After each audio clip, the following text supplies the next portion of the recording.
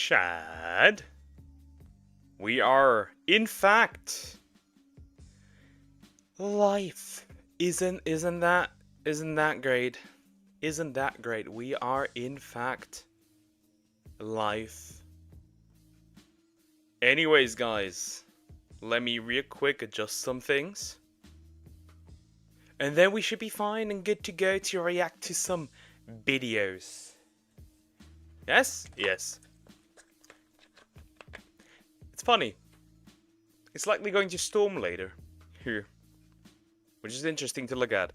Because in the morning it was super warm and now it's still warm. But, clouds. Clouds everywhere. Have a good stream, my little baby boy. Oh no! Don't do that! She has been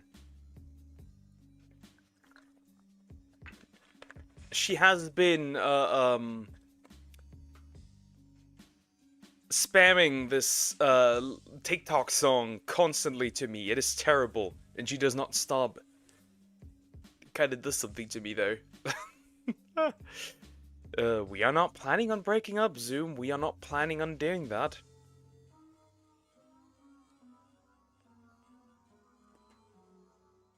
We are not planning on doing that.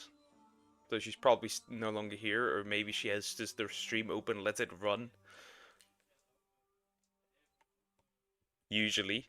Let me plug in my headphones. Need those. Oh, Marl just literally said death. Almost. Interesting. Happens. Another plug in my headphones.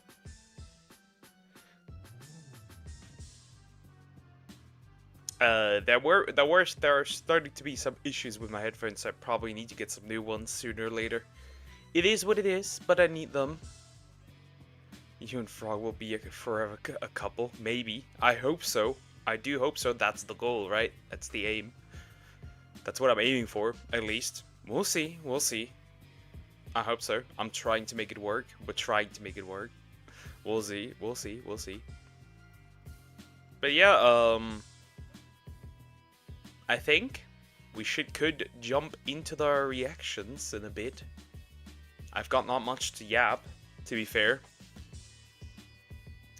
So yeah, I think we could potentially jump over into the first thing I want to see that I've had for like almost 2 weeks now in there that I did want to see,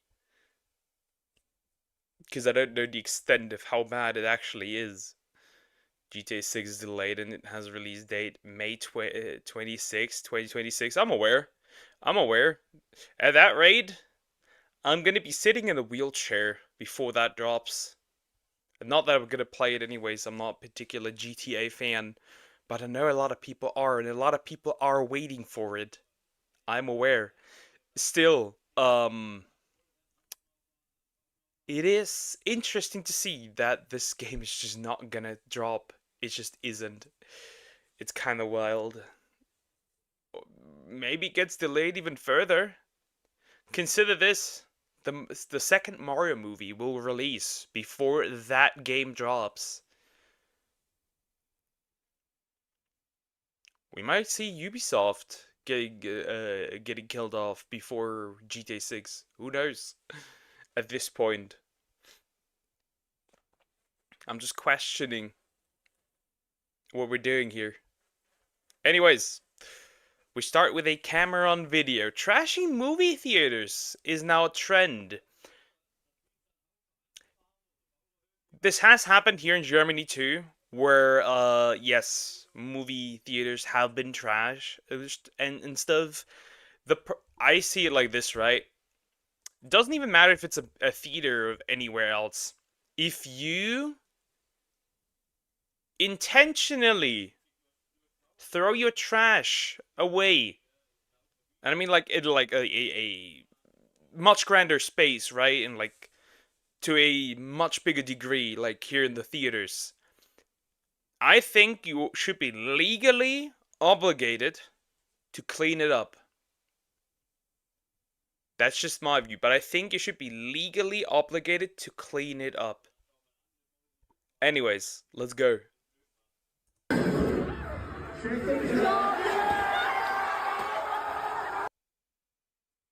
Why? Why? What's the point? Why are we doing this? This should not be a thing. This is stupid. This is moronic. So dumb.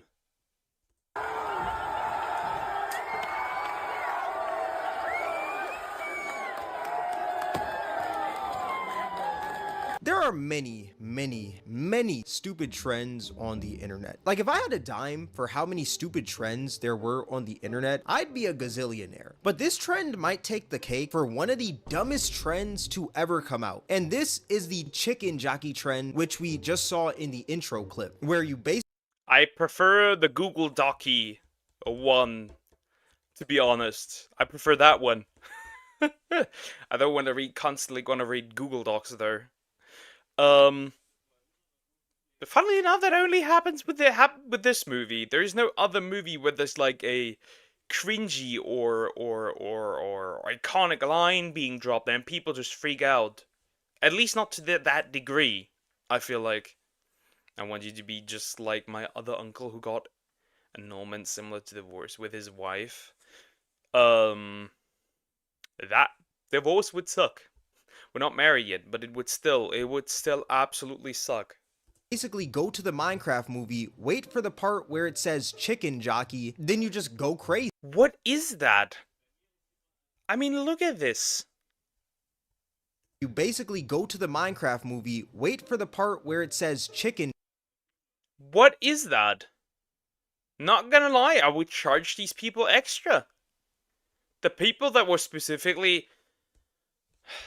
I know that theaters probably can't pay for this, but I wish they would hire somebody who is in the theater and actually looks at the people and write down which seat it was,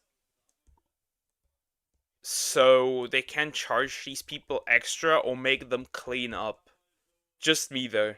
Jockey, then you just go crazy, throwing everything around and acting like a legit 2-year-old. All for some TikTok clout, nothing else. This is just to be disruptive and just get some likes on TikTok. It is the dumbest thing ever. I don't know what it is about the word chicken jockey, but this word is like a sleeper agent activation word. It turns into World War III in the theaters when people hear that. Like, people hear chicken jockey and legitimately tweak out. These people are tweaking out harder than Kodak. Hey, shout out Kodak though. Hope that man gets the help that he needs. Like, I understand that there's many people excited to see the Minecraft movie. I mean, Minecraft is one of those games that is considered legendary. It's the game we all know and love. It's the game where when you hop on, it instantly teleports you back to that time in your life where the only things you had to worry about were the mobs coming at night, nothing else. You didn't have to worry about. Yeah.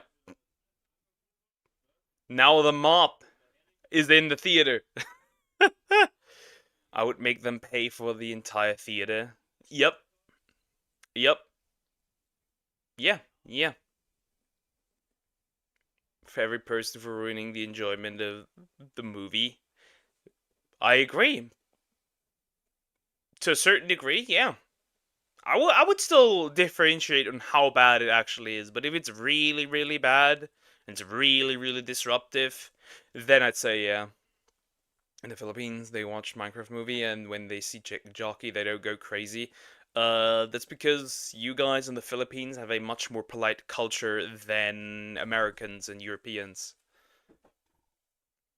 Bills, essays, credit cards, taxes, all that BS. All you had to worry about were creepers, spiders, zombies, and how to get to the nether. And the fact that that game came out 13 years ago and it's managed to stay pretty relevant for the past 13 years is pretty crazy. And the fact that this sandbox game that a majority of us grew up playing now has a movie in theaters is even crazier. So it makes sense on why so many people are excited to see this new movie. But I feel like a lot of people are just using this excitement as an outlet to be disruptive and trash movie theaters. It's not like people actually care about this movie. They just want to go to... I mean, the people that were doing this, they're either teenagers or young adults, right? Right?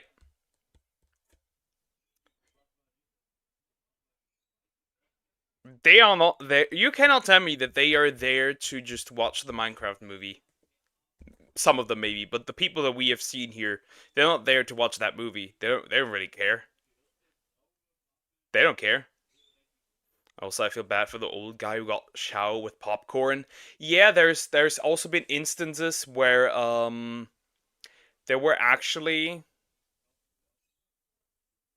um taking actual chickens inside the theater, or like spilling soda across multiple people, stuff like that. Pretty nasty. To just be a jackass pretty much.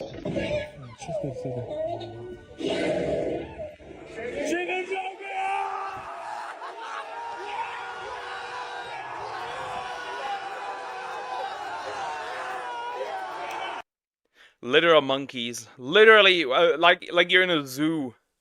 Monkeys throwing poop at each other, so to speak. It's like I'm literally watching a zoo. Motherfucker. We really gotta break down what just happened. This man brought a whole roll of toilet paper into the movie theaters to throw it at the exact moment it said chicken jockey. And as you can also see, there is a guy getting popcorn dumped on him as well. There's even people twirling their shirts around in the air. Anytime I see one of these chicken jockey videos, Don't insult monkeys. Yeah, monkeys have better behavior. I am once again pulling out the good old card of the pandemic was catastrophic for the social behavior of teenagers, young adults, and children. To be fair, actually for everyone. That wasn't a homebody to begin with. Just me though. Hi tourists, how are you doing? Hope you're doing good. I cringe so hard because of how unfunny it is. Like, I laugh at stupid stuff all the time. Don't get me wrong, like, if I see a stupid meme on, like, IG Reels or TikTok, I'm gonna laugh. But this right here, I feel like it's just straight up caveman humor. Like, I feel like a wooden pencil has a higher IQ than every human being in this room. This grown man, brought a roll of toilet paper into the movie theaters to throw it at that exact moment. This is actually sad. This is unemployed activities. And I know there's gonna be people Unemployed activities, I mean. They can't be unemployed. They have had enough money to get inside the theater and you know, buy popcorn and drinks and stuff, so they can't be. Maybe mom and papa paid for it, sure. Hi dear, how are you doing? Hope you're doing good. The dementia dear. The rare dork. in the comments like, oh, it's just people having fun, you know, people are just hyped to see the movie. There's no harm in this. Which, like, yeah, it is people just having fun, but it's at the expense of these minimum wage workers. Like, yeah. The thing is, actually, if you consider it that way, that it's to be disruptive, I think that it is actually much bigger than just being the case in theaters. It's in public spaces. It's towards other cultures. I mean, we literally have nuisance streamers and nuisance content creators who disrupt the public. Even a German guy called Streichbruder. If I find you, I will take your music box and throw it at your head. Playing loud music in Japanese trains and stuff. This is not particular. Has been an issue that goes far beyond just this. Yeah, you can have as much fun as you want at the movie theaters, but at the same time, I know for a fact that none of these teenagers or grown men in this room are cleaning any of this stuff up. They're just walking. Like, look at this. Look at this. I'm gonna be honest. I would take everyone I have seen. I think theaters should be. It should be fine. To force people to clean this up. Not gonna lie. There's harm in it. Basically, you get shit thrown at you. Yup. Who knows? You might be allergic to something. in those drinks or food. Who knows? I don't know. Out right as the movie ends because they don't care about who's working there or any of that. All they care about is just being disruptive. If I had to clean all that up, I'm not gonna lie, I'm quitting right on the spot. If I was like a high schooler or something, I had a long day of algebra, right? I get a little bit of homework done, but I still got some more to do when I get home. I walk into work and I have to clean all this BS up. Brother, when I tell you I am done, I am completely D-O-N-E done. I'm out of there. You will never catch me at another movie theater after that BS. I'm legit throwing hands with the whole management. I feel like, yeah, I don't know what to say. It's just like, maybe you should follow these people home to their home, and just go in, grab a bunch of soda, and just yeet it into their house, like through their window and shit. There. How does it feel to be on the receiving end? No, tourist, you don't. You don't speak German. Minecraft movie cleaning should be extra salary, kind of. Yeah. Yeah. This shouldn't even be happening, right?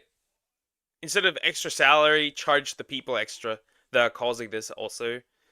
As a person who is easily disturbed by loud noise, loud sounds, fuck them. Very true. Even the people in the theater. Like, there's ways to have fun without being obnoxious. You don't have to act like a toddler in the movie theaters to have fun. Like, y'all remember when Minions Rise of Gru came out and there was that whole trend of people who walked in looking sophisticated with all the suits and stuff? I feel like Yeah, or people watching the Hatsune Miku movie and they dressed up as Hatsune Miku, and like there were that is also something that falls into that category. Um, it's just like there are funny trends or acceptable trends for going into the movie theater, right? Going into the theater. However, this is not one of them. that trend was less disruptive than this trend right here. Like, yeah, there still were people being disruptive with that whole Rise of Gru trend, but the whole idea of that trend wasn't meant to be disruptive. It was just for you to rock a suit to the movie theaters. This chicken jockey trend is meant to be disruptive. It's meant for you to just shout and do all these things during the movie. People are watching this movie with the intent of disrupting it. It's like everyone who's watching this movie is trying so hard to be funny. Now I know that since the movie isn't, I think, now controversial take, I also think that this is because of how I'm gonna put this, how low quality the story of the movie is and the dialogue. Because this is such a meme, people think it's funny and they're gonna meme around with that movie.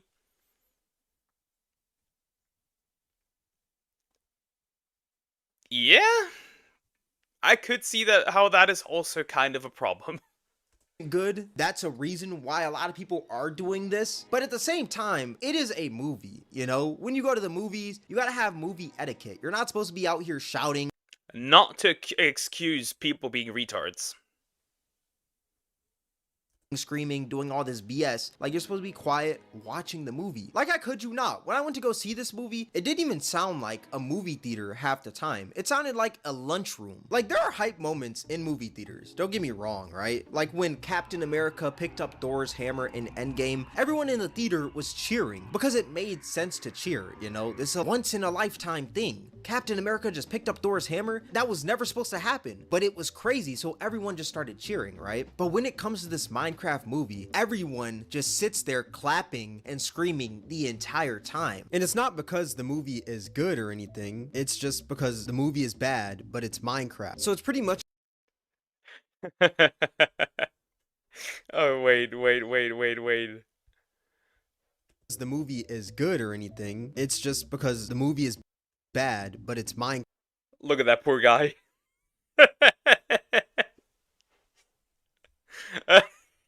That poor guy down here. That poor dude. That very poor man down here. Poor guy. Bro probably just sat there in silence watching the movie, probably a kid to the left or to the right, and then got the entire popcorn yeeted over him. That is so insane. I would have stood up and beat the shit out of these little shits. If I ever see Sharknado, I'm going to get the most expensive suit. Very true. Minecraft. So it's pretty much just this ironic clapping and cheering that gets annoying very quickly. Call me the fun police or whatever, but I just find it annoying. Also, I feel like a lot of people forget that this is a kids movie at the end of the day. Some kids just want to sit there and enjoy the movie. And that's kind of hard when there's all this BS going on. And if I was a parent, I would be pretty scared to take my child to see this movie. I'm afraid They are literally undressing. They are literally undressing.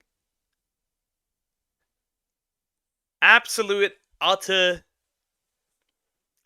retards. he might get sacrificed after the words chicken jockey comes out of someone's mouth. But what's even worse about this whole chicken jockey trend is that the director of the Minecraft movie is quite literally encouraging this. Like, this man has been claiming that he's apparently been losing sleep over this because it's so hysterical, when in reality, it is not that funny. This man is only hyping it up so he can get a part 2 of that movie. That is absolutely crazy that even the director said this shit ass, and that even the director is worried about it. I think, to me, that's insane. To me, that's absolutely crazy. And cash out even more. Like, it's only funny because this man is making money from it. Let's be completely real here. The more people that disrupt the movie and record videos and upload them to TikTok just puts more money in his pocket, so this man could care less. He also claims that it's funny that the cops are getting called on people when literally all they're doing is just throwing popcorn, when that's not the case. I mean, we saw in the intro clip that a dude had a literal chicken within the theater. And this trend is Yeah, they're just cheering, having fun, throwing popcorn at people. And sodas! And sodas. getting so bad that theaters are putting up messages for people to not scream and shout when the chicken jockey part comes up. Yes, the chicken jockey is in the movie. No, that doesn't mean you get to turn the theater into a PvP arena. They are literally putting up... No, the guy's encouraging it, yeah. Just notice that. They are literally putting up warnings. They are literally pulling up warnings. While you're mining for laughs and dodging zombies, don't grief other guests. AKA be cool. Our staff aren't mobs. Don't aggro them. No redstone contraptions in the aisles. Seriously. Explain this in Minecraft terms. That's however funny. But still, this is so retarded, dude. By redstone contraptions, I'm pretty sure they're probably talking about like fireworks. There's got to be a clip of somebody out there lighting fireworks out in this movie, unfortunately. Pro tip, respecting the theater keeps your XP high and your band risk low. Let's keep the chaos in the movie, not the theater. Your friendly neighborhood theater staff, definitely not villagers. Look, I can't lie, it's pretty clever how they put that whole presentation together, bars, but at the same time, I find it so sad how grown adults can't control themselves while watching this movie. Like, some people genuinely want to enjoy. Once again, I believe that all their socializing skills and social skills in general just got fucked during the pandemic. That's just my opinion.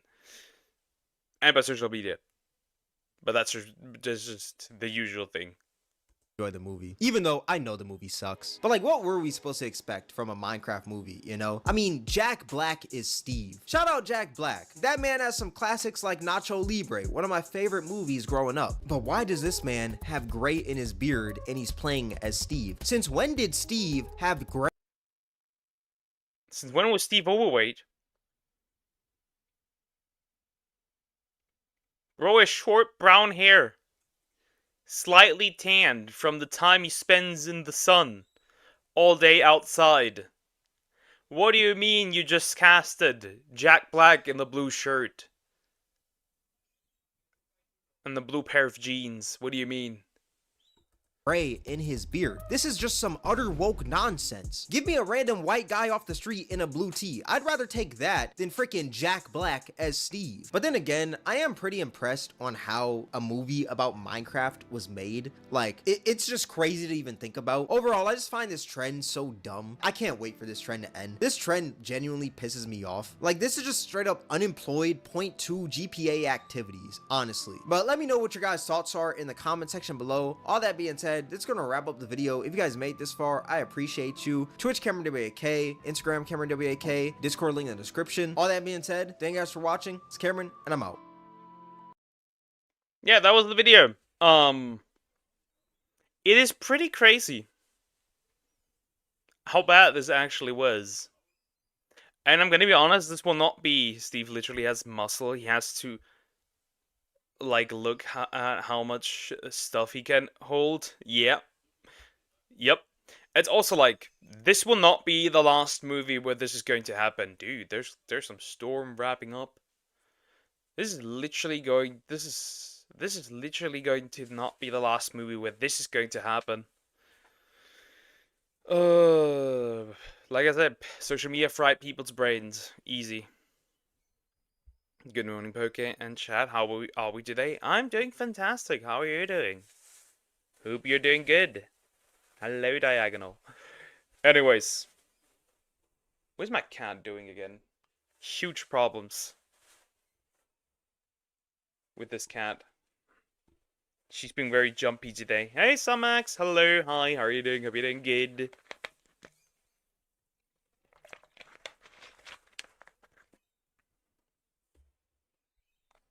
Anyways, I think this video is sponsored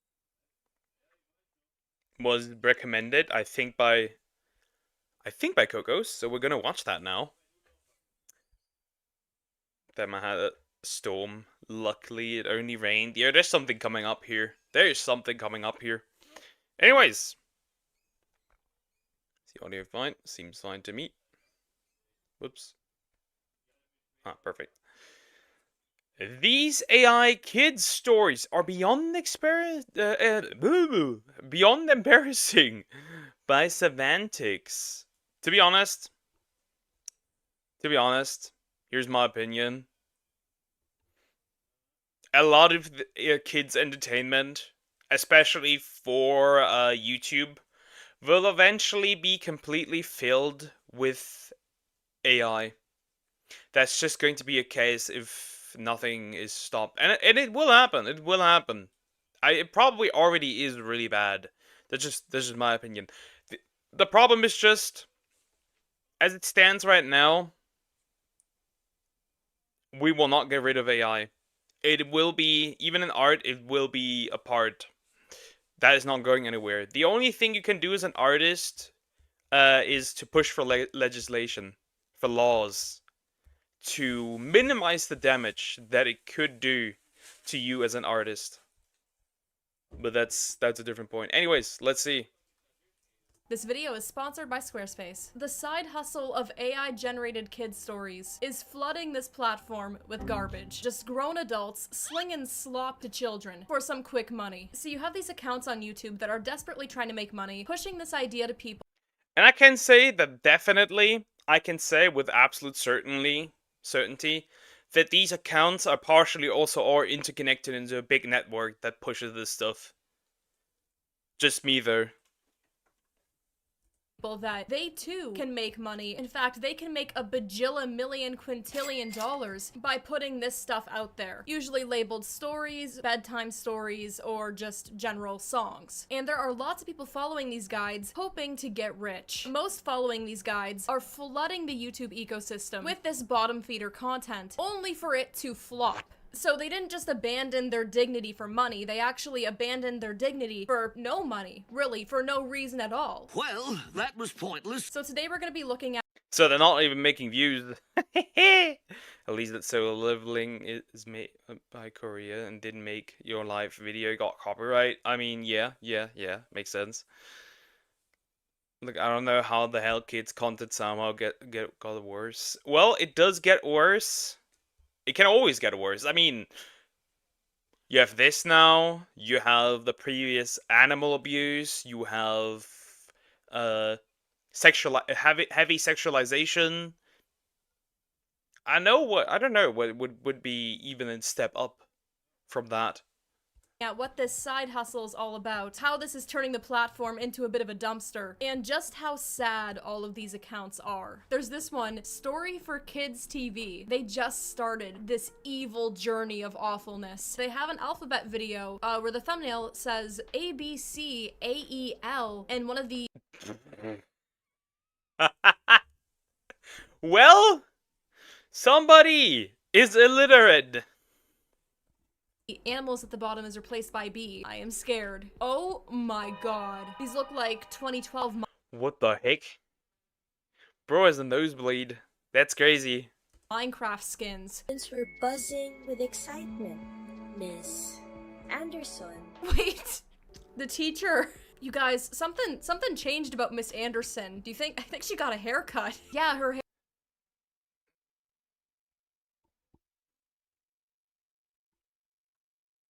Bro. Help! The AI race swap Miss Anderson! Her hair is definitely, it's her hair that's different. How are we almost halfway through the video and we're only at the letter D? Okay, so the last letter they cover is the letter J as he holds up a jug of lemonade with the letter A on it. That's the alphabet adventure. It takes you to the letter J. Here's a channel that was going strong for quite some time, but then they just randomly stopped uploading. The description says that the content imparts pro-social life lessons. Social life lessons. They're making the children dumb. The true villains aren't the ones that are trying to indoctrinate your children. The true villains are the ones that are trying to make your children stupid. The work agenda changed the race of this random AI teacher. True and real. Whatever that means. I mean, I know what the words mean, but I'm saying that this is absolutely hollow phrasing. One of their more popular videos are Fruits Are Fun, Learn Fruit Names and Spellings for Kids. When I look at the stuff that I tend to do on this channel, sometimes I start feeling a little bit illiterate, so might not be bad for me to make sure I know how to spell. So let's see. First frame of the video, we have apple spelled Apple? A-P-L-L-E? What? They're actually trying to make your kids retarded. It's crazy. A-P-L-L-E. Next image, A-P-P-L. Now it's just apple. Wow, now it's spelled correctly, but we have a big L here. That doesn't make sense either.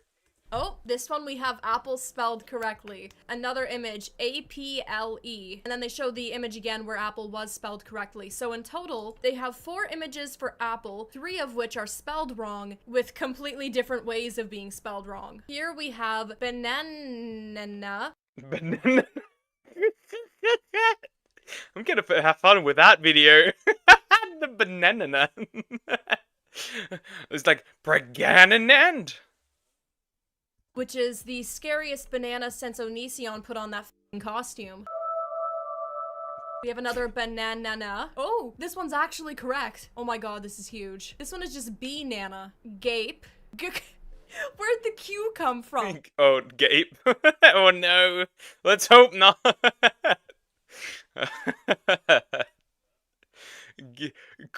Why is that in here? Cape? Gararpe. Grape with an A that is desperately trying to leave the video. Don't blame it. Or Ranny. Or Gabe. Yeah, Chad, ever ate some gapes? Oh no, it's about me! Orange is actually spelled correct here. Orange is also spelled correct here. They could not keep this streak up though. It has been Orange! I'm an orange! This is amazing. This is peak actually. As an adult, this is peak. broken by orange. This is actually a problem. This is actually terrible. While each video may not have that many views, the amount of these videos that are on the internet, right? Even if every single one of them has only a small amount of views, combined they have a lot. And they're just pushing actual misinformation to kids. And now they're teaching kids how to be illiterate. Illiteracy is the default state, so you might think, oh, you can't be taught to be illiterate, but I would argue that these channels are actually groundbreaking in that way. They can. Okay, what is the Giggle Potion Rescue? In a I don't think they can teach you to be illiterate. However, they can teach you to make it much harder to become literate.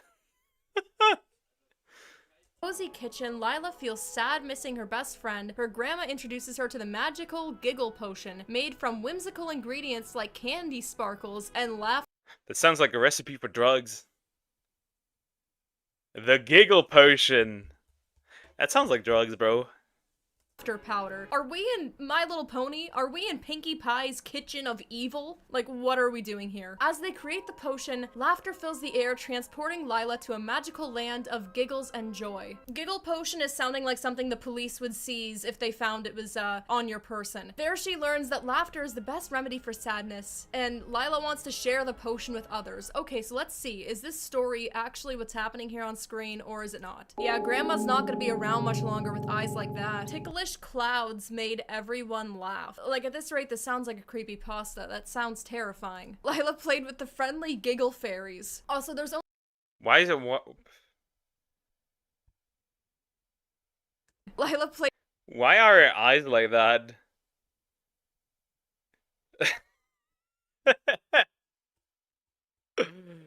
That is crazy. What else can I find? The grandma is looking horrid over here with her eyes. She's not making it. Is this a story about becoming a drug dealer? Maybe. played with the friendly giggle fairies. Also, there's only one image of her in the magical giggle land or whatever. So this entire— Is this actually just a story about somebody eating magic mushrooms and getting high? video is just her in the kitchen with her grandma, like barely any images. You do have to ask though, what even is the pro-social life lesson here? That sadness is bad and you need Giggle Potion to get out of sadness? Because it says that laughter is the best cure for sadness, but this laughter isn't even coming intrinsically, it's coming from some sort of external source. Okay, so here I found a video, 45k views, 1.2 million with AI generated videos for kids. This is actually one of the more divisive— By AI for entrepreneurs. Bro, clickbait alert. This is vile. Educational content for kids should be created by thoughtful experts on early childhood education. Okay, these AI videos. Attentional problems in derealization. Thank you for this training. Thank. This is probably also an AI channel. This probably as well. At least he's responding. Videos I've seen on this topic. There are people in the comments criticizing this guy, and there are people in the comments basically saying, you know, this is the holy grail of information. And as for those accounts, I can't quite say the advice worked. Here we have one of them who just recently started up. Your tips helped me in growing my channel. Let's see, how much did they grow their channel? They grew it to 59 subscribers with 40 videos. I've been there at 59 subscribers, right? I've been there at 2 subscribers. I'm not saying it's bad to have 59 subscribers, but when you're selling your dignity for 59 subscribers and you're not even really making the content, the AI is doing it for you, that's not good. There's always quirks in the descriptions with these channels. Let's see. It'll help teach you letters, colors, shapes, alphabets, animal sounds, and numbers for all newborns, infants, toddlers, preschoolers, and adults through baby songs. I'm sorry, you're gonna teach baby songs to adults? Okay. Crap, we now need a tutorial to write words into a prompt. Yup.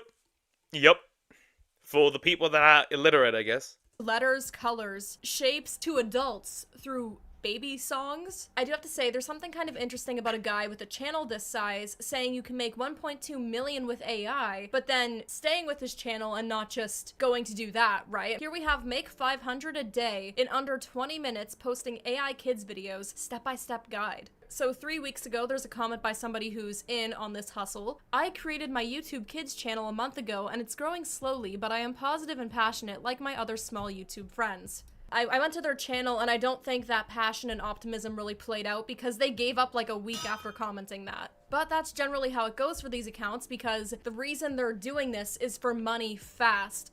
They're trying to make a quick buck.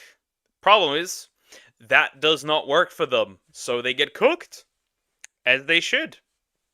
So they have a complete inability to commit to this. Here's one that says, I made $700 a day creating kids animation story videos with free AI tools. I'm looking at the guide, I wish I didn't. Like, not only are you going into an AI visual generation software, but you're asking ChatGPT, tell me exactly what to type to the image AI to get this to work. You can't even type in what image you want to exist. You know what, copy and pasting should be an Olympic sport. I would love to see these channels compete. I would love to see it. This is another one that says you can make $500 a day, but they really are telling you make that much money.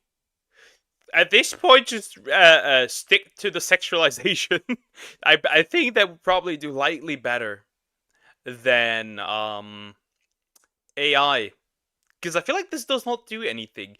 Bros is not growing their channel.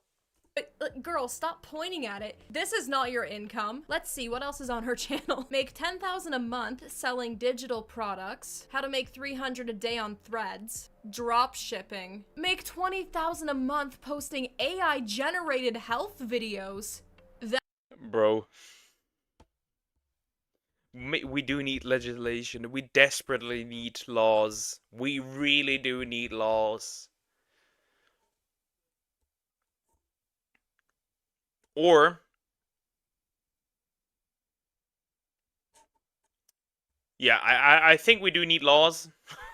at least to a certain degree. That's disgusting. This lazy AI side hustle makes $350 a day. How to start now. Now, what I have to say here too is that this video of hers on how to make AI health videos and the one that says lazy in the title are actually higher performers than a lot of her other content, which is really concerning, right? I mean, most people, like, you're telling me more people are gravitating towards this as opposed to, I don't know, 7 ways to grow as a creator. I feel like I'm actually not awake right now. Like, I feel like I'm in a nightmare. Guide walks you through this process where she makes a video called Wobbly the Wonder Whale. Wobbly the Wonder Whale. That's not Frogan. So now I'm gonna search that up on YouTube to see if there's any other wobblies. There's a decent amount here. Also needs to be said that one of these Wobbly the Wonder Whales, the channel who made it, was actually in the comment section on another video on how to make this content. So I guess this person just watched all of the guides available and then jumped right into this thing. Because they did that, I mean, you'd think they'd be an expert, but that does not appear to be the case. Okay, no wonder this channel isn't doing good. I clicked on Veggie Adventure Fun with Fruits, right? This is view repellent. While I'm talking about accounts, Veggie Adventure Fun with Fruits, right? This is... Is this Ahegao broccoli? This might in fact be Ahegao broccoli. That broccoli is gooning. View repellent. While I'm talking about accounts that are doing terribly, I do need to say right here though that there are a lot of accounts that are actually sadly doing really well with this format. Like this channel here has, strangely enough, gotten a lot of views. Their video with 148k views is full of like AI weirdness. What human looks like this? Who are you? Bro got a split nose. Bro got a half a nose. Surrounding yourself with. Here's a channel where its whole theme is princesses. Looks like it's heavily borrowing from Disney style, but let's see. Will the people notice a difference? Let's find out. Okay, so she's just spinning, doesn't know what way she's gonna go. She does spin, hair's defying gravity. Okay, she turns towards 2 Disney castles.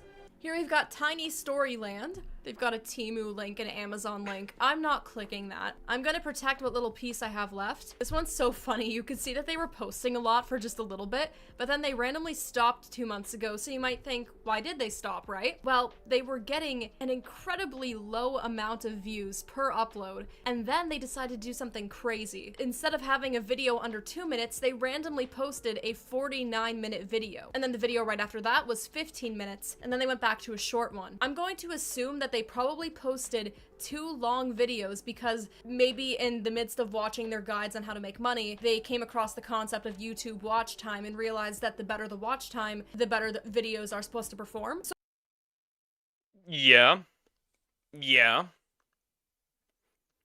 I wonder... These are regular videos, right? I wonder how shorts would perform with the same thing. If they would perform better or not. They would probably perform lightly better. So they thought that maybe it was the length of their videos holding them back, not the fact that they have stuff like the alphabet adventure displaying a thumbnail that says Alpha Gabet. Alpha Gabet. The Alphag. the Alphag Habed. There is hag in there. I find that funny. So they tried 2 long ones, and those actually did worse than their other ones. You have 6 views 2 months ago and 2 views 2 months ago. So yeah, that'd be pretty demoralizing for somebody who's wanting to make immediate cash. So here's Universe of Stories, bedtime stories for kids. And right now you can see a bunch of videos deviating from their normal style, right? This timing here lines up with the online discussion that ramped up about people using AI to copy Studio Ghibli. So this is clearly somebody who is partaking in that. And then of course around Easter they decided to go with bunnies to also kind of follow what's trending. They got a Snow White short on their channel, and we have Toothless Santa Claus. Honestly, the whole thing looks I mean, Santa Claus is old. I would likely believe that bro does not have good teeth, potentially. Also, still prettier than the new Snow White.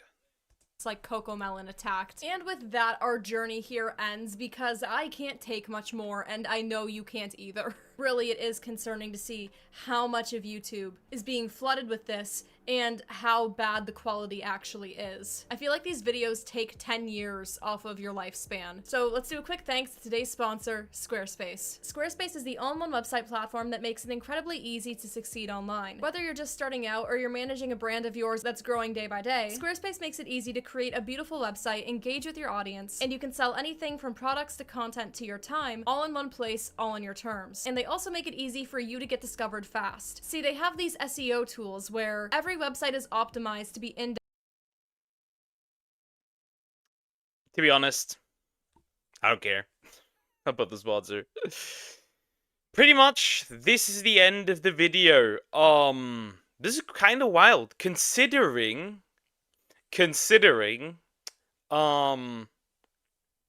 how bad YouTube Kids content already is. And I feel like it might get worse. And you know what? YouTube is not going to do anything against it because it still somehow does make money. It doesn't matter what you do to harm kids on YouTube. It just works and YouTube doesn't do anything. In fact, if you criticize it, YouTube is absolutely going to kick your booty cheeks and even censor you. So they don't have to do anything. It just is what it is. Hi Loom, how are you doing? Hope you're doing good. Hello, hello, hello. Water. Absolutely ridiculous.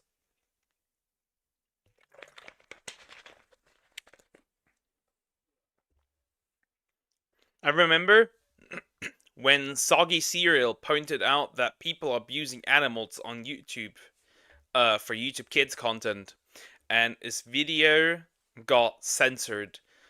Same was with Minecraft Kids content. That video was also censored. Really interesting to look at how much YouTube cares. I'm okay. Finally have a day off. Ooh, nice. Enjoy. Enjoy your day off. Enjoy, enjoy, enjoy. Oh, this one I found funny. Hey everyone, This one I'm gonna look at. I have reacted to such a video before. I find he's funny. As long as bro doesn't get any, what's the word? Any peepees in his DMs. If you know, you know. Cause my guy did get some of those at times. It's just something that happens. Man. Anyways, I became an e-girl for a day to catch creeps by duckers. This will not end well. I can almost guarantee this will not end well. This just won't end well. Let's go. Hey everyone, Duck is here. Today I'm going to be going on Discord to pretend to be an e-girl or an emo girl. Is there a difference? So I'm going to be Kayla in this Yes.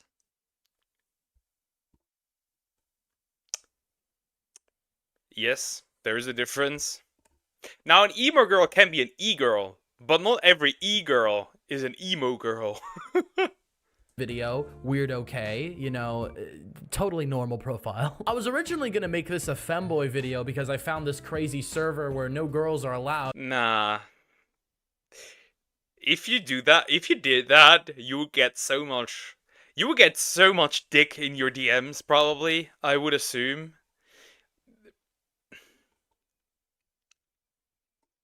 People love their femboys.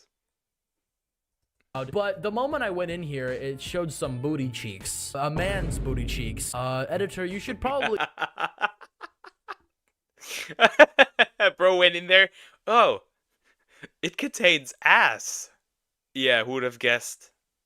blur that out because I don't want to get demonetized. This is a really fucking weird server. I mean, it's pretty cool. I mean, just look at the banner. Like, what am I even looking at? Anyway, today I'm gonna be going on Discord and doing that shit. So hopefully I wouldn't run into some weird motherfuckers. So I decided to join fucking lovebirds instead of whatever the hell this is. And, what's your gender? I'm a she, her, obviously, as you can tell. What's your personality? Wait, what the fuck? I've never seen this. Why is vegan in a personality? Veggie. I mean, have you seen vegans at times? Not to shoot at my fellow vegans, but a lot of vegans make them being vegan a personality. Just saying. I think this could fall into that category.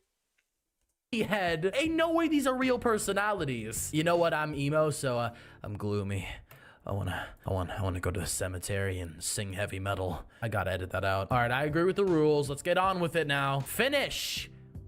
Bitch! Dude, I hate this server already. Okay, I just had to go into one more server for, you know, for satisfaction. We're in Hot Cafe, and I don't even know what to expect in this motherfucker, but let's fucking do it. Intros. I'm not gonna use your template. You can eat my ass. Yeah, we'll take this one. We'll take this one. Okay, name. Kayla.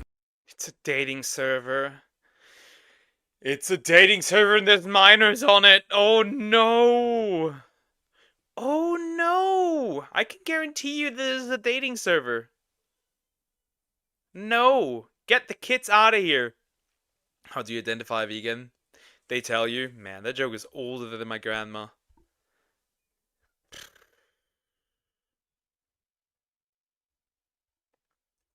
We'll be 18. Status single, gender female, pronouns she, her, height 5'1". Okay, nah, we're gonna do 5'4". We're just gonna be 5'4". You know, I'm not that short. I'm not 5'1". So DMs open. So let's get a heart up in this hoe. The fuck are these emotes? I don't even care. I'm just gonna do that. There we go. And now we wait until the people, you know, message me. Okay, we already got fucking 8 or 9 people DMing me. Oh god. Oh god. Oh god. I'm scared. I'm scared. Bro is gonna see so much of wiener. Not the SpongeBob profile. Hey yo, you not lonely anymore. I'm here. I don't know if I like that. Hi, that's good to hear.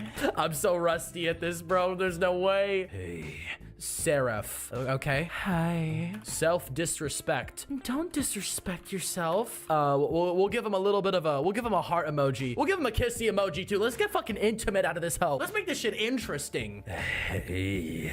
Hey. Hi, Kayla. Hey, how are you?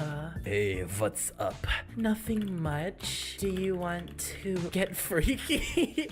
wait, not What the fuck, bro? Ain't no way, bro is gonna be send The bro is gonna be sent into the sausage factory. He's gonna see so much sausages. Not that's too many Y's. We'll get it. Let's get an imp emoji in up in this hell. Yeah. No, that's the wrong one. Fuck, I look so stupid. No. Press enter, you son of a bitch. God, this keyboard sucks. Sword, please tell me you didn't see that. I hope you didn't. What are you doing? I'm doing good. Wait, I can't do good. I'm doing all right. How about yourself? What do girls say? How about yourself, handsome? This is so cringe, dude. Who are these people? We got Luffy here. Wait. Hey, want to talk? Sure. Oh, he's in Love Cafe. That ain't good. We got more people. Spooky Maddie. Moo. Maddie, sorry, but I'm gonna hit a big fat ignore on that bitch. What are these friend requests? Bro, I don't even, get out of here. Ain't no one wants you. Hell yes, of course. They're not even making it a challenge. They're not even making it a challenge, dude.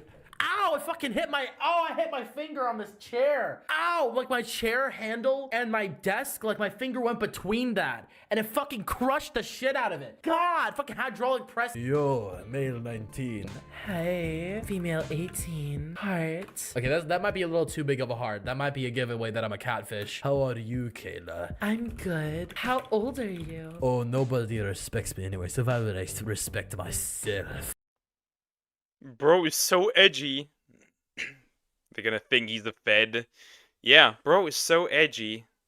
Bro is so edgy. I'm gonna cut myself. Oh shit, he's emo like me. I can start to respect you. No, you don't respect me yet. Left. Sad face. Okay, bitch, you know, at this point, you're being a pick me. Bro, it's only been 3 minutes. It's only been 3 minutes, buddy. Chill. Who the fuck is Marcos? Hey, cat face. Dude, I'm so sick of fucking Sam Henry. How are you? I'm good. That looks so stupid. Do you want to hang out? I can't fucking type, dude. Who is this? What you wanna do? I want to talk about... Surprisingly enough, he has not gotten any sausages yet. Hi GT, how are you doing? Hope you're doing good. So far, he has not received any sausages yet. Not yet. Freaky stuff. Imp, do the right... Simp! Damn, that's what this guy's gonna be in a second. But first, how old are you? Ricky Hood. Hood? Nice spelling, Ricky. I'm doing amazing now that you're here. We're gonna give him like a kiss and a fucking heart, bro. What is that? Bro, ain't no way I just typed that shit. I keep looking stupid. You're lonely. Oh, no. No, what a... Yo, what is he doing in that profile, bro? What is he doing? No, there's no way this guy's real. Hey, I'm good. What about you? Why does this guy at Kayla every time he speaks? God damn. These guys are getting so thirsty. I'm the one that needs to drink water. Hold on, where the fuck is my water? Ain't no way it's in the other room. Okay, I got it. Hey, I'm good. What about you at Kayla? I'm doing amazing because you're with me. Hee. Let's give an anime giggle. Let's give a fucking... What the hell was that? Okay. Yes, you must send this. You must do this. Do this now. Bro got so much edge he cuts himself just by touching himself. Probably. Hi, Loafers. Hi, how are you doing? Hope you're doing good. I don't even care at this point. Let's do a Rem giggle. Wait, I'm emo. Fuck. Where are you from? United States. What fucking backward state should I choose this time? I'm from North Dakota. Hey, listen, if there's a single person watching this video from North Dakota, you're like the top 0.1% of my fucking audience. Ain't nobody live in North Dakota. I'm good. TY for the handsome cutie. What are you doing right now? I'm curious. I'm doing nothing but laying in bed. And then we're gonna do an anime girl laying in bed. Let's see what kind of gifts we get. Okay, on phone. How about that? If I send that though, it'll ruin the moment. Never fucking mind. Who is this? Gila. We're gonna wave back. They're being dry. I'll be fucking dry too. What the hell? When did Discord add these stickers? They suck.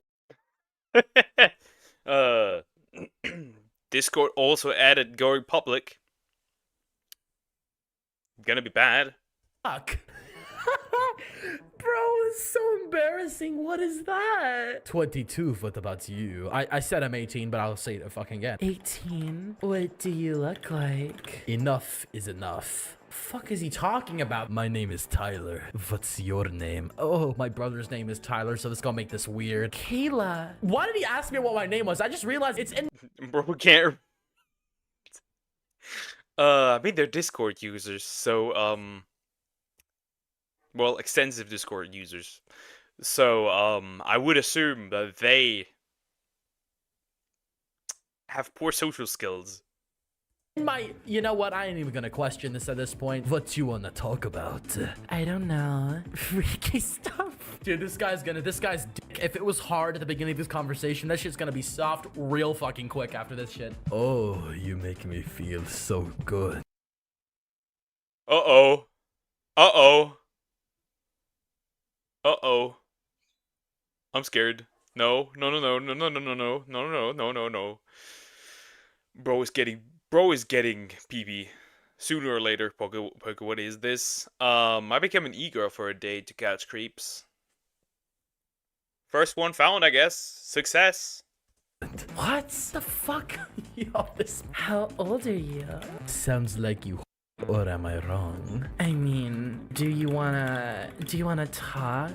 And maybe you can help me? I don't like to share that straight away, sorry. Yo, why are you on a dating server then? Bitch, what? You'd rather show me your fucking, what is that? No, deadass, what is that? Is that fucking Undyne from Undertale? Who the hell is that? Is that the one character from Solo Leveling? I'm 19, what about you? I'm 18, hee hee. What do you look like? Self-disrespect, just kidding, nothing serious. What the fuck is... Yo, these guys, I feel like half these people are brain dead. Like, dead ass. I don't mean to be rude, but like, what the fuck? Maybe it's catches. Maybe it's, catfishes themselves. They're trying to catch catfishes. The perfect plan.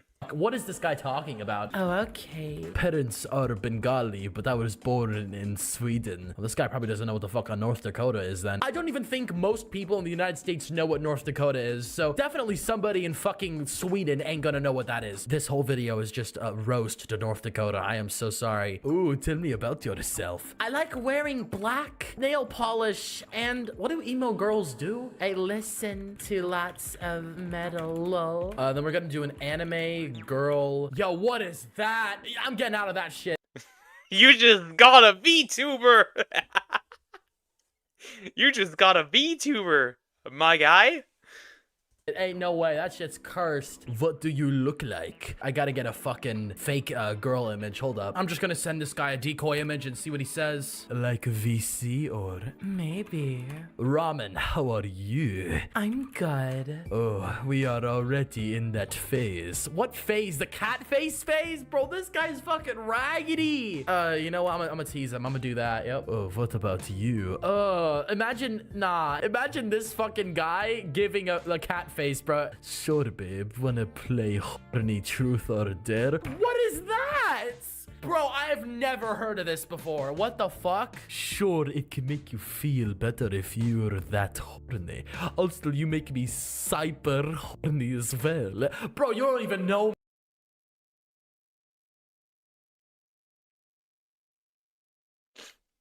Gentlemen, how does it feel that we share the same gender as these dudes? How does it feel? How does it feel? Secondhand embarrassment kicking in. How do I make you? I don't even want to know. LOL, why? He's asking why? Because it's my aesthetic, I guess. To be honest, I'm too horny to have a couple. Fucking weirdos. What are you talking about? Everybody is no, like the last 3 or 4 people said, bruh. A little, yes. What's with the 2 dots? Motherfucker, you're getting more dots, bitch, if you're gonna complain. Truth or dare, darling? I'm gonna do truth. Oh, me too. Bruh, not this guy saying me too. Are you? Bruh, what? No? Should I say yes anyway? Oh shit, we got Rick Grimes? Did you send, bruh? Okay. I respected. Cut down to the bullshit. Just straight up asked, do you send tits? I understand. I understand. At least no long talk and you know, just cut down to the business. You know, guys, it's just business. Okay. I was trying to send this guy like 2 watermelons as a joke, so I'm gonna do that. There's your boobies, bitch. What's good? Not much. Why is it in caps? I look like a psychopath. Bro, I don't even know this guy. Bro got the pee-pee! Bro got sausage! Bro got the sausage! It took a while. It just took barely 10 minutes. But he did get a cucumber. It just happened.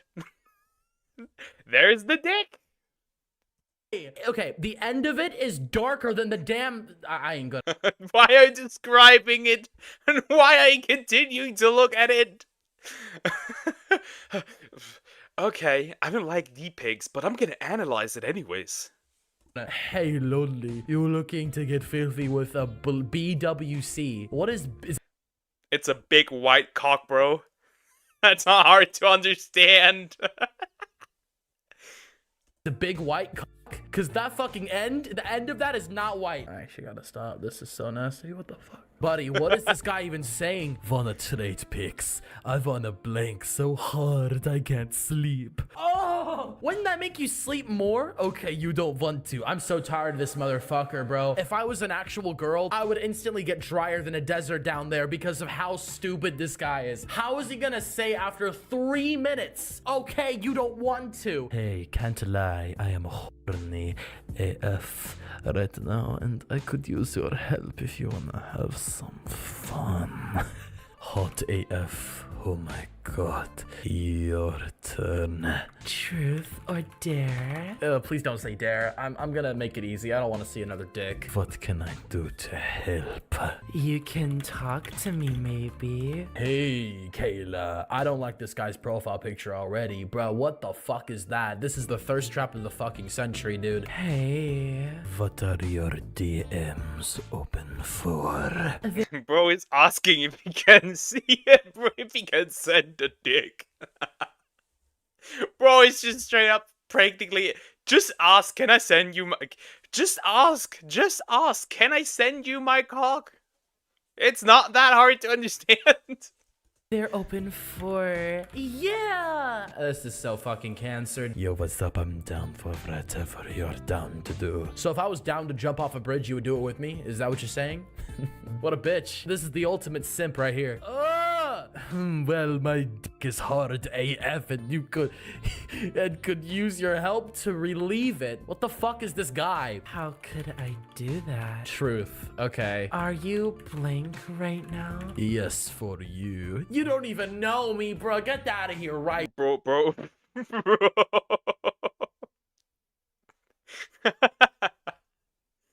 Bro is bricked up. With your SpongeBob profile picture, you ain't gonna get any women with that. I'm sorry. The only reason you got me is because I'm a man and not a woman, and I'm doing this for a video, bitch. Ain't no woman gonna hit you up. Hey, do you send? Yes. Do you wanna see? I wouldn't mind it. Here. I'm gonna send him this shit. I'm gonna give him the kiss emoji too. You already know he's excited, and then he clicks this, and then that shit pops up. Let me see the... Bro, what? Just send him a cat gif. Just send them a cat gif. Just do it. Not so fast. Let me see what you look like first. Dang, why are you doing that? Because I know you like it. Hey there, 21 Asian. Like, why though? Hey there. Why does bro look oiled up? This is crazy. 18 white. Oh no, he's calling me. Hello? Why did Hello? That is embarrassing. That is so embarrassing. Bro, you're in a video now. not say anything? This guy's a pussy, bro. Ain't no way this guy doesn't say a word. Why didn't you talk? I'm gonna act like I didn't do anything. No way he blocked me. You know what? Thank you guys for watching. If you enjoyed this video, check out this one as well. That was horrid. At least I've watched videos of him before, and I've reacted to videos of him before. This one was rather tame. I remember I reacted to a video of his, which was about the same length, where I got like 5 or 4 D pics, and he described them horrid, terrible. That was interesting. Wins again. Men, we know what we did. Should have gotten one of those voice changers and see how long they would take to notice it. Very true, very true. Terrible, just awful overall. The boys. Damn, chat. I need a bathroom break. I do in fact need a bathroom break, so we'll be right back. No gumping.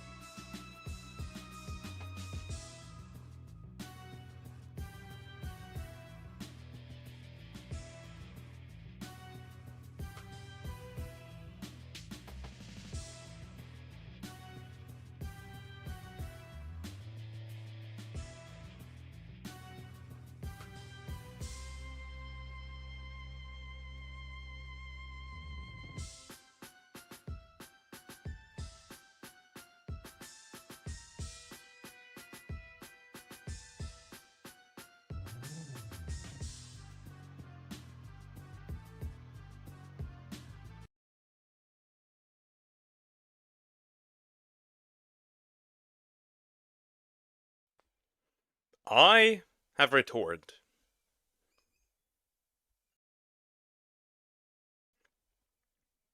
And my voice is still kind of frigged. I don't know why. Very interesting. Huh. Let me check something before we continue. My woman just really leaves up the stream. I like that. She's supportive. You know how you know that you have a good relationship when your girl goes after your hate comments and insults them. Incredibly based. If you know, you know. True and real. Now this one I wanted to look at. This is just really short. In We can't just look at that. That's just a really short one.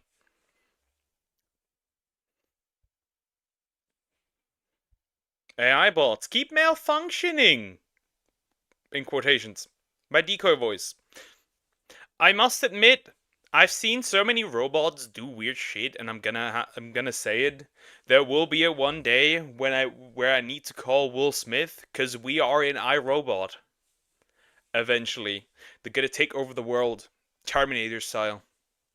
Clearly, let's go. In China, an AI robot freaked out and appeared Bro wanted beef, but wait, I didn't even properly catch that. So this is the robot here. Here's the robot. Without a head. Partially. in China. An AI robot freaked out and appeared And then bro wanted beef, but for no reason. Nothing happened. Why did bro want beef? to attack the audience. Fast forward to now, a similar robot freaks out trying to break free from their harness. Bro said, let me go! Let me go! Wait, you get hate? Yeah, I do. Occasional. It is what it is. If you react to certain topics, you do.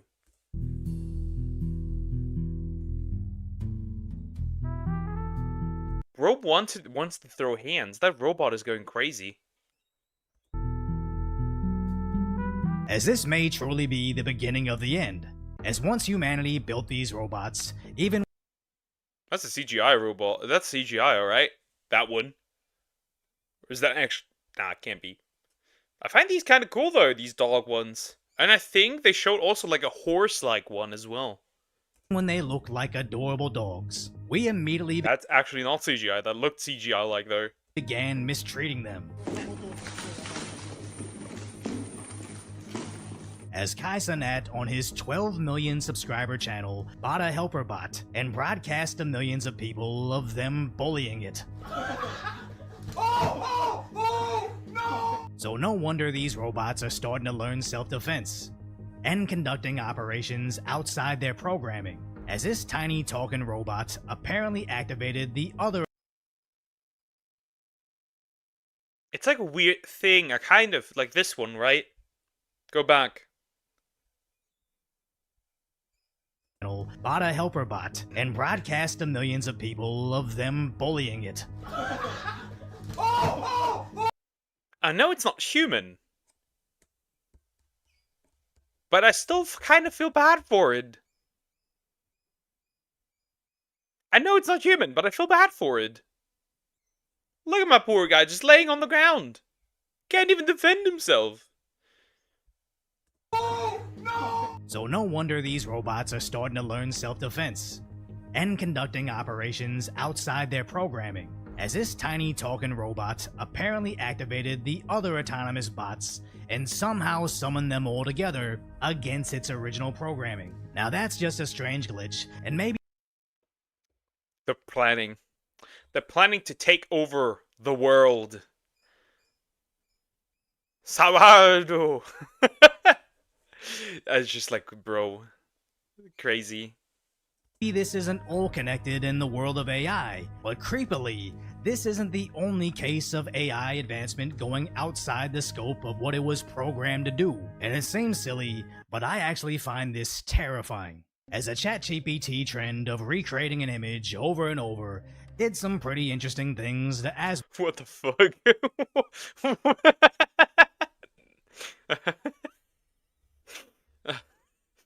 Here we have... What the fuck? That's pretty... That's crazy. I actually find this terrifying, as a ChatGPT We have, like, regular Asmongold here. as a Regular Asmongold. ChatGPT trend of recreating an image over and over did some pretty interesting things to Leftist Asmongold. Asmongold's image. But then I tried it for myself, holding my cat Cheddar in his little wig. It initially just made me look worse, adding several pounds to both of us, and not really doing much. The AI made me fat! Until ChatGPT apparently knew it was me, Decoy Voice. And this was genuinely what happened with no input whatsoever on who I was. So I asked ChatGPT, do you use facial recognition? Which it claims it doesn't. It cannot. But it does. Though, it does. Consider this, right? It does. Because how would it know that it is you if it doesn't use facial recognition? That makes no sense.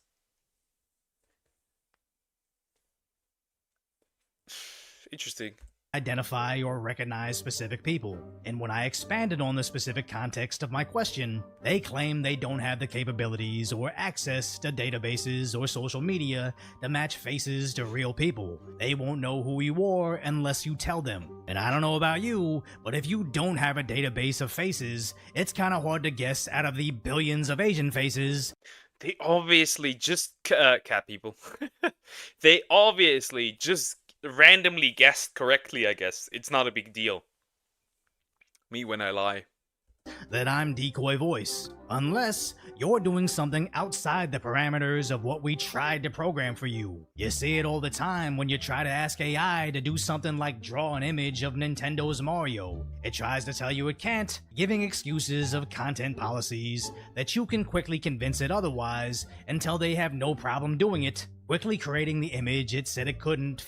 That's fucking cursed, bro. That's fucking cursed. That is cursed as hell. This is not Mario. This is like some horror game. Where Mario gets touched by Toad. 5 seconds ago. Now, I'm not trying to make the leap from convincing AI to draw some characters to AI freaking out, attacking their owners, and recruiting all the other robots around them.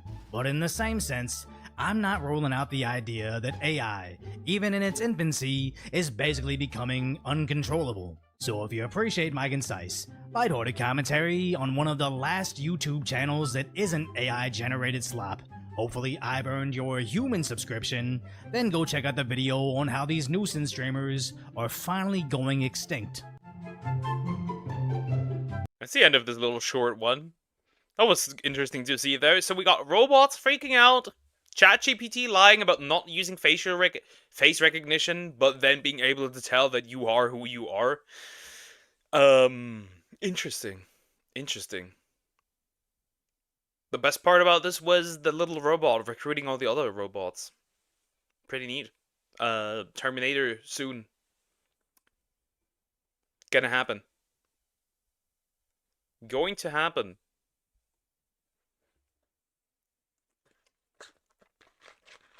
Water.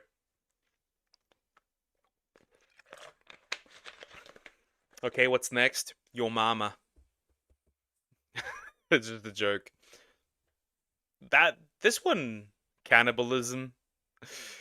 Sure, we could do that. We could do that.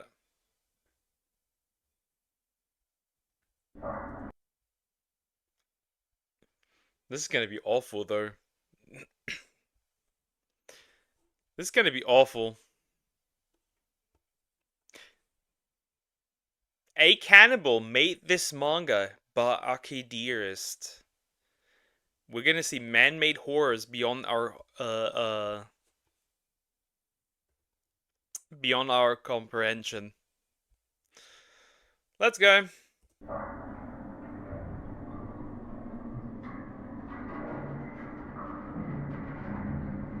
Cet homme est un anthropophage. Il s'appelle Issei Sagawa, japonais né à Kobe il y a 32 ans. Jeudi dernier, il a tué d'une balle dans la tête sa camarade de faculté, Renée Hartvelt, une Hollandaise de 25 ans. Puis il a dépecé le corps, l'a conservé chez lui jusqu'à samedi soir, et pendant ces 2 jours, à plusieurs reprises, il a mangé des morceaux de la chair de sa victime. French. Lorsque les policiers l'ont arrêté hier soir, il y en avait encore dans son réfrigérateur.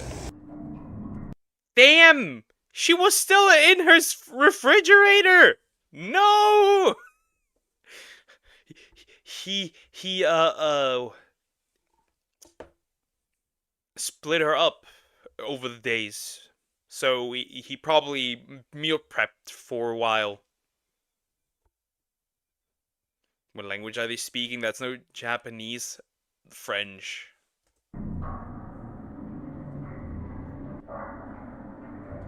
Sagawa a tout avoué et il a dit que ses désirs sexuels avaient toujours été accompagnés de pulsions anthropophagiques. Mais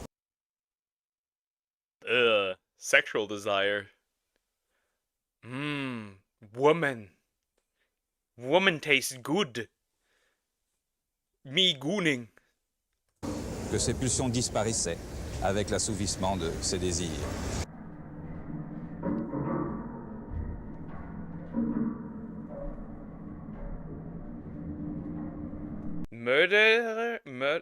Issei Sagawa, murderer of Rene Hartevelt, this is probably not pronounced correctly, in 1981.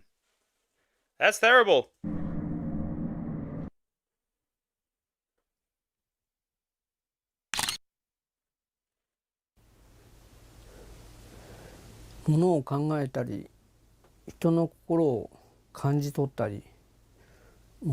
He has ass here.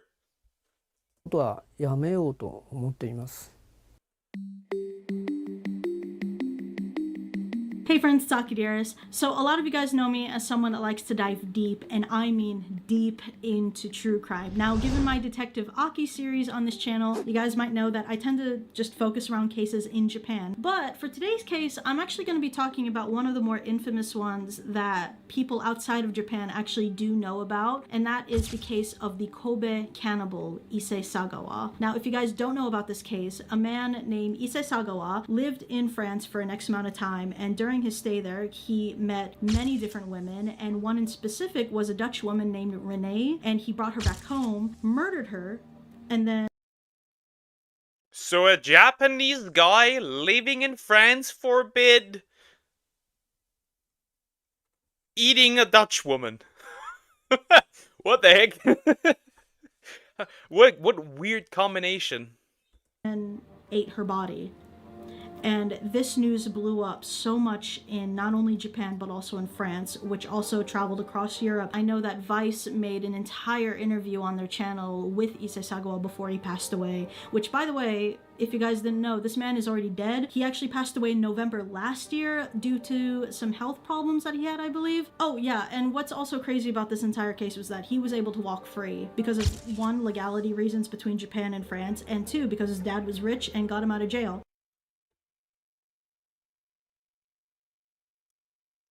Huh? What do you mean? What was free to go? After trying to eat a woman or partially eating a woman? Very interesting.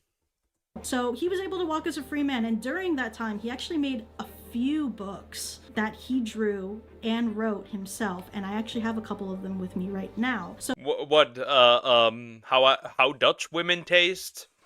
How to season a lady? This is crazy. How to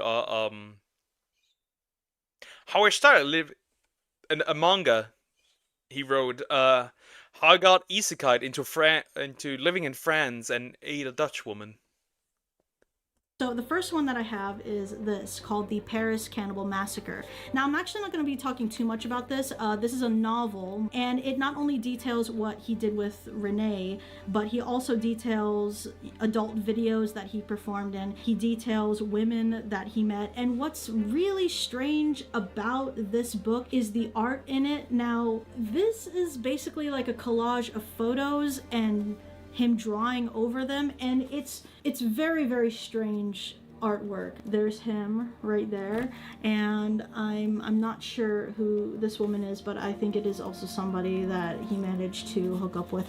With that being said, he actually made another book, which is a manga that he drew and wrote all by himself, detailing everything about the case regarding Renee. He describes himself as like a devilish character, and it is in this manga called Sagawa-san.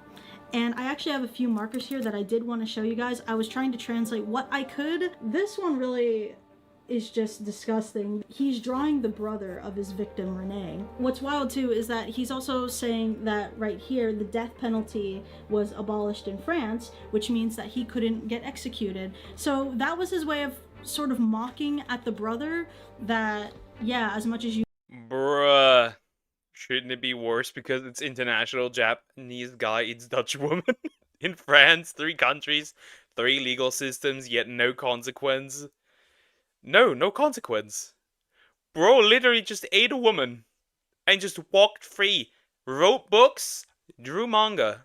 You want me dead right now for what I did to your sister, I'm going to walk as a free man. Now, what was really crazy is that in the midst of me going through this book, I was bookmarking all the things that I wanted to show and just translate on camera to you guys because this is all in Japanese, right? But it eventually led me to find the only published book of the English version of Issei Sagawa's manga. And it was on Amazon of all places. And then I just thought, who had the time to not only find a manga that was this niche and hard to find, but also translate the entire thing and publish it? And not to mention, it's literally the manga. It has all the same pictures, the same text, everything, and the translation's perfect. And so it led me to look up the publishing company, and I'll just show it to you guys here. It's called Serial Pleasures. And so I looked them up on their website, and what was so wild was that... Is the person that translated this okay? I'm asking, is the person that translated this okay? Are they fine? On this website, not only does it sell this book, but it sells letters and art and belongings of serial killers. And I thought, is this legit? Like, how did you even get these, especially letters of serial killers? So I looked into it and I found the owner, who goes by Nico, and he is a huge true crime connoisseur. He actually does send letters to serial killers in or out of jail, and sometimes I would assume he sells those letters on his website. And amongst those letters was Issei Sagawa, who he was actually the pen pal of for 10 years. And when I found that out, I was like, I need to see if this is legit. So I emailed him. He emailed me back within an hour and said, yeah, I've got a lot of stuff that I've collected over the 10 years. I'd be happy to show it to you. So for the next 20 minutes, it's going to be an in-depth interview between me and Nico.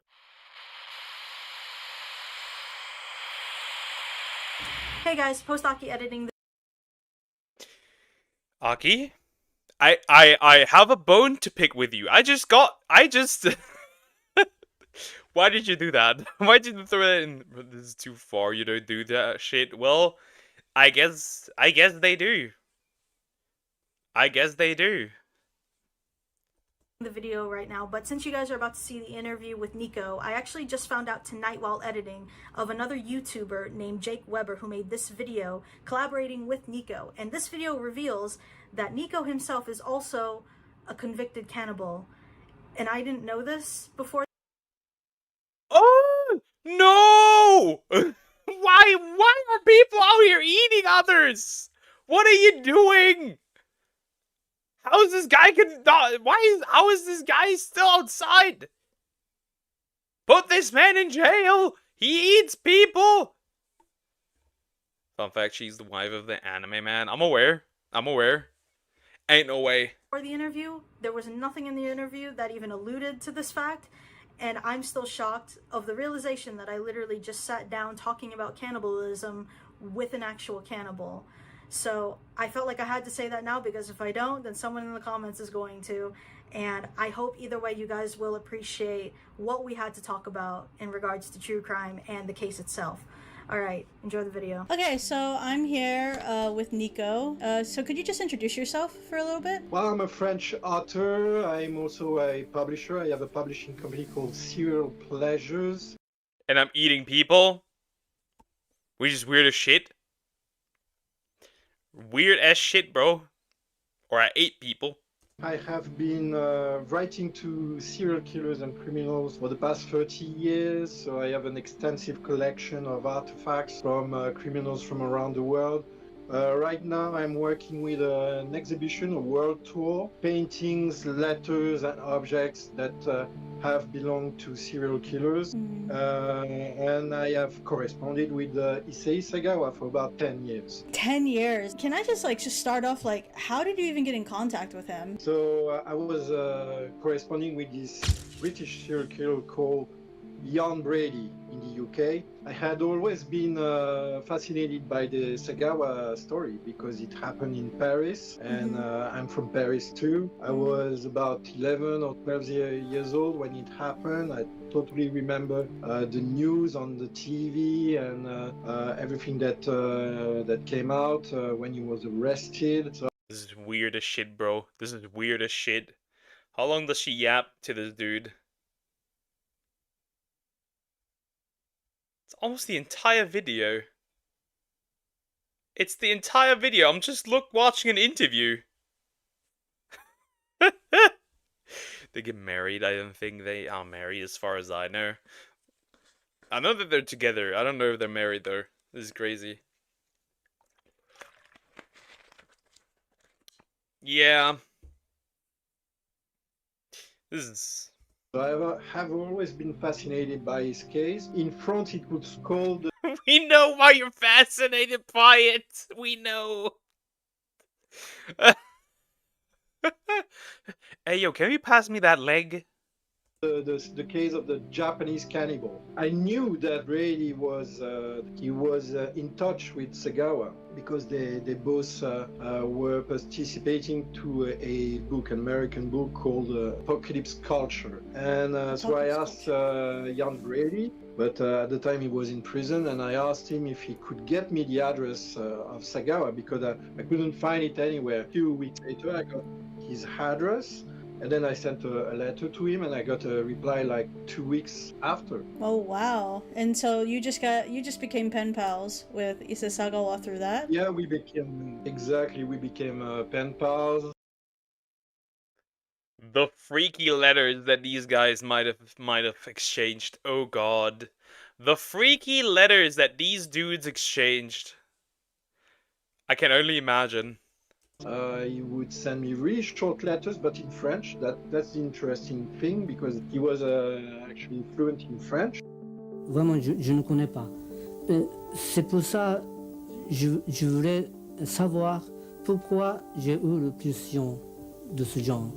Mais aucun psychiatre ne savait pas analyser. All in all, I got like 30 or 40 letters from him throughout those 10 years. There was some very amazing content in the letters. Yeah, first off, can you show like some of the letters if you still have them? Yeah, sure. This is a typical letter from Sagawa. So it's written in French. At the time I was in Sweden. Okay, let me show you his signature somewhere. Issei. Okay. I think I should probably blur out the phone number there, huh? Yeah. Well, it's an old phone number, but yeah. Did you guys call? No, I never actually got to. That might have been. He might have been pretty disappointed to not call this man. We're Japanese, Dutch, French, and now American. Bro is Mr. Worldwide. Speak to him, but I was supposed to meet him last year, and there was this Japanese journalist who wanted to go organize some kind of meeting, so I had to fly to Japan and meet him. But then he passed away. I think it was in late November last year. Yeah, it was November. So couldn't do it. Like going back from the first letter that you got from him, what was that interaction like?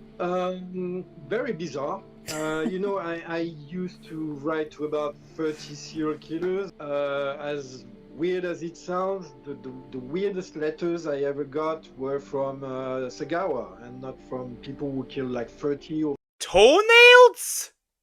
Bro got sent them gripper nails. That's crazy. I mean, yeah, that are in fact weird as letters. And now Sweden, Mr. Worldwide. 50 people. Sagawa was the weirdest. He would ask the weirdest questions. He was still obsessed with cannibalism. He would ask a lot of questions about my favorite cannibal movies, for example, and stuff like that. So that was very weird. There was also this thing happened when I was living in Sweden. I was at the time my girlfriend was Swedish, so I sent him a Bro, who would date you? The moment, if I was a girl, the moment I would find out, if I would date you, and the moment I find out you were munching on human meat, I'm out of here. like a family photo of me and her, and just to show him how life in Sweden was. And he sent me a letter a few weeks later, and he was asking if me and my girlfriend wanted to eat him.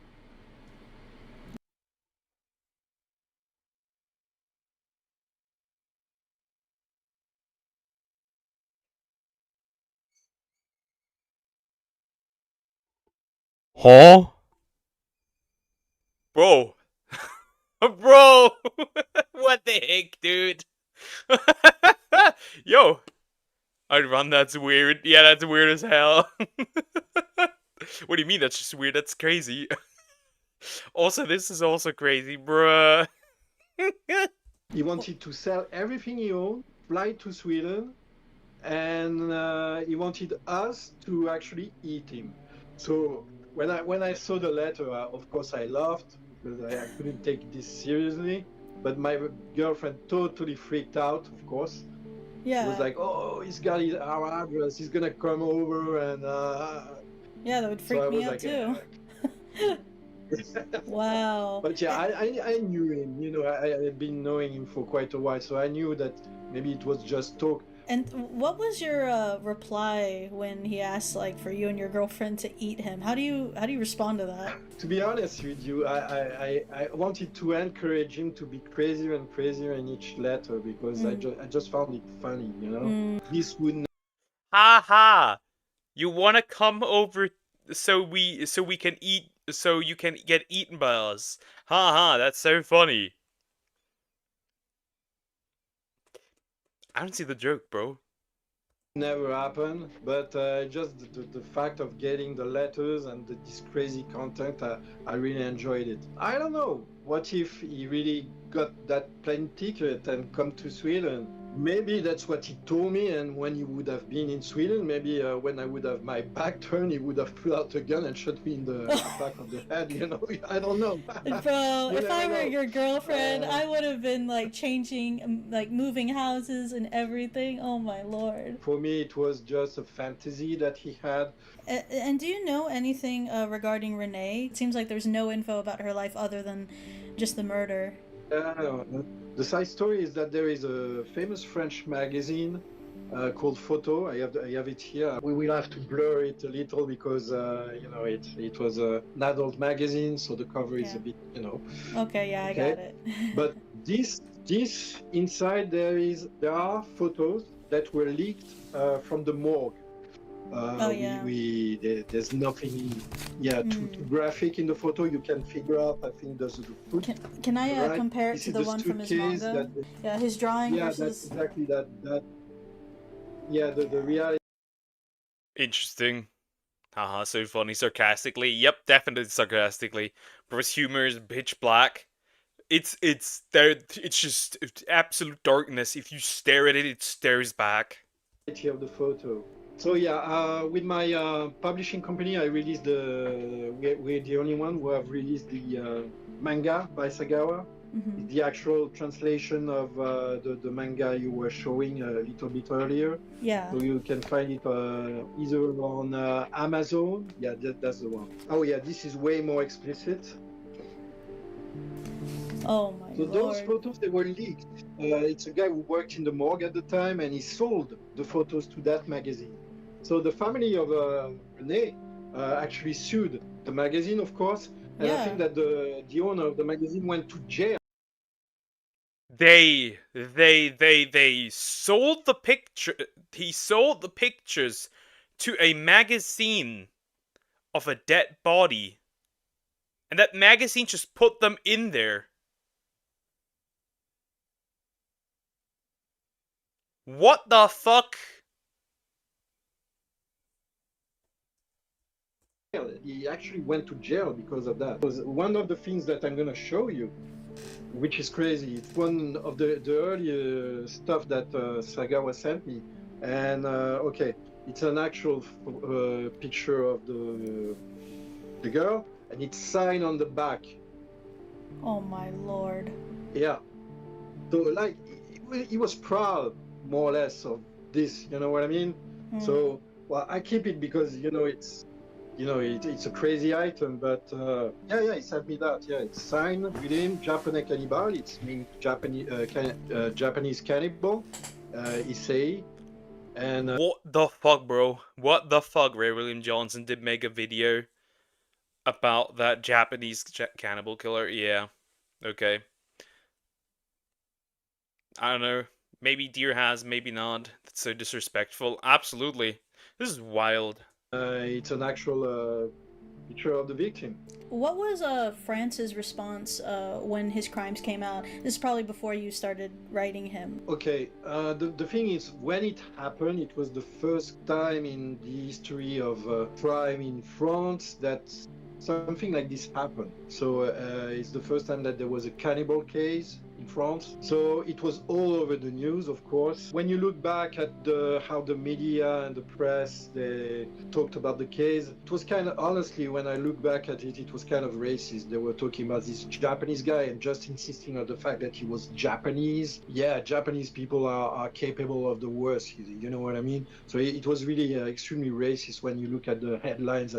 Also the fact that they thought that it was a love story turned wrong. Sagawa never said that he was in love with his victim, but he said he actually said that version to the psychiatrist, the French psychiatrist, because he knew that by saying that, he would get what they call a diminished responsibility. They would more or less understand the crime, and it would become a crime of passion. So this is the story that he made up for the psychiatrist. This was no... So for the psychiatrist, he just pulled a story out of his ass.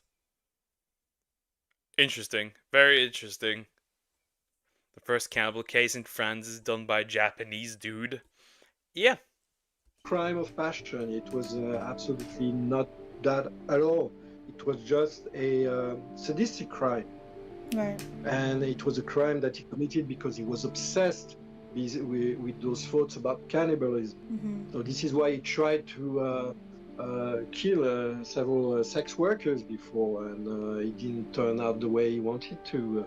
So this is why he set up this trap, and he invited this girl to his place, and that this is why he killed her. And I remember that the ambassador of Japan in Holland had to actually meet the parents of the victim, and I think that he went on his knees and asked them for forgiveness. Yeah, and then I understand he also sent you a few other things in the mail.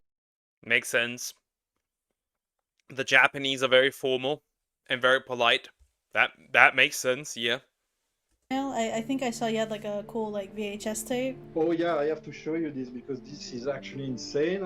So it's called, well, you actually told me how it's called because I wasn't sure of the title. It's called 1 Week with Sagawa. It's an extremely bizarre tape. I don't even know who produced it, but yeah, an extremely weird item. There's even a tape of this, bro. There's literally a tape of bro.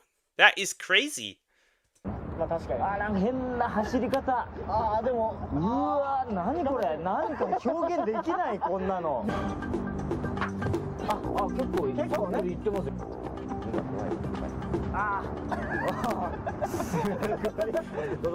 Bro, that looks so goofy. Also, bro's hairline is somewhere, just not on his head. 上がんないですかもうちょっと力で頑張ってもうちょっと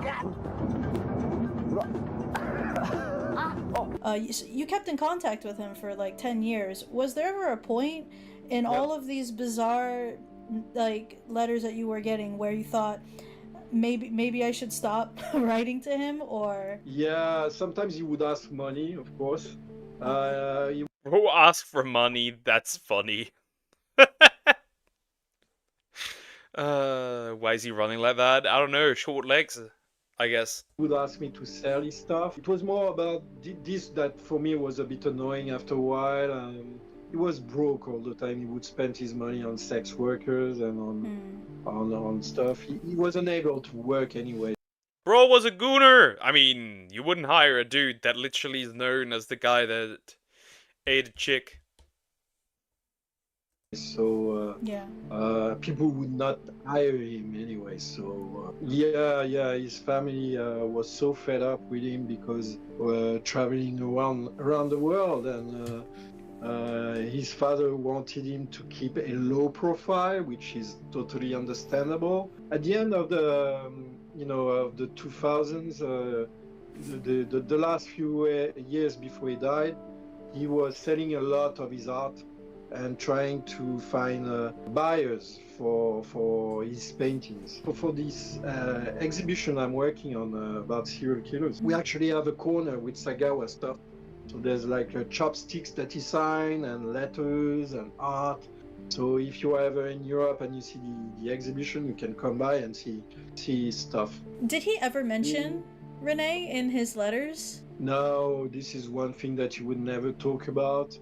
No, he never mentioned. Interesting. So he never talked about the girl that he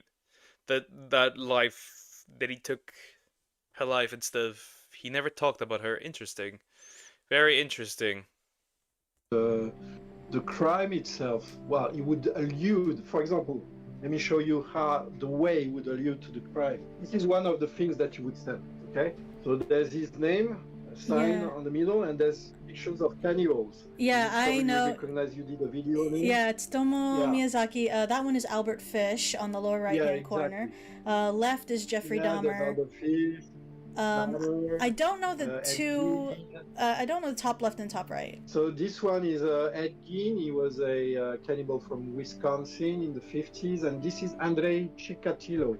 Well, they actually pronounce it Chikatiwa. It's a Russian cannibal. So all those characters and him in the middle are actual cannibals, and it's probably I don't know what it says, but it's probably Issei Sagawa actually labels all the human ears as normal under the photos, but under his own photo he writes abnormal.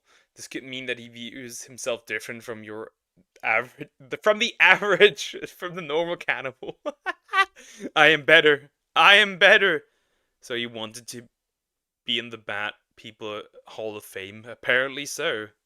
Probably him showing that he's part of the crew. See what I mean? And actually, he sent me something with Renee. I forgot totally. I don't know what it says. It's a picture of her. Says like, oh, so delicious. It's like, okay, I didn't even know it. It says happy delicious, so nostalgic. What the fuck, bro? What the fuck? It's crazy. I had this, I didn't even know it. Jesus Christ. Crazy. Jesus Christ, dude, this collection is... I think you might honestly have probably like the biggest Issei Sagawa collection I've ever seen in my life. Oh yeah, probably. Send me also this, I don't know if it's a Naiku, I don't even know how... It's upside down. Maybe this way? It's upside down. I'm gonna screenshot that and try to translate that later. To Tsurutamayu, although your meat was past its date, the fat on it was very good. Motherfucker. That is crazy. Yeah, it's his obsession. He wrote a recipe for one of my books, because I published a cannibal cookbook. A recipe? Oh my god, I predicted how to eat humans 101. So there's recipes from many cannibals, and there's a Issei Sagawa recipe. Sagawa. Oh, shabu shabu. Oh wow. So he wrote that to me, and I published it in the book because it was some kind of novelty book with recipes from cannibals. You have to understand something about Sagawa. Of course, this fantasy of eating a woman, a European woman, this fantasy was became obsessive thoughts when he was a teenager and a young adult, and this is why he actually committed this crime. But when he was released from prison and the psychiatric ward, there was some kind of regret. They should have never released this, bro. Even if I don't believe that he had sincere regrets over the crime, but there was another form of redemption that he was looking for, and this time he developed this fantasy of being eaten alive by a European woman. Maybe it was his way. Bro eats woman, European woman. Bro gets put into the psych ward. Bro gets released. Now wants to get eaten by European woman. That is crazy. Of I don't know, making amends. I don't know. Yeah. He was a very complex individual, very tormented. How many serial killers in general like have you been in contact with? About 30.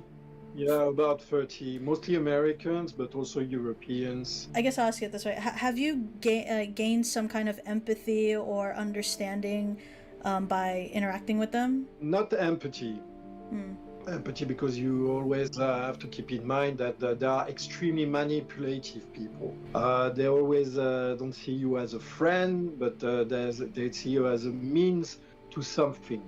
When you correspond with somebody who's on death row, they will ask you to contact a lawyer for. That's crazy. That's crazy. A full cycle. A circle of life, isn't it? Eaten and be eaten. Interesting. Them, so they can help them with their case. They will ask for stamps. They will ask for this. They will ask for that. They want you to sell their art. They always want to use you for something.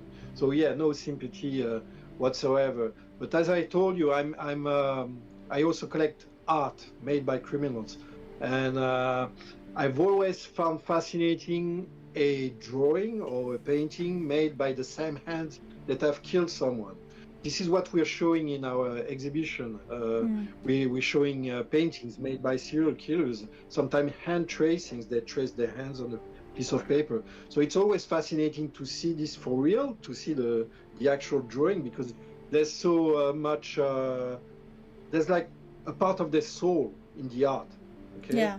I strongly believe that objects carry the soul of the persons who own them. And on a side note, since you do sell like art, I need to ask, what's the most expensive thing that you've sold that belonged to Issei Sagawa? Oh, Sagawa, you would expect between probably 1,000 US dollars to 2,000. It's not the most expensive of them all, compared to someone like John Wayne Gacy or Ted Bundy. But since he passed away, the art has become more sought after. I find that crazy.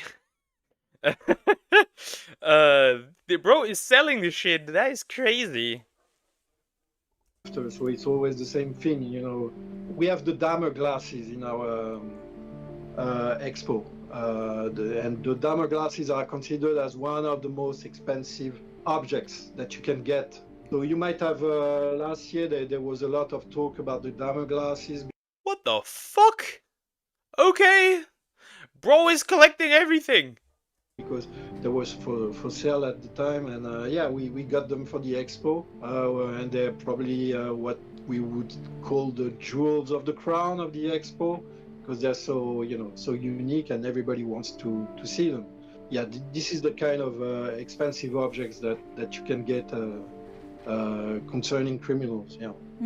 So many like guys who are wondering like, why is my girlfriend like watching first thing in the morning of like true crime? Like it's, and all I have to say is like my fascination. I don't like that it happened. I don't like what happened, but you can't. It's like a car crash that you can't look away from. Like you just want to know why, what led up to this. I'm more fascinated with like the psychology behind it. it's only human, you know. It's not because you're fascinated with that stuff that you're evil or you're a bad person, and it just shows that you have a curiosity. And there's also the fact that Hey, in my opinion, fairly morbid curiosity. What do you do for a living within this man's social life? That is very true. What do you do for a living? Oh yeah, I collect stuff from people that commit crime, and I also committed eating humans.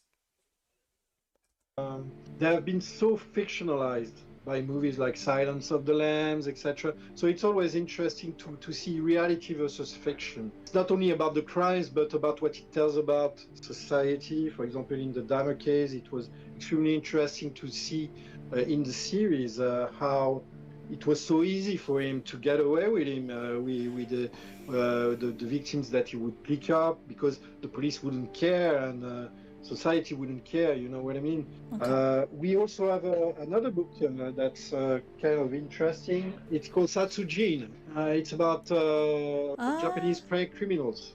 Yeah, I did a. So Oh you will yeah. find this interesting. I'll send you a copy. Oh Yeah, yeah, it's that'd be great. Thank you for sharing that. I'll definitely try and get a copy myself. I don't know how you yeah. sleep at night, dude, because I read one case and I'm like I'm good for the day. I want to stress also people, you know, people are like, okay, it's too morbid, it's too this and that. And I understand it's not for everyone. Yeah. But you have to understand when you want to understand the psychology of criminals, sometimes you have to dig a little deep. Some of us, they dig a little bit deeper. But the important is to, I feel like this is a bit too deep.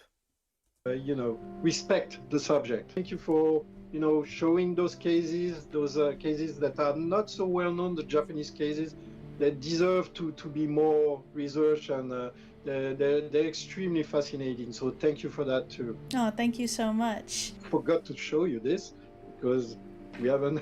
No, oh my Sagawa, lord. actually. They have an action figure! What is this? Doesn't end. You got mugs too? Like no, it's cool. Like believe me, I'm blown away by your commitment to true crime. Thank you so much for being here, and hopefully we can talk more about true crime in the future. But again, guys, feel free to follow him, and thanks for watching.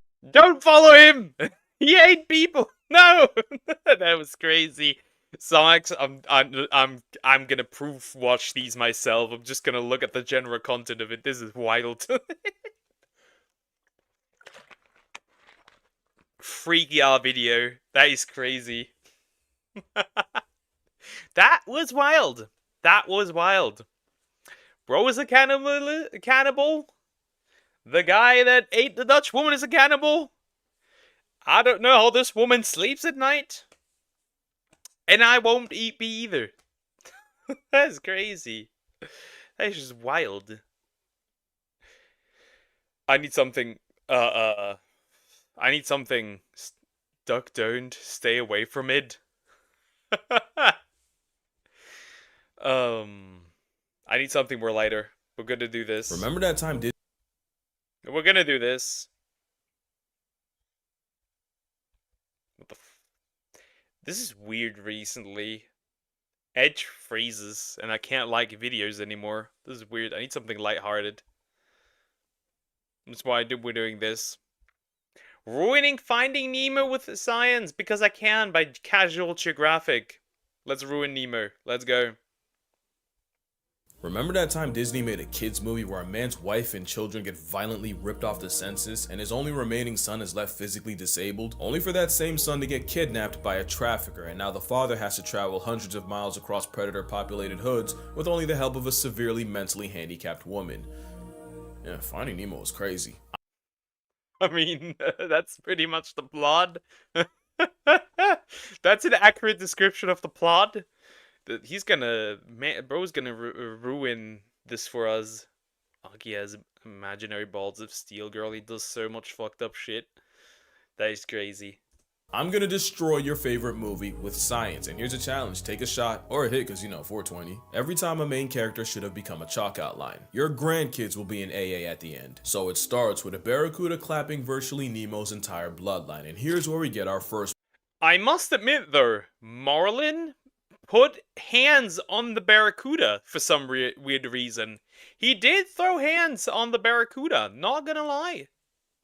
Problem. Barracuda don't eat clownfish or their eggs, but you know who do? Clownfish themselves. Clownfish have been known to spawn, kill, and eat their own eggs, so Nemo's mother would have been infinitely more of a threat to him than any barracuda could have been. Now, to be fair, if you ask the clownfish how they like their eggs, they'd probably say unfertilized, because those and damaged ones are the ones they'd usually eat, i.e. the ones that wouldn't make it anyway. But that goes against my narrative, so I'm gonna disregard it. The other elephant to address is how clownfish breed. What if Marlin got knocked out, the barracuda swam away, and his wife ate the kids and then left? And never returned. Clownfish are sequential hermaphrodites, where every clownfish is born a male, and the biggest, most him male will transition into a female when the opportunity arises. Such an opportunity would be if a hypothetical barracuda took the alpha female on a dinner date with Batman's parents. That void would get filled by the biggest male clownfish in the area, and his spot would get filled by the second biggest male, and the two would proceed to mate with each other. So, are you saying that Marlin would have been turned into a female and would have fucked with Nemo? That's awful. And since the only clownfish we see in the entire movie are father. Oh god. It's incest. It's incest all over again. No. R/inbreeding. And son. I'll let you fill in those dots. Clownfish aren't the only fish that switch teams. The Asian sheepshead wrasse does the same, but in reverse. They go from female to male. Although with a face for radio, you will not see them on a movie poster. If Nemo and Marlin having the worst form of family therapy wasn't bad enough, there's a good chance Nemo wasn't ever even alive. What if I told you Nemo means no one in Latin? Which means the movie title makes the theory that Marlin married Itachi suddenly gained legs. He also could have been named after Captain Nemo from 20,000 Leagues Under the Sea. But that goes against my narrative, so I'm gonna disregard it. It's easy for facts to get lost in favor of a better story, and if you don't know where to look, you'd have no way of knowing. Like, you may have heard that the administration started putting— Yeah, maybe Marlin was schizophrenic and the sun doesn't even exist. Maybe that. He was just made a good watch, but nah, that's it. You are so weird. The alpha, the top G, the goat gets sissified. Not just sissified, bro, gets transitioned. Trans away, the male. Tariffs on penguins. Now, personally, I think it's been time those business chickens ponied up. They've had it too good for too long. But I gotta pretend to be partial. So that's why I'm working with Ground News. Ground News is an app and website developed by a former NASA engineer who did not like the way she'd seen information be used as a weapon and how news outlets tend to prey on their users' biases. And remember, if you think you're immune to bias, then you're exactly who they're looking for. But Ground News counters that by grabbing all the world's headlines in one place so you get the luxury of comparing coverage. There's no tunnel vision here. With Ground News, you can get the full picture and truly be informed. Like with the whole penguin taxation. Here you can see it was covered by 435 sources, and in terms of bias distribution, 36% were relatively center, with 40 and 24% left and right leaning respectively. You can also see that 82% of sources were marked as highly factual. Not too bad. And additionally, with the comparison feature, you can see that left literature mocked the policy for placing 10% imposts on islands only populated by penguins and pinnipeds, and right writers defended the tariffs, highlighting benefits and even a possible boon for the economy, as the overall tariffs have raised US duty imports to the highest seen in a century. And that's the great thing about Ground News. My penguin prejudice had me convinced I was on the right side of history, but after looking deeper, I don't think this is about penguins at all. Also, the blind spot feature shifts your crosshairs to stories one side may have left out, such as climate change and non-native species making life better and difficulty for native fish. So, if you're chronically online and would like Ground News in your toolkit, if you use my link, you'll get 40% off the same $5 a month Vantage plan I'm using. Make sure you go to groundnews.com/casualgeo or use the QR code on screen to subscribe. And until you do, I'm controlling the narrative now. Nemo's mom— Oh no, he's controlling the narrative now. Help! Help! We gotta help! Nemo! Might be cooked! Oh no, please no. On past tense or progeny, and his father's going Marlin to Marlene as soon as he gets off screen. Alright, so Nemo is going to school, and when we get there, we meet these guys. And I remember as a kid, I was not sure what Pearl was. Well, she's a young flapjack octopus. They're remarkably adorable in real life. Problem is, if this were real life, she'd be a lot less cute. The flapjack can be found in depths as far down as 1,500 meters, or 100 meters short of a mile, or about 3.5 Empire State Buildings. And since this pink propeller hat can withstand crushing pressure, if she existed where Nemo could see her, she would be turned into disfigured mush. Think about how getting pulled out of their habitat turns a normal looking blobfish into a deflated, misshapen whale fetus. There's a whole corpse that got memed. The poor guy. Always remember, when you see the face of these dudes, they're dead. They're dead. They don't pull up. They are not supposed to be up there with us. So they're usually dead. And Pearl being where the sun shines would reduce her to flamingo vomit. Also, at one point, Pearl says this about her arm. It's actually shorter than all my other tentacles. Well, octopus usually have one shorter arm called the hectocotylus, and its job is to deliver baby batter directly to the female, and in some species, it detaches for the female to swim off with like a Costco coitus card. In fact, the bedroom arm might have a mind of its own, since it can swim to the female, and it's believed it can even sense danger. So two things, Pearl's not a girl, and that is an indecency. So what you're saying me is that this, not girl, but dude, touched Nemo with his/her dick. That's very interesting. So his father is his mother, so his father impregned his mother, but his mother is him, so Marlin, you are not the father. Charge. And that's not the last time we go down that road either. Now we're gonna ignore the fact that flapjacks don't actually have a hectocotylus because that goes against my name. So after Nemo sees his first pink slip, we then meet— oh, so they don't have that. Still weird. Mr. Ray. Not to be confused with the op of the Irwins, because Steve wouldn't even want that. But also because Mr. Ray is a manta ray, non-venomous and completely harmless. Now I don't know if they did this on purpose, but they chose arguably the smartest fish in the ocean to be their teacher. Manta rays are considered the most intelligent, with the largest brain to body ratio of any fish. The overachieving aquatic placemat is apparently capable of problem solving and advanced communication. They're also smart fish! Well, that's smart to pick the smartest fish to be the teacher. Sure, that's a smart idea. I guess. Yeah. Self-aware, with more than one occasion of a manta ray checking itself out in a mirror, and they were even caught waving and blowing bubbles at their own reflection. And just for reference, that's not how they'd react to another manta. Some mantas have even been on record asking divers for help removing hooks, so yeah, makes sense this one would have a teaching degree. Anyway, Mr. Ray gives the kids a marine magic carpet ride through the reef. Stop, right there. As a kid, it used to drive me crazy that I didn't know what that was. Years later, I have the answer.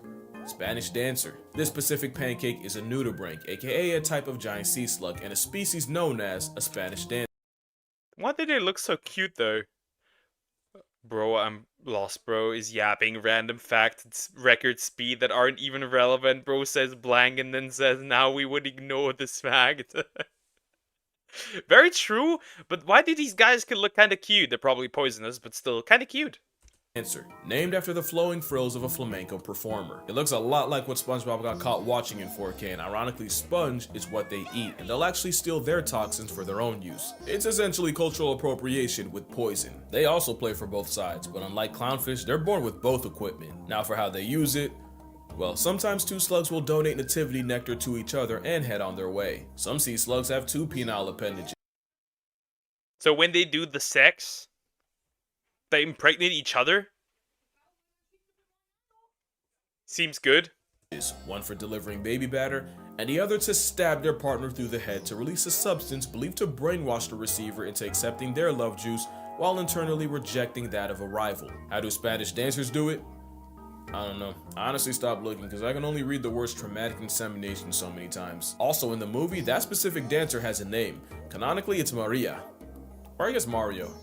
I guess both. So anyway, you know how the story goes. Eventually they get to the drop-off, the kids start doing the type of shit that got Harambe packed, and Nemo decides he really wants to live up to his— do the type of shit that got Harambe packed. That is crazy.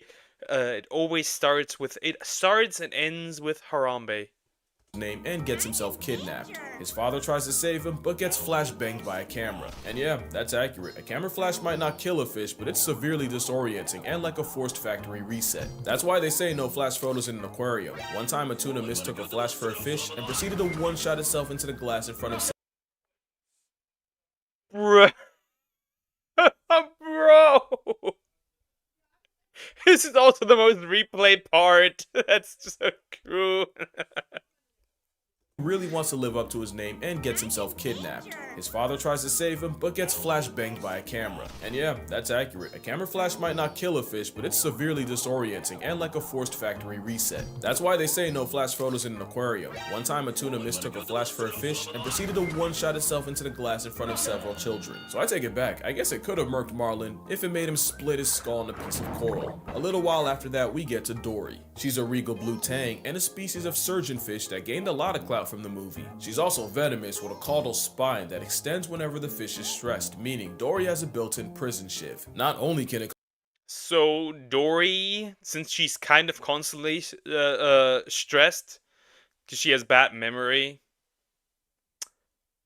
that is terrible. She might be constantly out here to poison people. Don't aquariums, the ones you get for your home, have lights at the top? Are we disorienting the fishes so they don't rebel? Conspiracy theory! Everything makes sense. It's a huge conspiracy. Maybe that's it. So they don't break out. So true. Cause severe pain and deep cuts. You're also liable to catch a nasty bacterial infection. That's why they're called surgeonfish, because they will cut you. Dory would also conceal carry a toxin called ciguatera, and poisoning can lead to migraines, trouble breathing, and hallucinations. So yeah, the beloved Disney character can be a real headache to deal with in real life, although to be fair, I've heard the same said about her voice actor. Not long after that, we meet Bruce, and considering he expeditiously kidnaps and essentially escorts them to an underwater white van, he might just be a predator in every sense. But when we see all three sharks, they swear by vegetarianism. We also see this guy. Remember him. I have heard the theory that this guy actually eats fish. And is not just a friend, but he actually eats fish. That's why he's there. He's gonna be important. Now, there actually are vegetarian sharks. More than half of the bonnethead shark's diet is seagrass. And turns out, whale sharks eat a massive amount of green. But considering we're talking about a great white, a hammerhead, and a mako, the only thing saving a clownfish and a blue tang is they're technically too small to even be worth the effort. Also, when Jaws cries about never knowing his father, it's because many sharks exhibit multiple paternity, where one litter can have several fathers. Shark Mommy's womb is like a baby batter bouillabaisse, where paternity is like a lottery system. That was really gross. So it's just like when people say nowadays, back in the day,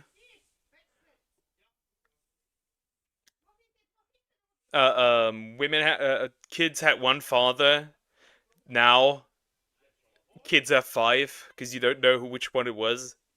Gross. I'm gonna tone it down. But yeah, Bruce has no way of knowing who his father is. But it could be worse. Baby sand tiger sharks will cannibalize their siblings while in utero, and we know that because one time a scientist tried to slide his hand inside a pregnant shark's nookie and almost got his finger bit off. Okay, so later on, Oh, well, cooked. Don't ever trust fishes. They backstab and eat each other and themselves. Seems like it. Marlin and Dory decide to dive into God's blind spot. Now, ignoring the fact that the pressure should have popped their eyes out and pushed their organs out of their mouths, they nearly get sent to a Tupac concert by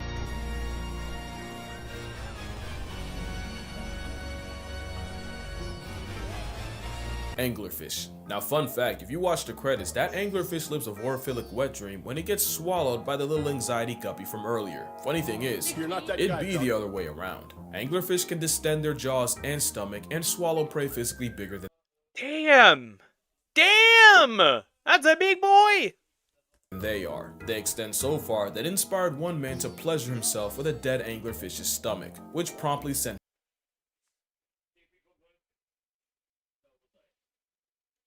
What? What the fuck? When fish fucking was just I thought it was just a meme. Somebody out there actually fucked a fish. Motherfucker. sent him to the hospital. Should have sent him to solitary confinement. That is a hell of a hear me out, the kind that should forfeit your right to human contact. It's not long after that we meet a lot of 90s kids' first introduction to rage bait. If these moonfish were humans in 2025, they'd be kick streamers. In real life, fish will use this shoaling strategy to intimidate predators using the hive mind method. On a large scale, it's pretty cool. It makes sharks swimming through them look like an Etch-a-Sketch. But when predators like tuna gang up on them, it turns the bait ball into a slaughter. Also, just a callback, the reflection of the sunlight off the prey scales is exactly why a camera flash can make a tuna crash. Out, that is. Now let's talk about Nemo, because Buddy would have really become a no one before he ever saw his dad. Let me tell you about osmosis. No. So diffusion just means molecules will move from one area of high concentration to low concentration, and osmosis is that, but for water. Stay with me now. As a saltwater fish, Nemo would normally have a higher concentration of water inside him than outside, so high to low, water would leave him like his mother left the mortal plane. To avoid meeting her, Nemo would have to take in water while his kidneys work to pump the salt out. But put him in fresh water and the opposite happens. Now the concentration of water would be higher outside Nemo than inside, so high to low, Nemo would get internally waterboarded. So Nemo being flushed in a freshwater sewage plant means he would not make the sequel, as his cell. Damn. So basically, bro would have died.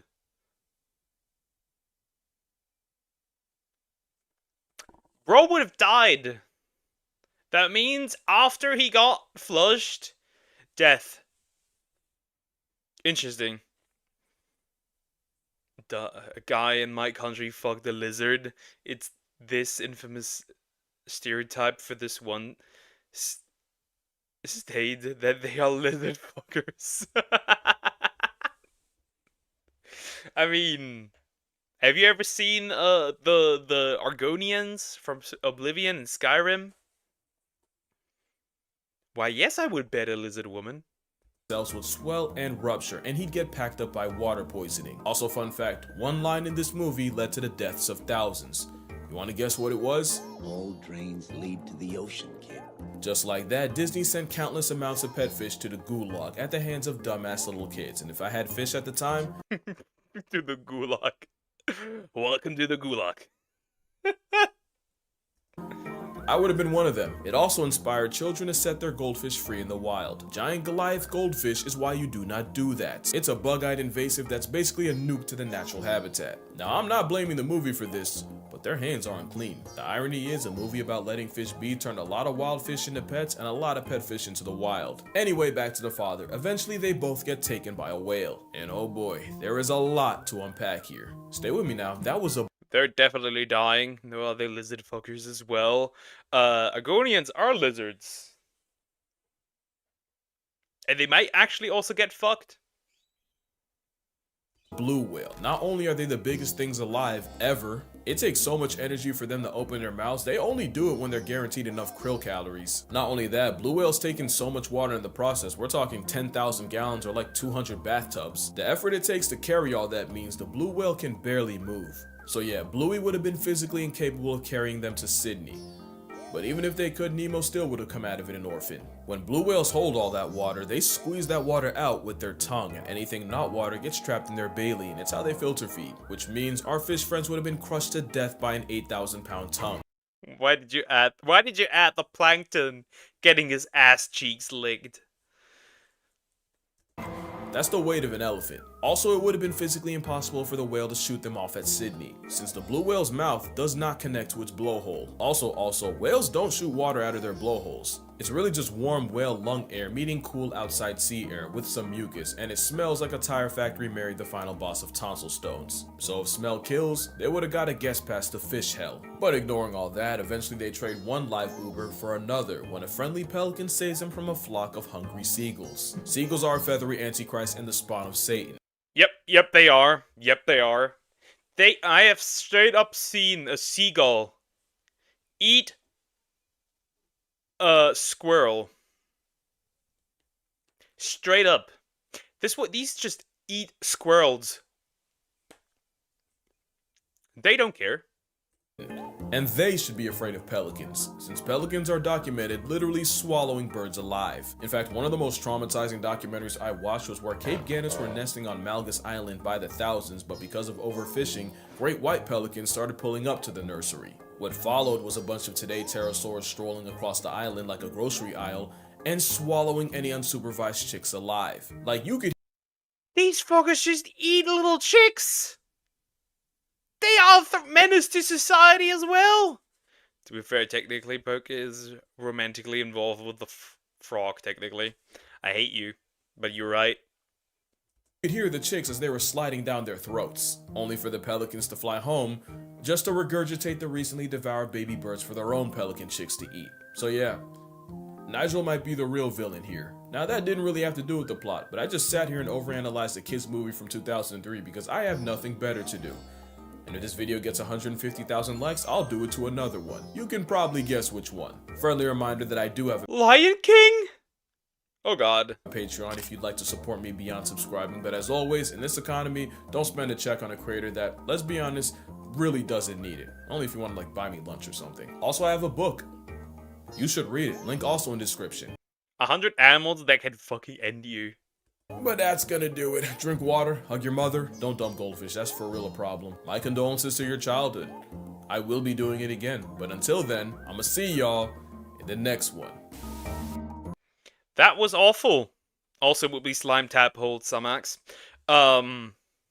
My childhood is ruined, but here's another fact to ruin your childhood. Technically,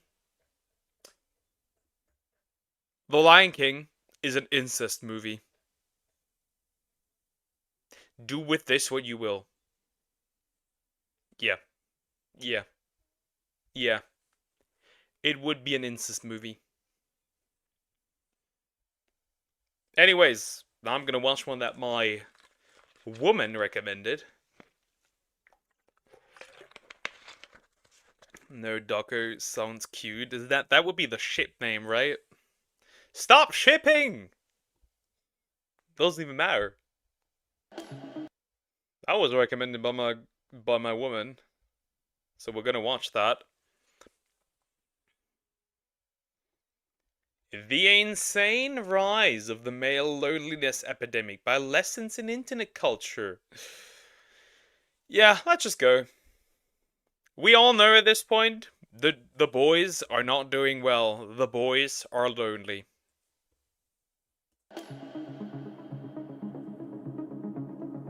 The male loneliness epidemic has become a cultural touch. I genuinely don't understand how the male loneliness epidemic leads to so much extreme misogyny and violence. Like, I've been lonely my whole life, so I just read books. Like, I've never wanted to hurt people because of it.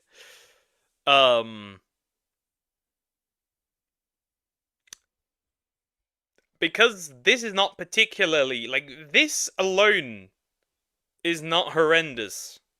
But in combination with not just not having a partner, but having no friends, having no purpose, having no people to look up to, if you combine all of these with bad experiences with women, it might lead down that path with men who are a lot less mentally stable. And I can also tell that certainly also would happen with women. Touchstone, as if everyone is obsessed with the idea that men are lonely, that they've been failed by society, and the implications are dangerous. Perhaps you've seen the excellent miniseries Adolescence, covering the story of a young boy who killed a girl after being accused of being an incel. Oh, she's saying he's an incel, Dad. He's 13. How can you be involuntary celibate at 13? I know. Who isn't celibate at 13? Huh? It genuinely does a good job of exploring issues facing kids in the modern era, but it also fits into the pattern of conflict between men and women, which is, unfortunately, often exploited online to gain clicks, as conflict between sexes is easy to exploit for outraging. Very true.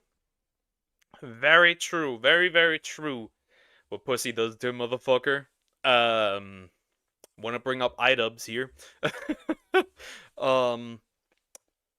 Very true that gets put out of context. However, I must say that there's also uncut versions of such interviews. For example, here in Germany, there is uncut versions of such interviews where women generally say that they don't need men, while men say they do need women. Those uncut versions do exist. engagement. First, you'll hear statistics about men aged 15 to 24 feeling lonelier than ever, often citing a 2021 study showing how 15% of males say they have no close friends, compared to only 3% in 19. But we need another one. We need another little square. Chad.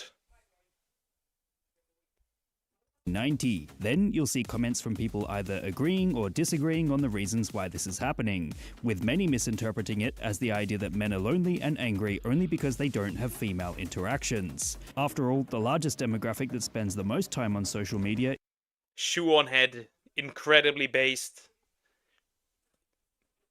This woman is such a blessing. is quite young, so anyone who is male and of that age is going to be very likely to click and watch a clip referring to them and their peers to figure out why men are lonely and what it has to do with women. And that's totally fair.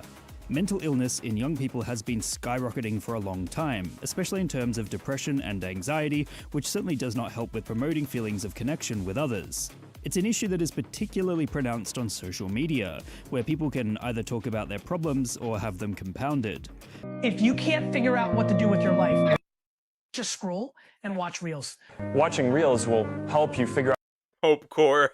It's just hope core. I've seen the similar stuff here as well. And honestly, it's just sad these people are down a path of her loneliness. Very true, very true. Hope core. But it's technically hopeless. figure out what you want to be in life. Achieving your dreams could be just one scroll away. You have to keep watching Reels like your life depends on it. We're the only people in existence who can watch Reels. It's fucking amazing. You've no doubt heard of incels, involuntarily celibate men who are stereotyped as flying into a rage over not being able to sleep with women, permanently lonely within their romantic lives. Since the 2010s, the media seems to have been consistently referencing them as a blight on society. Yeah.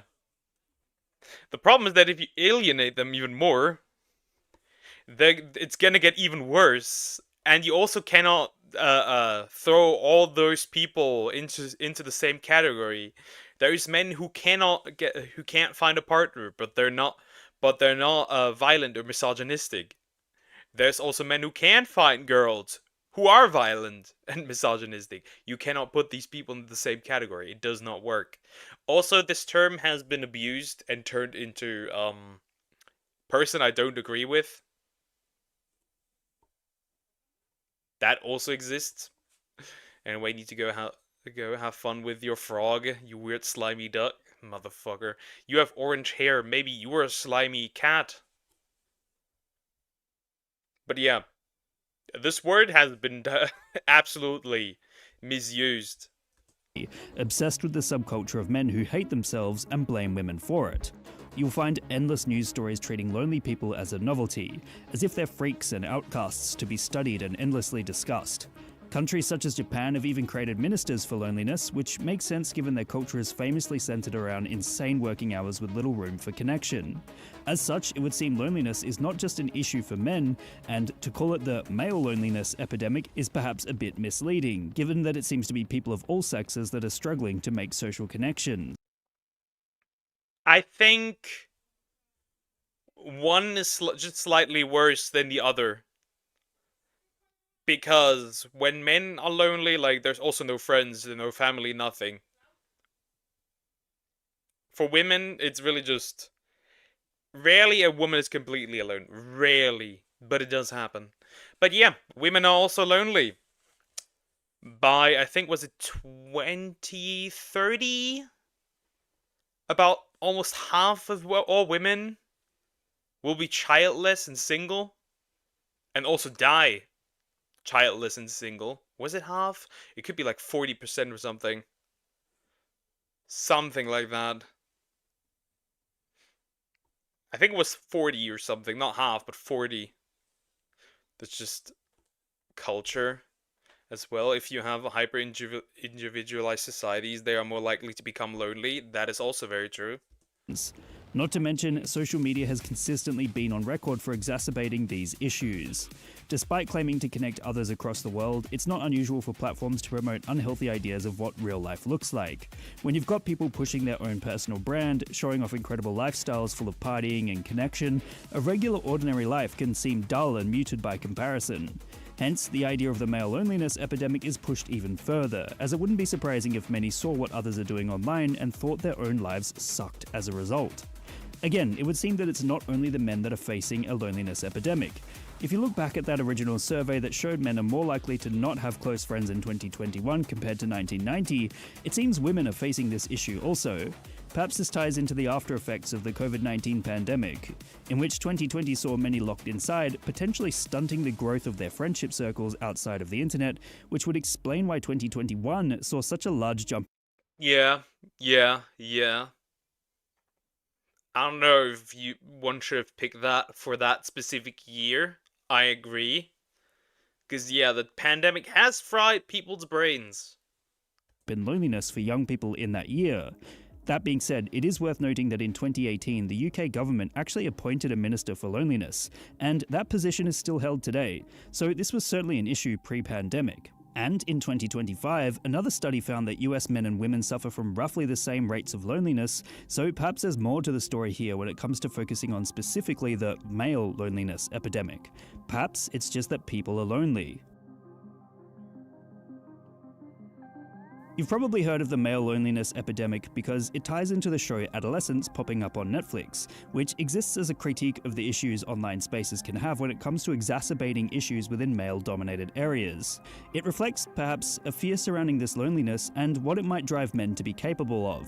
The fact that the kid in the show killed a girl basically because he was accused of being an incel and because he was influenced by spaces and digital culture that effectively position women as inferior beings fits in with the idea of men being lonely and thus separate from understanding society. The show represents very real issues whereupon guys, especially young men, are listening to other men talk about how... Okay, that's a bit harsh. Every woman is a... The difference is... Also, I want to read the previous one. I'm an incel and I try not to hate women, but as a man, it's torture to try to have a simple walk at the mall or at the park and see them dressing like,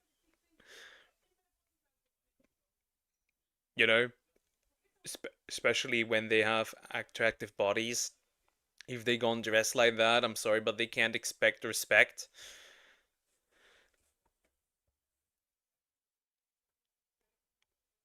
I don't know. To be honest,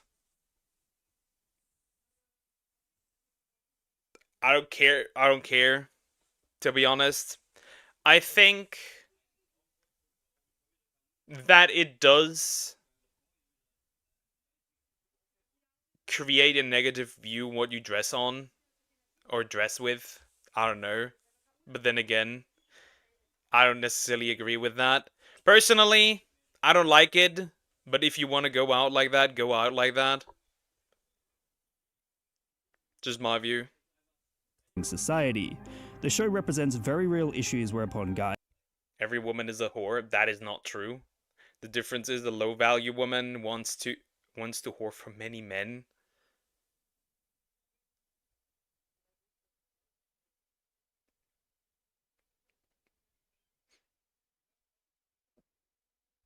I'm just gonna straight up say it. If you are... I don't make the difference between man and woman. I don't care. If you're a whore, and I will call you a whore. Very simple. Should post thirst traps on the gram. That's... Dudes do that too, by the way. To invite an ocean of Sims into her life. I think more so that's people who also...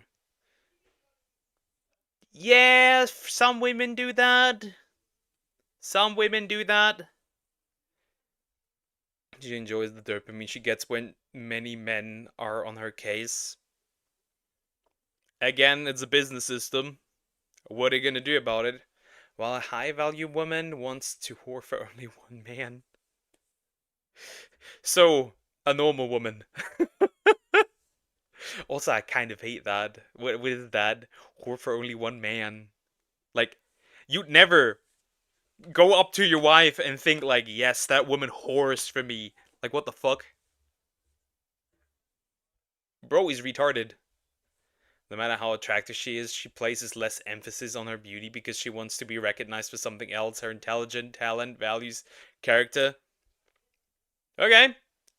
That you should recognize your partner with that.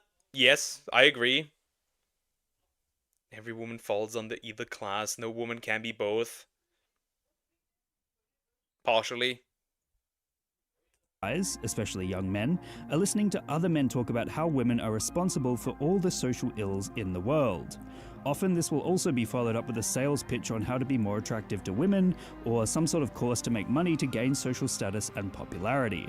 It's a tried and true. Also, I'm gonna say something that people will not like, but I'm gonna say it anyways. Men. If you watch Corn, if you pay for OF, if you give people the attention for just being pretty,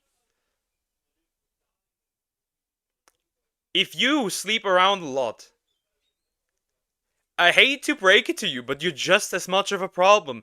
You cannot be out here. You cannot be out here and be a man whore and then want women not to whore around. This starts with us. If men don't whore around, women also don't have the opportunity to whore around, and we're supposed to be the ones naturally with more discipline. True method to prey on the insecurities of people to make them pay you money, and Adolescence takes this idea and asks, what if it leads to murder? The creators of the show, Stephen Graham and Jack Thorne, specifically note that they take inspiration from that of Andrew Tate, or people more radical than him, and want to explore what would happen if they were cranked up to 11 and influenced young kids. After all, the murdering of women via self-described incels is a very real issue that has happened in the past, especially via chronically. Yeah, Elliot Rogers, one of those. Though, to be fair, I think that guy is also was also very much mentally ill. Because bro did not look hopeless. And probably wasn't hopeless. That was just all in his head. But isn't men's fault? Why are they spending money on it if they won't? This won't exist. Obviously, women do it as well. It's mostly men. Because this is a cycle. Men are lonely. Men get parasocial about, for example, OF chicks, and then they will give them money. And so the cycle repeats, and then you get this kind of dopamine where like, oh, I'm being recognized. And it's like, oh, I get something that's more intimate. And it's like, no, you're a piggy bank. It's both sides. Men shouldn't pay for it, women shouldn't offer it. Online guys who describe themselves as lonely, so it seems adolescence is the eventual coalescence of these anxieties. It effectively demonstrates what would happen if the male loneliness epidemic was specifically about men not having female company. The media's obsession with incels smacks of similar discourse surrounding male loneliness. You'll find comments either making fun of incels or Your boy's complaining that he's single, lonely, but he's a loner, antisocial, hardworking, introverted gym rat homebody whose only real personality trait is that he likes cars. Very much true. Very much true. There is certainly dudes that complain that they're lonely, but they don't do anything. That is certainly true. There's also dudes that aren't lonely, that do something. Empathizing with their issues, just as you would the male loneliness epidemic. And, as stated prior, you'll find grifters and online personalities. Choose your mentor, young man. Alpha male e-celeb, successes to exotic cars and hookers. You too can be alpha with a monthly subscription. Wash your balls, I'm having a breakdown. I don't put Jordan Peterson in that because he does have some good advice. And he does advocate, at least for men.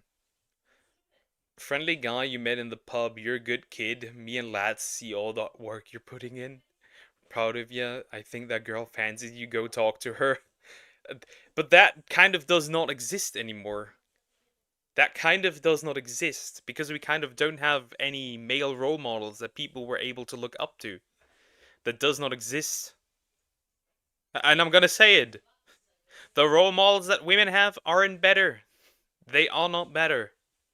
They're just as bad. They're more prevalent, but they're just as bad. He's trying to tell men that the reason they're lonely is because they don't work out enough and people don't respect them, or they're poor and need to learn how to dropship. But of course, none of this advice is particularly helpful for making true friendly connections. This is because the male loneliness epidemic, and tackling it, often becomes conflated with difficulties surrounding romantic interest. There seems to be a weird obsession with the thoughts and feelings of young men, and of course, this continues to pop up again and again on mainstream media. What started off as a simple statistic about men not being as likely to have a close friend, eventually veered off into territory about men not having romantic partners. After all, it seems that anything in which men and women are pitted against one another is going to be a topic that draws eyes and ears. It's like many smaller things that make this a big problem.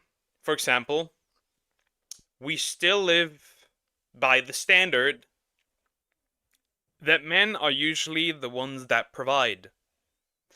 Problem is, we live in an economy where that's just not simply possible anymore.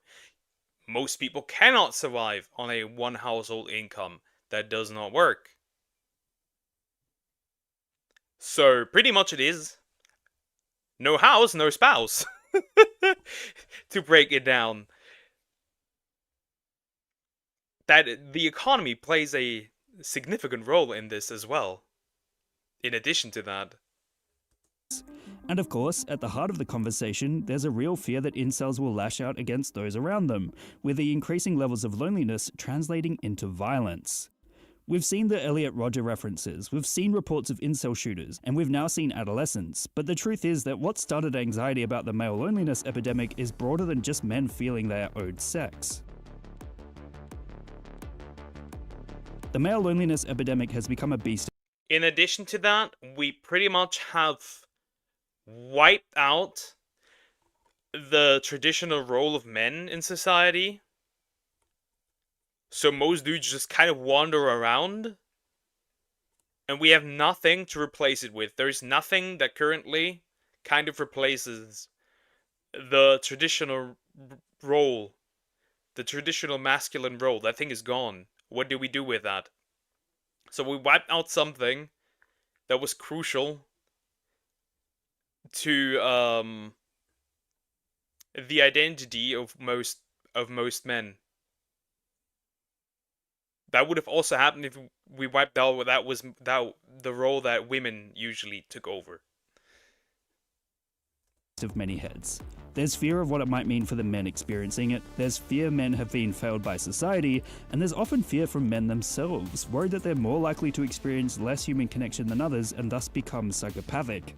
Despite it often taking the cliched narrative of men versus women, of murderous incels and high-profile influencers like Andrew Tate, it turns out the heart of the loneliness epidemic is due to men and women who are lonely.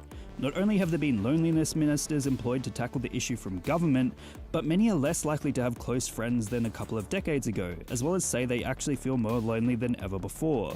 That being said, there can certainly be a link between men feeling lonely and not making friends, due to societal pressures to be nonchalant and stoic without cultivating human connection and thus pushing others away. But it's worth noting that the epidemic is not due to trouble in the dating scene as some would have you believe. That's not to say male loneliness hasn't led to issues between genders, and adolescence does cover the disconnect and its consequences well. But the fact is that the epidemic has become something of an exploited issue, pushed by grifters onto those who want to stir up drama and controversy for clicks, instead of working toward encouraging connection between human beings. See you next time. I'd go with some things he said. I'm not going with... I still think that dating is a huge issue. Because genuinely, humans want connection. That includes also relationships. You can't do that in the economy now. Men alone can't provide for a family. Women can't either. If both work, obviously men will have to distribute household chores as well. It's just society now. Yeah, but the problem is that does kind of not happen. Because the man is supposed to pay for everything. And do the chores. Split the chores. The issue doesn't lie with do the chores. The issue lies with we both have an income, but only I am the one using my income. The usual, his money is our money and my money is mine. Also, hi Croc. Hi, how are you doing? Hope you're doing good. I don't go along with everything he said. I'd say there is certainly an issue regarding that men can't find relationships.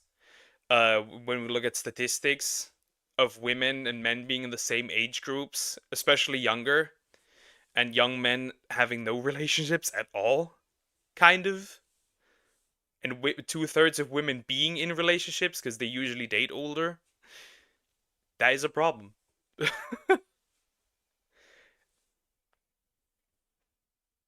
And I don't know. Most things I would go along with, just particular things I wouldn't. Alright video. That was an alright video.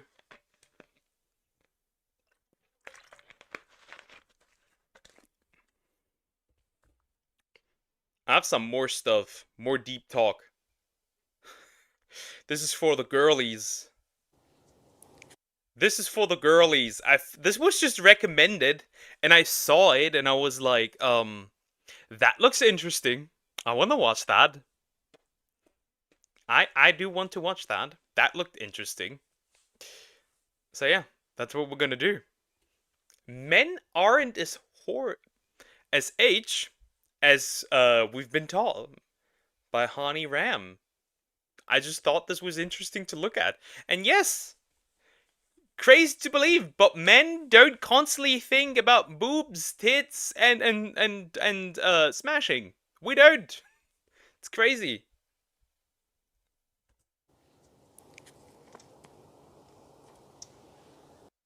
I like her aesthetic already. With the cigar, she looks cool. If my nipples want to be the center of attention. 9 seconds in, that's a weird start. That is an odd start. That is an odd start. Who I am to stop them? That's a disease that females have nowadays. They have this mindset that their body is their femininity. And they're saying, if I am beautiful, why shouldn't I enjoy it? Why shouldn't I put it on display? And they walk around butt naked or butt covered. I don't think that, at least I guess I would go along partially that your body is also part of your femininity. It's just not all of it. Just like the body of a guy is not his masculinity, just a part of it. It can be used to express masculinity. Just like a woman's body can be used to express femininity. Covered in a way that doesn't give any place for imagination. Forcing men to look at them, abusing the primal instinct men have to deal with on a daily basis, just so they can get their attention.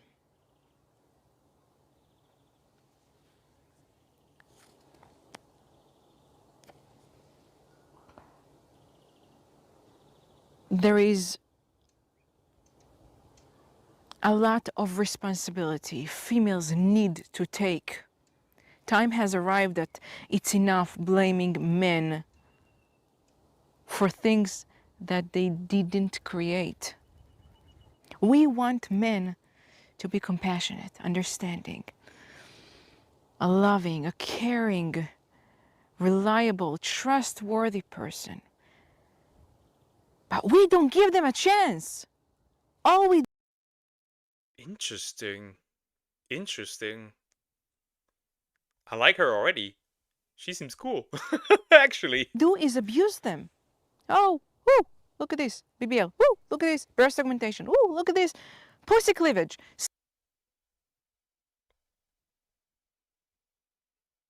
Auto-generated. Doesn't matter. Go back. Let me... All we do is abuse them.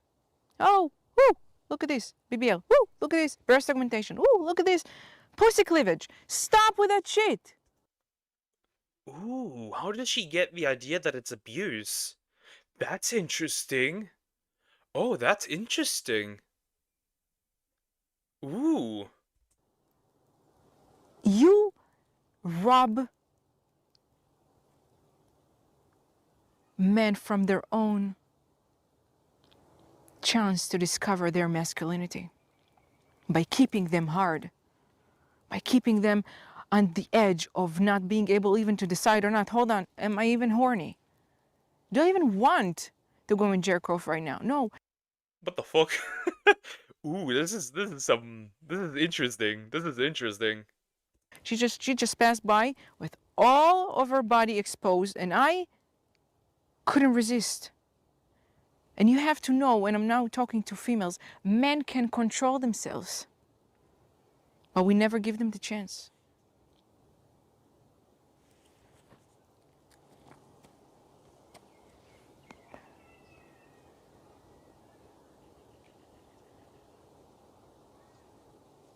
Men are thirsty to understand us. They want to be there for us. They crave this intimacy. They crave being your significant other. They crave to be this reliable person, that person, the only person you run to when you have to deal with something in life. But we don't. Yeah, I'd go along with that. Yeah, most men do. Most men. Of course, there is the occasional exception of douches, of course. But yeah, most men do. Abuse. That's like saying wearing shorts is abuse. Men wearing shorts is abuse. I mean, in the context she puts it, kinda. It kinda is. In a way. At least the way she sees it. Don't give them a chance. There's a table full of chances, full of possibilities between a man and a woman. And that naked ass lady coming and shaving that whole table, putting her body on the table. And when they're being asked, what do you bring to the table? Oh, I'm the table. Didn't you see my body? Shots fired.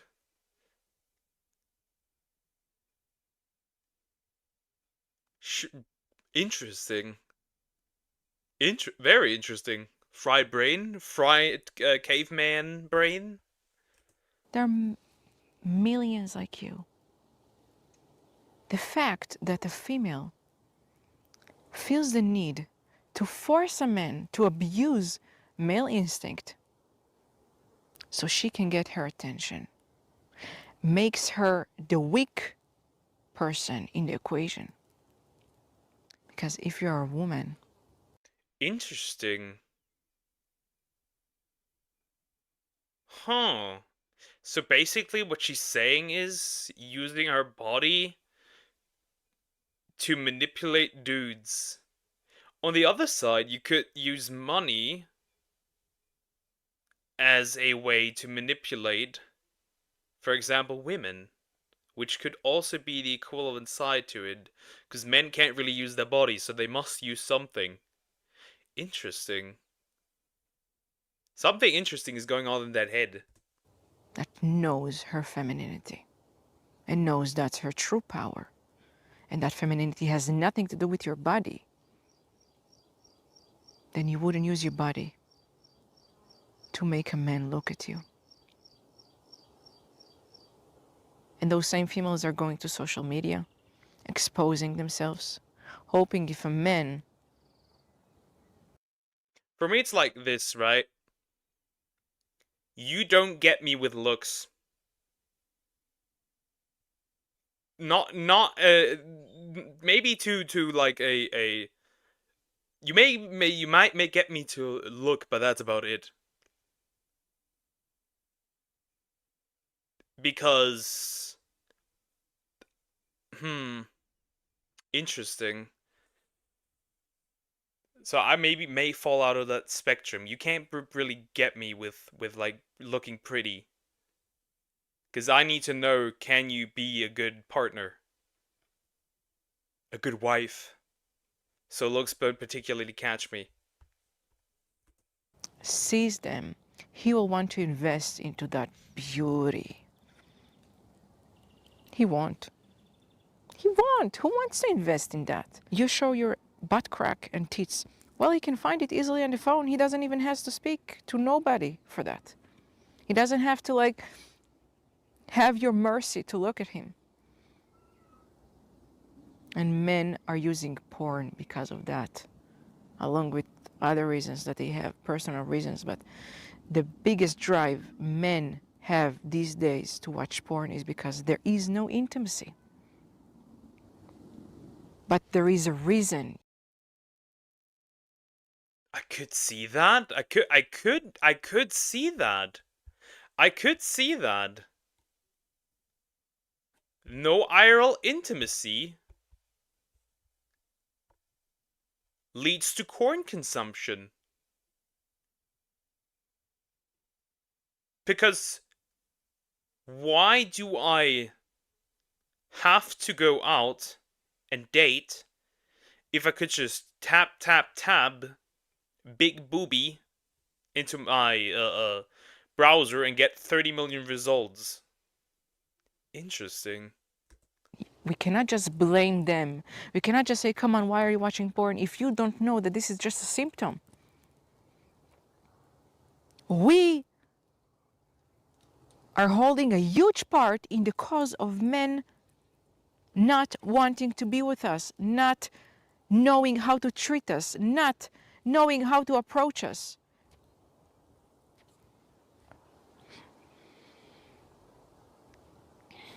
We as female gender. As a man, I have to say, though, that I also don't know that many women that know how to treat a dude. I'm gonna be honest. As a man, I always get told how to treat a woman, but I rarely see women being told how to treat a man. That doesn't really happen. I'm so sleepy. Yeah, you always are, Sway. Also, hi, how are you doing? Hope you're doing good. Don't want to be held accountable for the outcome of our doings. Men struggling nowadays has a lot to do with us. Men, miscommunication, misunderstanding, frustration, struggles has a lot to do with us. This generation have no idea what we want from them. They try. They truly try. They go broke for us. They go crazy for us. They want to do more. They want to do that sacrifice of becoming your men. They want to better themselves. They want to become that man. They want to do the work. They're just... Interesting. Is he gay or European? Anyways, which movie? That's crazy. I do agree that the signs are kind of, gonna say, the way they say female instead of a woman just gives me the ick. I don't like that word particularly either. I don't like that particularly either. But it's really just probably to differentiate between somebody who's trans. It could be just to differentiate somebody who's trans and somebody who's like biologically a female. That could be.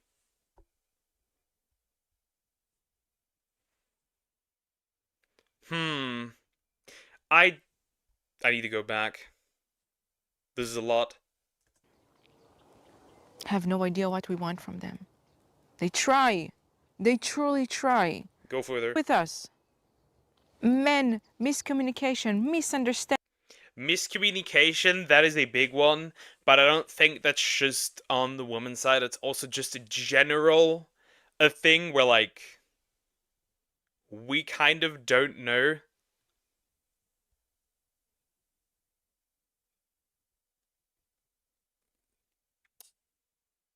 They kind of don't, how do I put this?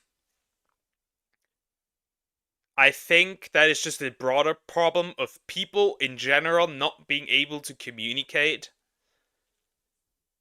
maybe even overanalyze things that have been said. Exactly, and they call women crazy for pointing that out. It's so weird to call women females instead.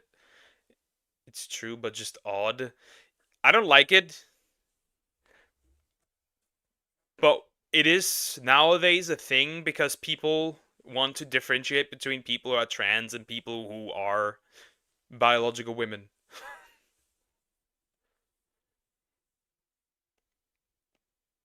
Standing, frustration, struggles has a lot to do with us. This generation have no idea what we want from them. They try. They truly try. They go broke for us. They go crazy for us. They want to do more. They want to do that sacrifice of becoming your men. They want to better themselves. They want to become that man. They want to do the work. They're just so confused. Be loyal. Okay, but let me walk naked. Hey, don't look at her. I'm beautiful. Be the change you want to see. Be the change you want to have. You should start first. Very true. She makes an interesting point here. Where women... She makes an interesting point.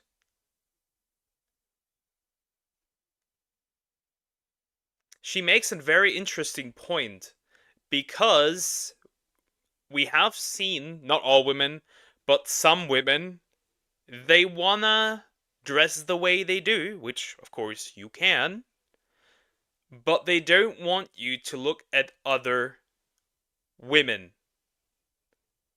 But they allow other men to look at them that way, which is kind of like, huh?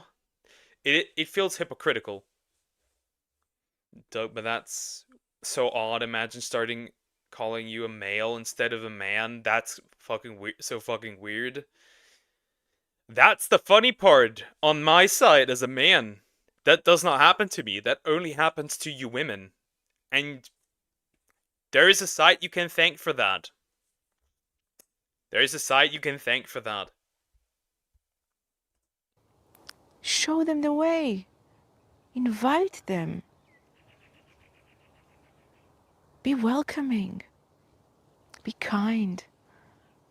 Make it pleasant. Welcome him into you. Welcome him into knowing you. All you show is your butt crack. We are in charge of men knowing who we are. Men don't know. If we don't show them who we are, they don't know. They know what we show them. And if you show him your body, that's all he knows. And now we hate each other. Now each one of these genders want to be alone. We don't want women to abuse us. We don't want women to make us broke. We don't want women to treat us so poorly, to treat us like a wallet. We robbed men from the chance of getting to know what they can truly be. What's their potential? If back in the days intimacy was, what's the size of your heart? Can I share something? Now it's more so, what's the size of your cock? Or your wallet? Or your butt? Or your tits? It doesn't matter. Very interesting the way she points that out. Very interesting. Fair enough, but that's still nah, it's weird. You are oh, what do you mean I am weird? I'm not saying to women females, I say women. But you can thank Red Pill and LGBTQ for the weird switch from women to females. Or even worse. There are other terms that flow around. Like person with a uterus. Do you want to be called that? That also comes from that side. So you can thank Red Pill and partially also the LGBTQ side of society for that as well.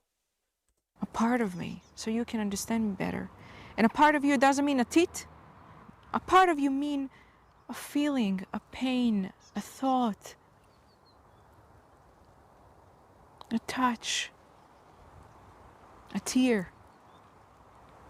That's what they crave. They crave you. Men is not as horny as we thought they are. They want to be loved too. They want to be appreciated. They want to be understood. They want us to listen to them with our senses, with our intuition.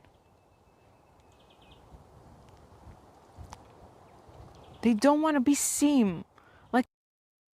Can you knock out Xeno real quick, Orang? Yeah, can I have this one? Very interesting how she puts it.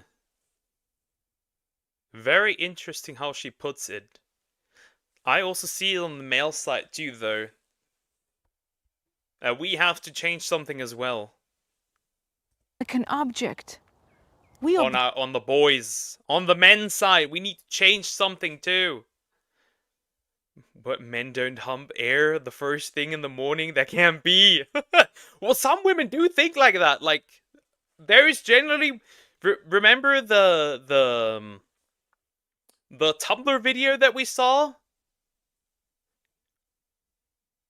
Where women were really like, why do men talk about boobs and butt all the time? And I'm like, men don't do that most of the time. Objectify men by objectifying ourselves. That intimacy back in the days of what's the size of your heart turns slowly to be what's the size of your dick, what's the size of your wallet, what's the size of the ring you're about to buy me, how many Michelin stars this restaurant have, what's the size of your insecurity because I'm walking naked and everybody's looking at me, so you better don't tell me what to do, and you better don't tell me that you have insecurity, and you better don't feel like I am sure. I kind of like her. She kind of based. She's kind of based. Because she's very right with this. Shared with everybody else. Oh, don't feel like that. No, I'm just beautiful. You have issues. And when you go and watch a man and you ask him what you can provide, how much money can you bring, how much money you make a year, you objectify men.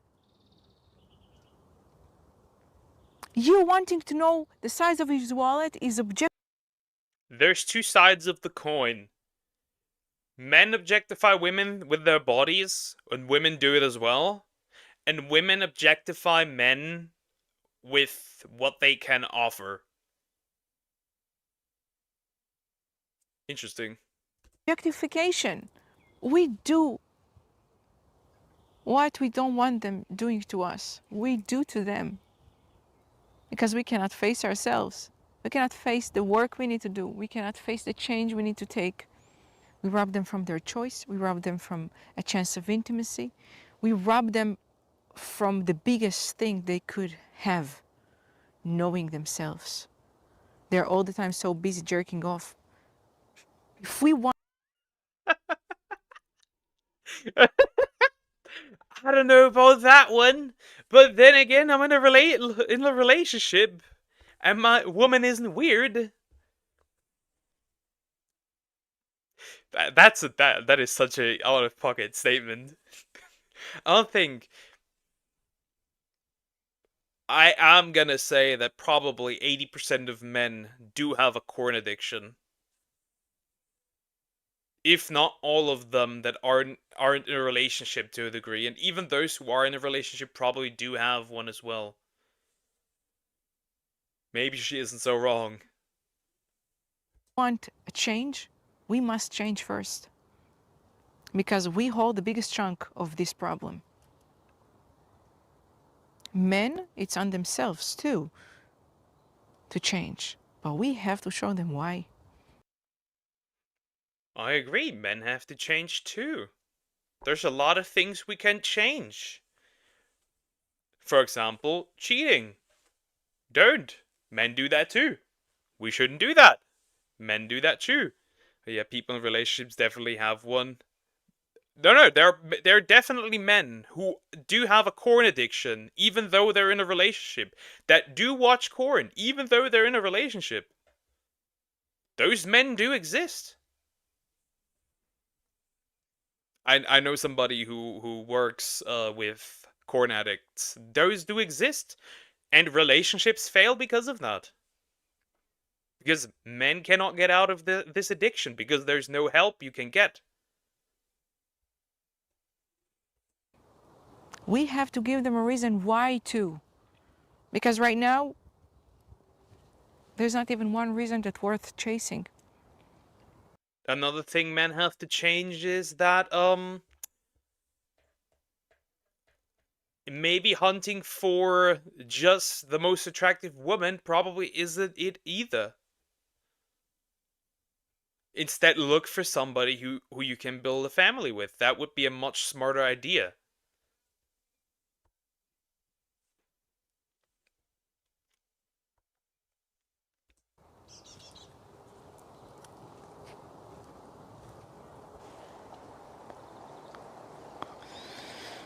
Thank you for watching.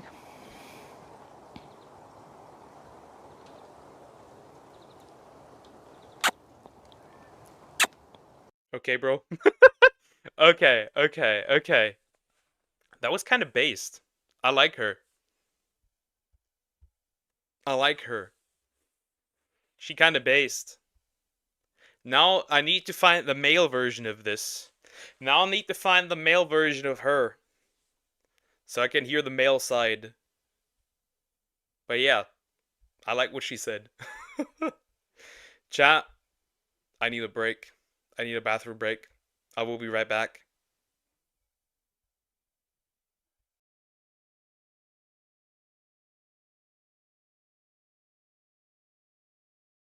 Thank you.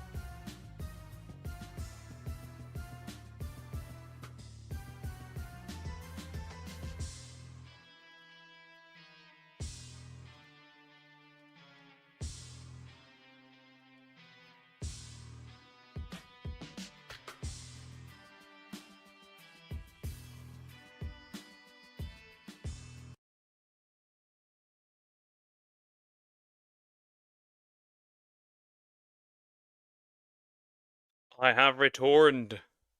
Let me find the Xeno brain rot. That was added to the requests. Oh god. Let's go. Let's suffer. Suffering. We love to see it. Man. Let me add that. It's added. It is in fact added. Alright. Pain. Xenobrain rot feeds me. Yeah, apparently it does. Let's go. Let me adjust some things though. Okay, audio might be... Okay, now audio is fine. Let's go.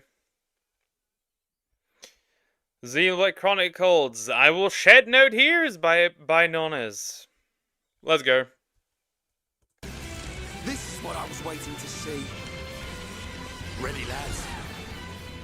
3, 2, 1, 2, 2, 2. Dunban! Dunban can't count. I also realized there's actually 17 videos that aren't short ones. Yeah, I'm cooked. Ha ha ha ha ha! Numbers! Alright, time for a chain attack. Zero gravity! How about trying this? Captions, true and real. Here, try doing this. Final third! Oh yeah, baby! Please, no!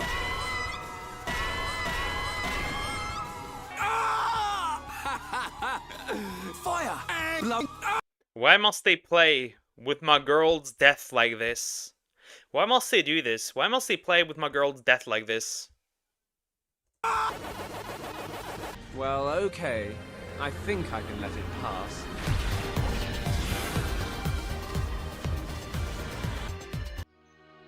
Got Monado. I like it. Bionic. Have you been to see Dunban? Yeah. That's Dunban over there. Shush. Shush. I will shed no tears. Huh? Shush. Shook, it's your turn. But I decided I would not cry. My turn. Died, I will shed no tears. Everyone died, I will shed no tears. Fiora. Died, I will shed. We get it. Bro, you will not shed any tears. No tears. Huh? Who's Fiora? Shush. And it just are vital to a superior right. I love the Monado. I will shed no tears. I can't say that I can't say can't. What are you babbling on about? British, in it, British. The British in it, bruh! British gibberish. British. Ha! British. Dunban. Shush. Fiora would tell you shush. Or rather, she wanted to fuck you. And you're fucking the Monado. I will stop fucking the Monado. Not cry. Okay. Shush. Remember the gift. Please, no!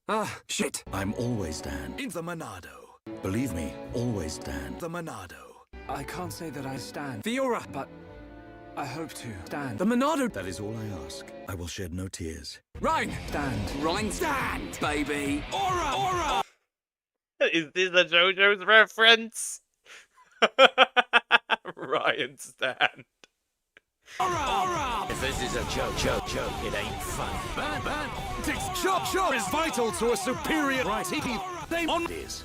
If you think the fast the people you too are just waiting here for you too and triple for war break. You may be right.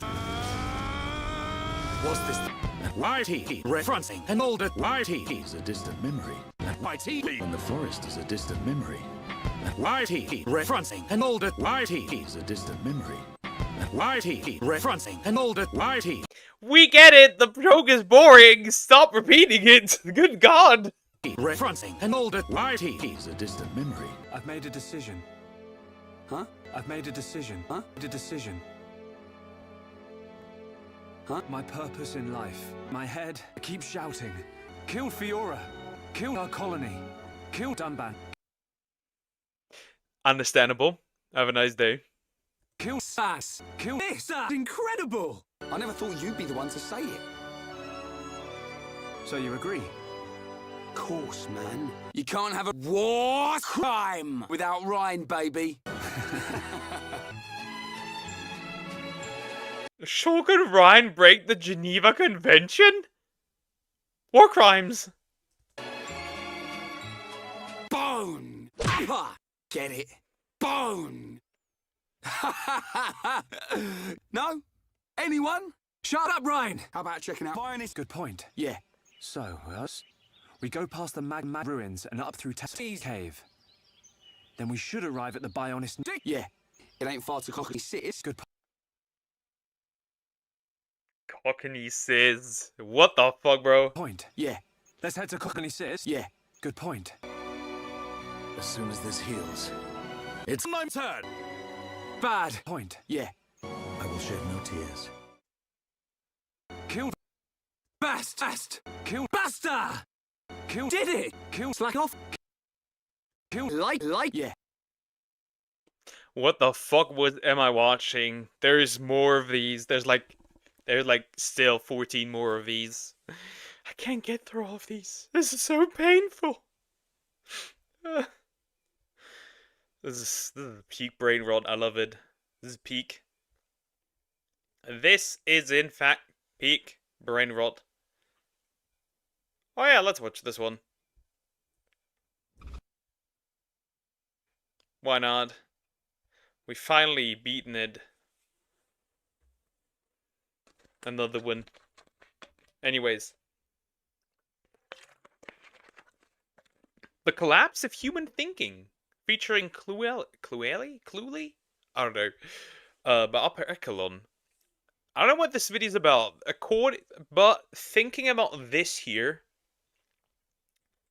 makes me believe that he's pretty much like talking about how AI will take over most of human thinking. Just my opinion though. Let's see.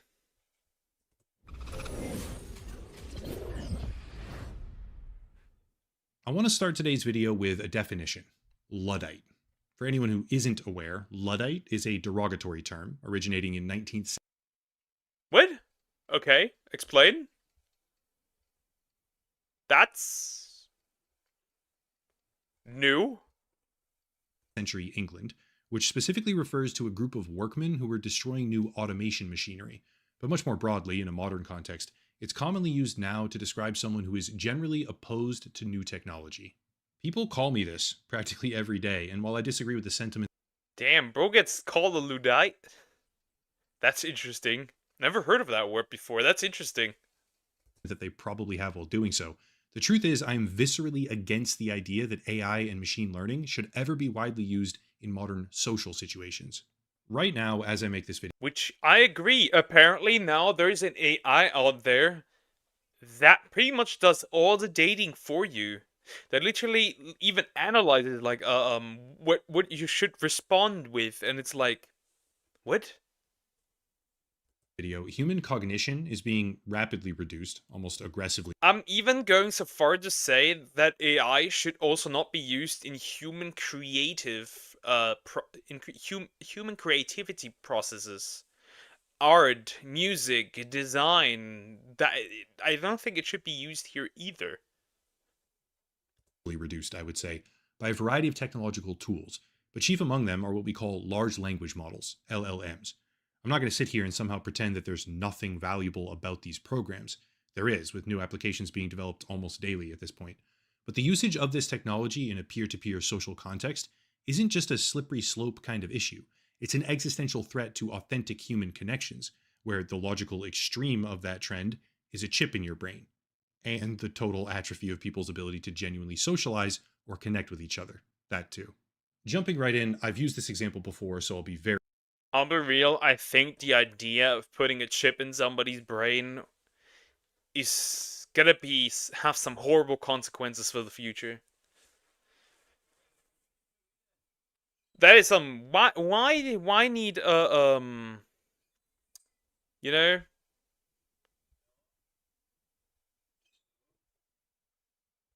Why need some cyberpunk? When we have cyberpunk at home. Very brief with it, but Gemini, the large language model being developed by Google, has specifically been advertised as something that you can rely on in awkward social situations. The marketing material for this product prominently features teenagers doing things like asking, "What's a good excuse to cancel dinner with my friends?" while sitting right in front of their friends. What the fuck? Why would you need that? Just say you don't want to go. So now we're using AI to lie? That's interesting. Horrible idea. Obviously, it's a bit of a joke for the commercial, right? But the implication is that you can use this program to get advice on what to do or what to say when you feel uncomfortable interacting with other people. And that is the type of usage that I have a severe problem with. It's not the only thing I have a problem with, by the way, hence the term Luddite that people sometimes use for me. But that's the topic for today: human to human social interactions. Another good example of how widespread the issue is about to become, or rather is actively becoming right now, that is, before we talk about Cluely, which is the main subject of the video. Another example would be Match Group. Match Group, as a parent company, owns pretty much every single dating application or website that you've ever heard of, and according to their chief executive, Bernard Kim, this is so dystopian. Imagine you don't know what to say in a social situation, so you ask an AI to tell you what you should say. That is dystopian as hell. referencing AI in late 2024, quote, "This technology is revolutionary for dating, and we're bringing it to life across our entire portfolio. I envision AI to be felt through the entire experience, influencing everything from profile creation to matching and connecting for dates, literally everything," end quote. Of course, some people out there do obviously realize how dangerous that will be, having a program construct your profile, write your bio, even send messages for you, which is part of what they want to try doing with it. But far beyond even that kind of damaging application, today we're talking about a complete mask-off type of product, which also happens to have a very interesting origin story where the entire stated purpose, manifesto, they did deliberately call it a manifesto, I'm not kidding, and design of this product is intended to replace human thinking. Bruh. Also, that dating app thingy, the idea of using AI completely just for dating, that is gonna backfire so hard. I could see it. This is gonna make the finding a partner even worse. It probably could. It probably does, will, and could. In every social situation possible, with a catchphrase that literally states, quote, "We want to cheat on everything." Let's get to it. But before we actually discuss what Cluely is, we need to talk about where it came from, because I think talking about how it came to exist in the first place is actually critical for understanding why it feels so intentionally damaging in its design. This right here is Roy Lee, the founder of Cluely, and by every metric I can find, he's brilliant. However, as is often true with brilliant people, he also seems prone to be combative with authority. By far, the most notorious thing that Roy Lee has done, excluding Cluely, of course, was make this, something called Interview Coder. Interview Coder, as the name would indicate, is a program that automates a process called leet code interviews. But if we're going to properly understand why Cluely is literally designed to cheat on everything, we need to first understand what those are. To cheat on everything? Truly everything? Lead code interviews are a controversial and somewhat infamous type of software job interview. In essence, applicants are given some sort of algorithmic or data structure challenge when they apply to work at like Amazon or Google or companies like that. And then they're required to solve that problem that they're given in a specific time frame. But you don't have to look very far before you start finding some pretty widespread dissatisfaction with the entire process. A lot of people in the job field think that these interviews, these leet code interviews, are just obsolete, irrelevant, and generally unfair, which is where the motivation to make something that cheats on them probably originally came from. To be completely honest, I don't know enough about software job interviews to comment on. I don't either. To me, this is just a bunch of tech mumbo jumbo. I have no idea whether or not the entire process really is irrelevant or unnecessary, but there's certainly a lot of qualified people who think so, such as Roy Lee, which led to a very interesting situation. Roughly in February of 2025, Roy Lee interviewed with Amazon for a software development position and deliberately used his program, Interview Coder, to cheat through the process. He actually posted the entire interview publicly on YouTube after his method of cheating had successfully landed him a job offer for the position, which kicked off a series of dominoes afterward. First, Amazon took the interview down through a copyright claim. It's no longer public. But much more importantly than that, someone from Sag. Sad. That's sad. I would have loved to see what that looks like. Because that did sound interesting and how that would be provided, but okay. And solved, but okay. I guess not. The Amazon team that Roy interviewed for, presumably a high-ranking executive of some kind, approached Columbia University, which resulted in Roy Lee being suspended from the university for an entire year. Setting aside my personal opinions about all of this, I really don't think that kind of creativity should be punished. If anything, it's emblematic of someone you should want to hire for. So, bro got punished and couldn't go to university for an entire year for solving a problem and technically showing his talent. Kind of wild. Advanced software coding positions.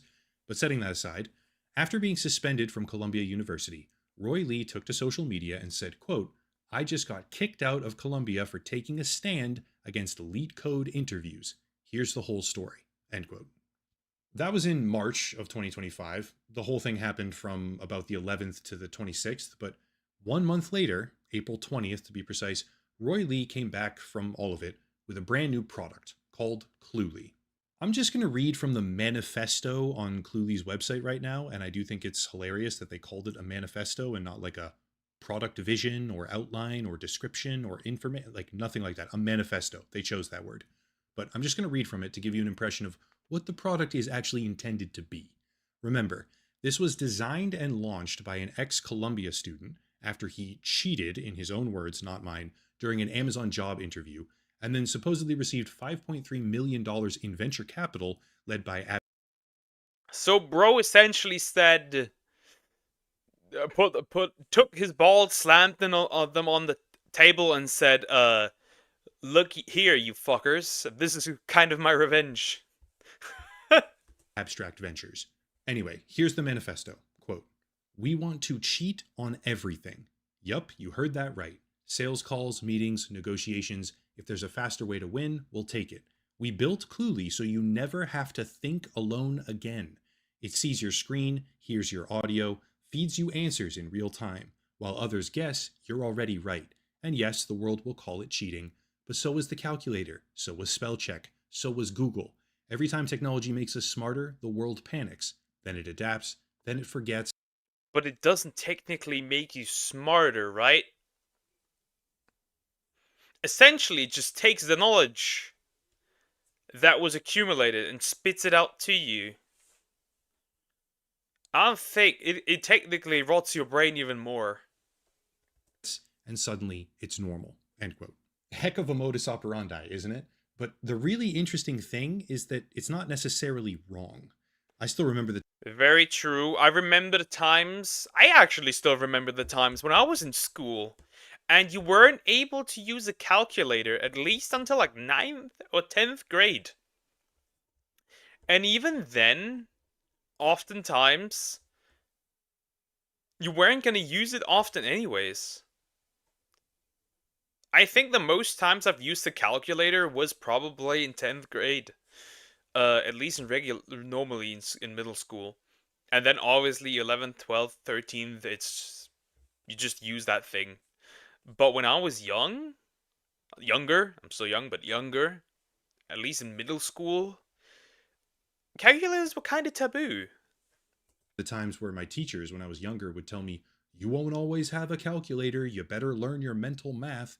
But now I do always have a calculator in my pocket on my phone.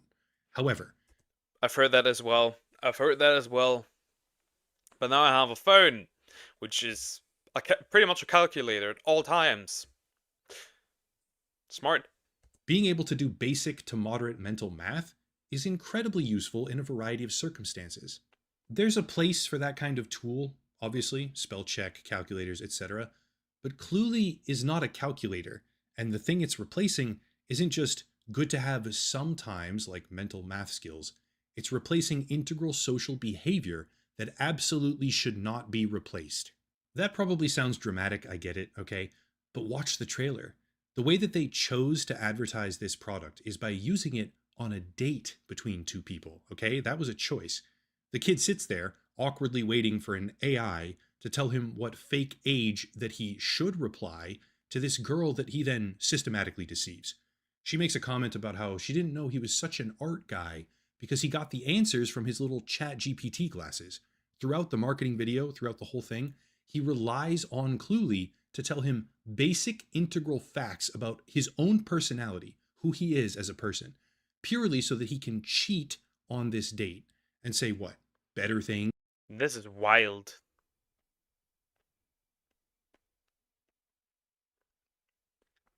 And let's not forget, this is lying. At its core, this is lying. You are lying. That is wild. Please, please, we need laws. We need laws so bad, but even if we have laws, they will find a way around it. So that he can manufacture the lowest common denominator of human interaction in order to get laid? Or maybe it's just rage bait, simple viral marketing. That could be true. Sadly, I don't think it's just rage bait, because if you read further in the manifesto, it says this, quote, "Why memorize facts, write code, research anything when a model can do it in seconds? The best communicator, the best analyst, the best problem solver is now the one who knows how to ask the right question. The future won't reward effort, it'll reward leverage. So start cheating, because when everyone does, no one is." End quote. Yeah, so that's what's called a... That's kinda not wrong. That's kinda not wrong. They aren't wrong with this in particular. A race to the bottom. Capitalism does intrinsically reward cheating, if that cheating is undetectable at least, hence the need for certain regulations. But the sentiment that everyone... Like, look at this era, critical era. This is crazy. Cheats, therefore it's not even cheating at all, is like kind of horrifying. Cluely represents a spiteful inversion of how things should work in favor of how they would eventually become, inevitably, if everyone was an unethical piece of shit.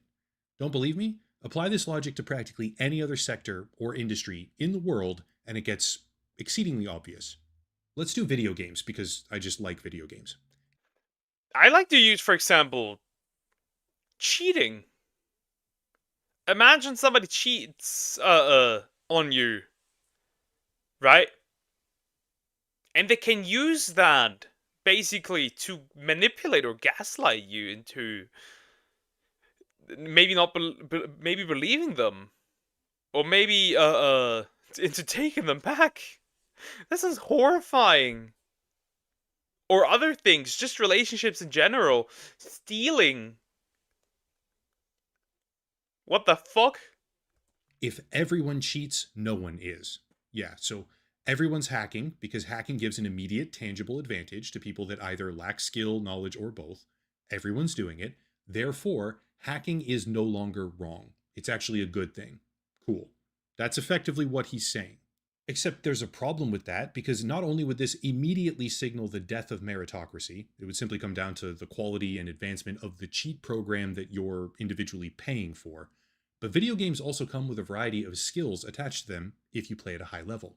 There's plenty of documentation about this, but things like reflexes, precision, problem solving, critical thinking, these are all skill sets and thought patterns that are strengthened by certain video games.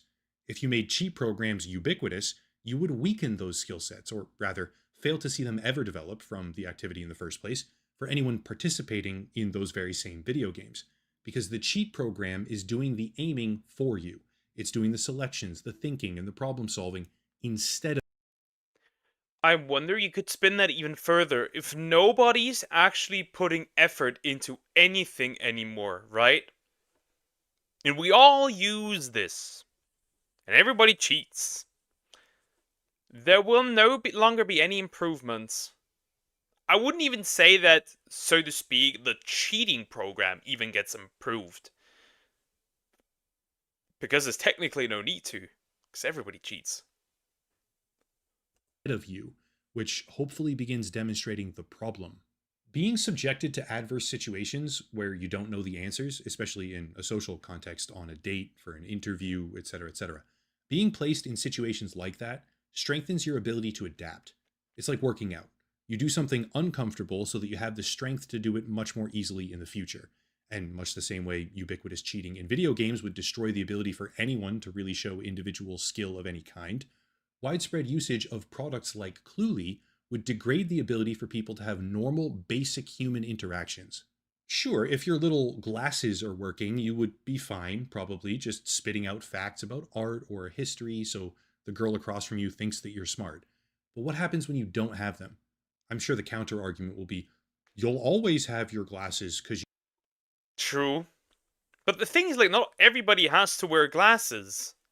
Like, not everybody wears glasses. So how would this be used in a context where you would not need to be able to have glasses? Like, for example, if you were, I don't know, where you wouldn't have to use, just in general, where you wouldn't have to necessarily have glasses. Because there's some people who need, for example, glasses just for reading. Or, yeah, other things, well, you wouldn't always need them. So what if you're in a situation where you just don't?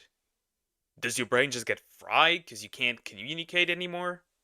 You always have your phone, don't you? So I'll never have to go without them. But even if that were true, you're no longer getting to know people, and they're no longer getting to know you. Instead of having real connections, you're just a passenger, really, is what you are, spitting out algorithmically generated lines that the program thinks the other person wants to hear, which is one of the most pathetic things I've ever seen or heard. And this doesn't even, those don't even have to be like things that are about you, right? They could be totally untrue and a lie. That's kind of ridiculous.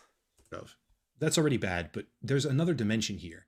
This kind of feed me the answer sort of mentality logically has to remain undetectable.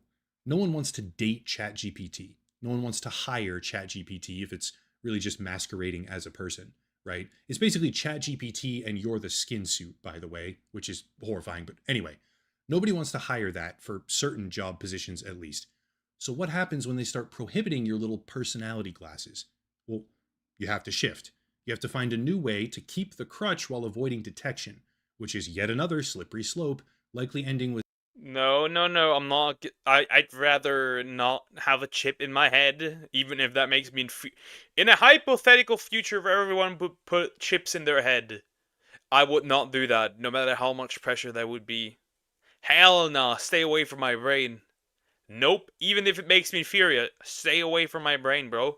With some sort of implanted chip or subdermal computer, all for the purpose of letting a program feed you information which supplants, replaces, or at the very least, degrades your own ability to speak to and connect with other people on a human level. Without getting too spiritual here, I do believe in the concept generally of good and evil, and this mindset is deeply corrosive, so much so that I would say with complete confidence, this is evil. I fully understand the argument that AI can be a force multiplier, so to speak, for certain careers, automating repetition, enhancing productivity, whatever, yes, sure, I've heard it all. But that's not what this is. Cluely represents the idea that AI isn't just a force multiplier. It's a replacement for human personality. Using Cluely in this way, even going back to Gemini and other commercials.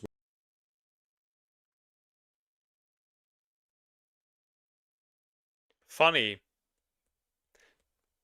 The robots are gonna the robots are gonna replace us. They said. People said that's never gonna happen. Well, bitch, what is this? Where teens are asking it for excuses to not see their friends. Cluely is certainly not the only guilty party here. But using any application in this way is replacing a giant chunk of what it means to even be human. Hiding behind the empty pontifications about progress and value, it's really just built on fear. Fear of being wrong about something, which can be deeply, incredibly uncomfortable.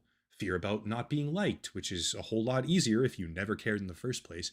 Or fear of failure in the face of honest effort, which is almost completely mitigated when you turn yourself into a soulless middleman. Being disliked, passed over, or just wrong wouldn't feel nearly as bad, I don't think, if you were just spitting out answers from ChatGPT instead of being a person. They didn't reject. Because then technically you could technically never be wrong, which is weird. Yes, the feeling is uncomfortable. Yes. However, I'd rather value my human emotions. You, after all, they rejected those answers from the program. It's just incompatibility or something wrong with them because you did everything right by not doing anything. It's a hyper exaggeration of snowflake laziness, never wanting to be uncomfortable, right? The whole snowflake thing. It's personified here by a product after the founders were disciplined for circumventing Amazon's job interview process, which you may think is horrible and you probably think it needs to be updated, but you broke the rules and you got disciplined. It does happen. In a way, it's kind of funny to me. The whole thing feels like spite, because it probably is generally spiteful. Oh, you say I'm cheating? I got in trouble? Okay, fine. Let's cheat on You said I cheated and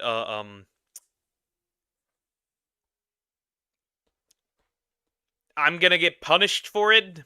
You know what? Let me fuck over the entire world. Guess who's slimy duck? Sure, GT. on everything all the time forever. It's a kid who got told no and then says, well, now I'm going to do it even more. But worse than just a child, which is typically harmless in that type of situation, it's a real product with real funding and millions upon millions upon millions of views. People will use it in this way. They'll think to themselves, haha, look at me, I have the answers, I'm so smart, while missing out on basic social interaction skills, which are sadly already painfully underdeveloped in a growing portion of the adult world. Ultimately, products like Cluely, which is just one example for today, keep that in mind, are a direct contributing factor behind the collapse of human thinking. They don't enhance the human experience, they replace it. And if having that opinion makes me a Luddite, as people love to say, hey, then I'm joining you. I'm joining you. 100%. Bro. Then I accept it with pride. I fully understand that there will be advancements from AI which massively improve the world of human socialization, like a real-time translation earbud or something like that, made possible by AI programs, where you can listen to another language, someone speaking another language, and have it translated at the same time with that person's voice right into your ear. That would be incredibly valuable. Oh my gosh. Honestly, I wish I had that already. But Cluely? No.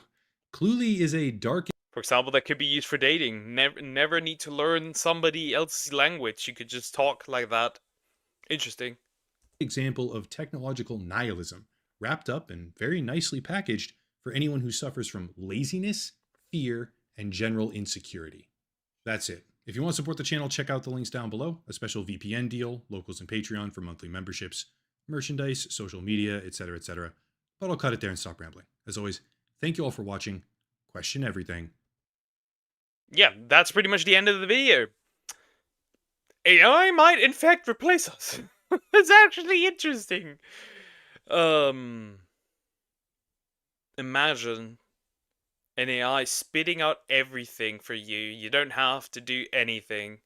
And it just replaces you. It kind of replaces everything you are. You are really just kind of... You're the flesh suit. That is very true. You are the flesh suit. With an AI controlling you, more or less. Kind of creepy. Kind of creepy.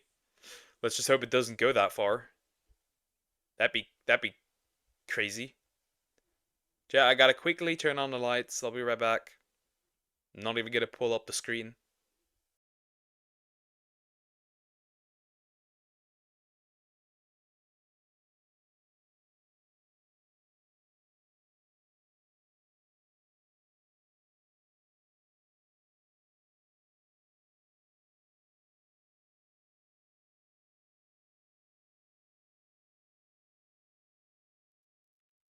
Alrighty. Yeah, just quickly turn on the lights. Usually it wouldn't be that dark in here. But the problem is that bad weather outside, no clear sky, which means it goes darker. That just happens. Anyways, the next thing I want to watch. Let me reload the website. This one. So I'm sure at least... I don't know. I just looked at this and I was like, okay, that looks interesting. Why not look at this? We need to talk about these Twitch streamers, by ref. Let's just go. So I'm sure at least some of you have heard of this content creator Caleb, who gives financial advice to various individuals. I've seen this guy before. Hi, Diabetes. How are you doing? I've been doing good. I've seen this guy before. This dude. Oh yeah, by the way, this is Ref's second channel. This guy, I've seen him before. And this is a sort of unintentional comedy where the people he brings on are so financially irresponsible and just delusional that you really can't help but laugh, right? And this latest clip I just saw about it. Does he really just pull up people? Does he really just pull up people that are just broke as fuck? A quote-unquote Twitch streamer really takes the cake. So let's watch this.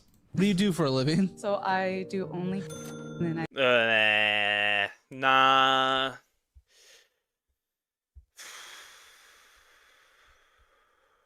Bro. Nah. Well, things are making more sense. Hey, okay, now I stream on Twitch as well. What are we making from these sources? So only is around $200. Twitch cannot be that much more. Twitch cannot be that much more. She's almost at the average of $180 a month. With OF. That's interesting.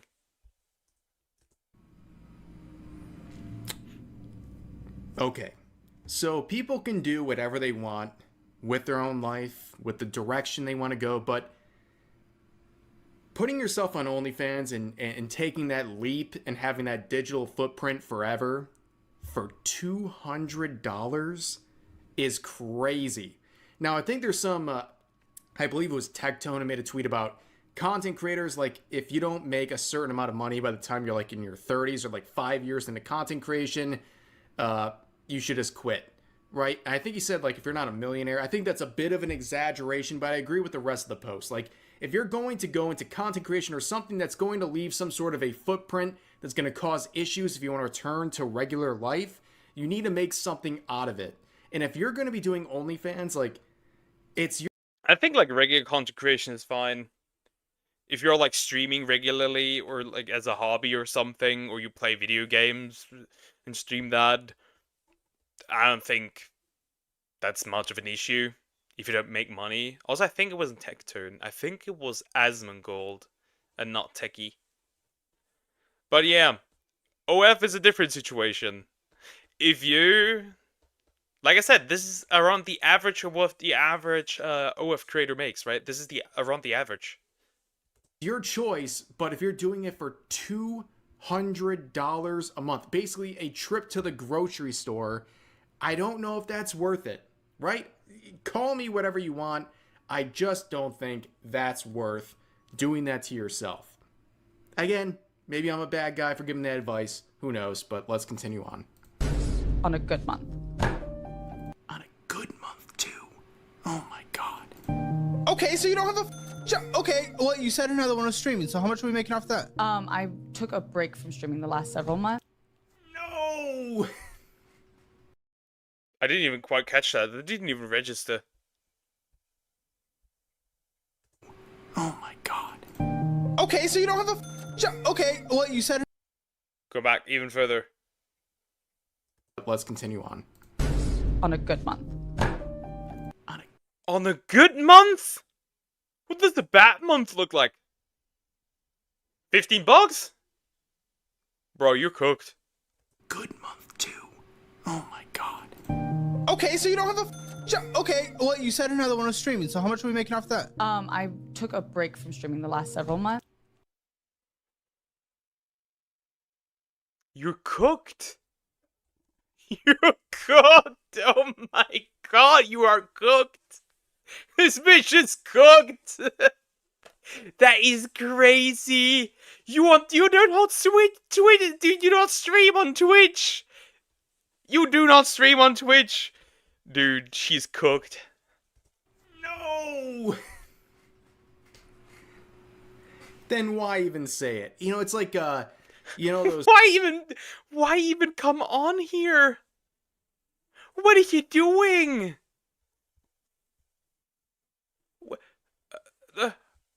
Why even come on here? What are you doing? Why are you even here? Typical like OnlyFans type girls who they also stream on Twitch, but they do so to capitalize on like recent trends that are like super hyper sexualized. They try to push the TOS as far as they can go, and they do it with the expectation that they're probably going to be banned, but they don't care because they'll be banned for like 2 days. Like there's some content creators who have been banned 13 plus times, and their longest suspension was like 3 days. Because and they're getting their back blown out on stream, and you could see it in a reflection. Or that also, not just women do that. There's a dude who got head during his stream under the table, under his desk. Did not get banned for it. And you could clearly tell that bro was doing that. Because Dan Clancy can't stop gooning to them. He has to bring them back. And it's a really sad trend. And again, we're talking about Twitch. We're not talking about like adult content websites. We're talking about Twitch, where they go on there and they try to basically max out as much attention and subs as they can get. They get banned for 2-3 days, and they come back and they rinse and repeat. They're not there to play video games. They typically have a little small space, like 1/20th of their screen is the actual gameplay, and the rest is a camera so far up their ass, you're practically seeing their colon. Okay, like it's ridiculous. We've been dealing with this for a very long time, this masquerade as content creators, but Twitch has incentivized people to do that, right? So I don't really know. It's a matter of don't hate the player, hate the game, and hate the people who are supporting the player, I guess, through subs and bits and all that stuff. That's still crazy though. You can't tell me that isn't crazy. You can't tell me that isn't nuts. You cannot tell me that. I still cannot comprehend. She's on an OF for $200. And she does no longer stream because she took a break. How can you be this financially irresponsible? But they're taking advantage of Twitch and their inability to moderate their own website and to treat these individuals fairly under their own TOS that they weapon. They don't do that. They don't do that. Obviously, because it makes money. They kind of also, do they even need to particularly care as long as they have Amazon's back? Because remember, Twitch apparently does not make any money, like whatsoever. It doesn't. Weaponize against people who are doing far less to violate the rules than some of these other people. But anyways, doesn't really matter because this person who's looking for financial advice is not even streaming. They're not even streaming. So the masquerade that they're a Twitch streamer is ridiculous. Like, I'm sorry, this is foolish. This is a total cop-out. They're trying to legitimize themselves as a content creator, but they're selling adult content. That's it. And then on a good month, they're making $200. Just work at McDonald's at this point. Like, it just work at anything, to be honest. Just work at anything. Just, bro. I make more than you do on average. With YouTube, what is this? It would give more benefit to society. I'm sorry. That's rude, I know. But that is not a real job. If you're only making $200 a month on a good month, and that's really the primary income source, come on. Let's just be honest. I think sometimes being harsh. They made like 250. Like between 200 and 250 a month. And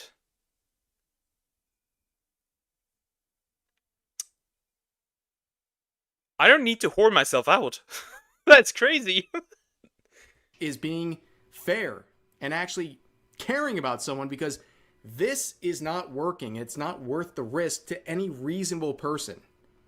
Because I had some health issues recently. I had a collapsed lung. Why?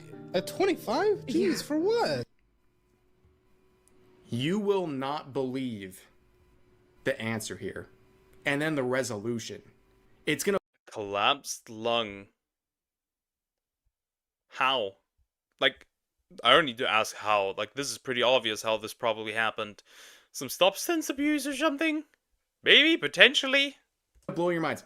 You think I'm overselling it. I promise you, viewer, I'm not. I was vaping and I hit people. Stop with this. We're finally starting to see content. Yeah, just like anything else, people watching this, you're an adult. You can do whatever you want if you want to vape. She was vaping and she hit what? Did that thing just blow up? No one's gonna stop you, but if you have the ability to not, just don't vape. Like, there's no actual benefit. You know, you could do something better than that. There's no actual benefit to most things. There's no benefit to smoking. There's no benefit to drinking. And people still do it. Like, again, if you want to do that, I don't care. But if you have the ability to not, you probably shouldn't. Let's just be honest. Right? Consequences. Yeah, and that's the thing. Really? Is, a collapsed lung? I now smoke cigarettes, but I was smoking. No! This bitch is retarded. There's no way. There's no way. Vapes. Lung collapses. Continues to smoke. The brain is not braining. Oh, what? What are we doing? Oh, I had a collapsed lung because I was vaping. So I instead went to cigarettes. Be fucking for real. Come on. Dude, no way. She can't be serious, right?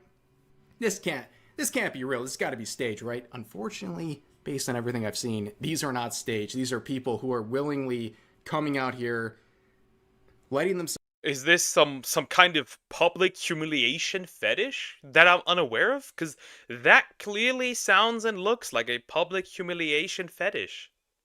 Themselves be humiliated through their terrible decisions for, I don't know, the chance for advice or attention. Who knows? But they're not lying. They often bring their bank statements and stuff like this to this guy. So I don't know, man. What? So, we have a collapsed lung and we're smoking I got permission from my pulmonologist because... I don't think that's how you say it. Now, I'll admit, I mispronounce things all the time. I butcher words, I stutter, I do stuff like that in my videos. Don't worry. I admit to it.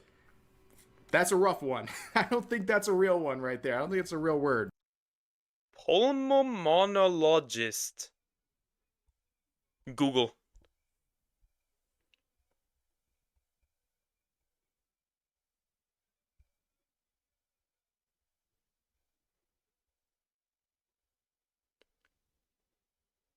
There's a slight, I think, there's a slight butchering. So pulmo, that one is fine. That part, it should be pulmonologist. So this part needs to go. Because of the fact... Pulmonologist? I can't pronounce. Pulmonary doctor, the person for my lungs. What do you do for a living? If they said that, they need to be fired. That's crazy. That's crazy talk. What are we doing? Someone who's trying to give people advice and take care of their lungs is telling you to smoke cigarettes as an alternative to vaping. So they can probably make more money off of you. Just my opinion, though. Dude. Can't be real. Like, there's no way... Two scenarios. Either that never happened and they're using that as a shield to justify smoking cigarettes now after having a collapsed lung for vaping so much, or that is the most irresponsible, unprofessional person that's in the medical field ever. But anyways, I thought this was ridiculous and worth a reaction. If you like more stuff like this, let it be known in the comments section. That was ridiculous. I feel like I've lost like 20 more brain cells. Very interesting. That's what it felt like. I lost like 20 more brain cells. Pretty cool. Pretty cool. Love to see it. I need water. I need so much water. I've received complaints of drinking so much. Thanks to these reaction streams. Because I yap a lot, so I need to drink a lot. It's usually what happens. Alright, now this next one I want to see. And I have not seen anything about this yet. I have not seen anything. Rare occasion where I will react to Tectone, I guess. And I usually don't react to Tectone. God, what is going on with this browser? Something's weird about this browser, I swear to God. Now, I have seen pretty much all of this Cinder thing. The documents, the things people are pointing out that might not be as clean as they should be. The only thing I've not seen is this. And I couldn't find anything except for Tectone. Since I'm not subscribed to Tectone? Did I get unsubscribed? What? That's a new one. I thought I was subscribed to Tectone. Never mind. Shalili and Bao forced to tears after the Cinder controversy. Yeah, let's just look at this. Yeah, let's go ahead. I might need to... Oh no, Tectone is above, that's fine. There's a lot of hurt feelings going on in the VTubing space right now. And I believe that when someone is crying, a lot of the truth comes out. Oh, we're hearing people cry. So if crying makes you uncomfortable right now, if crying makes you uncomfortable, just saying, you know, you can leave. Intentionally or unintentionally. And this situation has been very hard for a lot of people to deal with. It has. I'm not going to react to all of this because there's a lot more, and I'm trying to be sensitive of the subject, but I think it's important to kind of showcase. So it's going to be a react-ception. Me reacting to Tectone, Tectone reacting to Bao and Lily. Just how much this is hurting everybody. And, you know, a person who I care about quite a lot, Shy Lily, was forced to tears from how awful this whole situation is being. And it kind of breaks my heart that things are getting this bad. Once again, I'm not going to play this whole thing. I just want to say right now, things are very difficult on the Twitter side, the social media side, for all the VTubers involved, for all the people involved, and everything that's going on with the Cinder debacle. It is a shame that no one really got a legitimate apology from Cinder, that she wasn't trying. The only one that got, in my opinion, got a somewhat legitimate apology was the dude that she sexted when she was with Redacted. That was the only one I feel like, when reading her apology, that gave me the feeling like, yep, she actually means what she says here. Which is weird as hell. Which is weird. That is weird as hell. That you basically give the dude that you used to cheat on your boyfriend with, to, like, you give him a more heartfelt apology than the people that you consider your friends, somebody you're close with. Also, another reason why I don't let people too close to me is because I see this shit all the time. At least for VTubers, which is why I don't only do my own thing most of the time, and I only interact really with like the Christian VTuber space and VTubers that I morally feel like I can align with. Trying to downplay and divert and scapegoat off to her boyfriend, and I think it's important to showcase. Another thing that I find hilariously disgusting is everything. I wonder how the dude, genuinely, I wonder how the dude feels. He kind of sucks, but I genuinely wonder how the dude feels.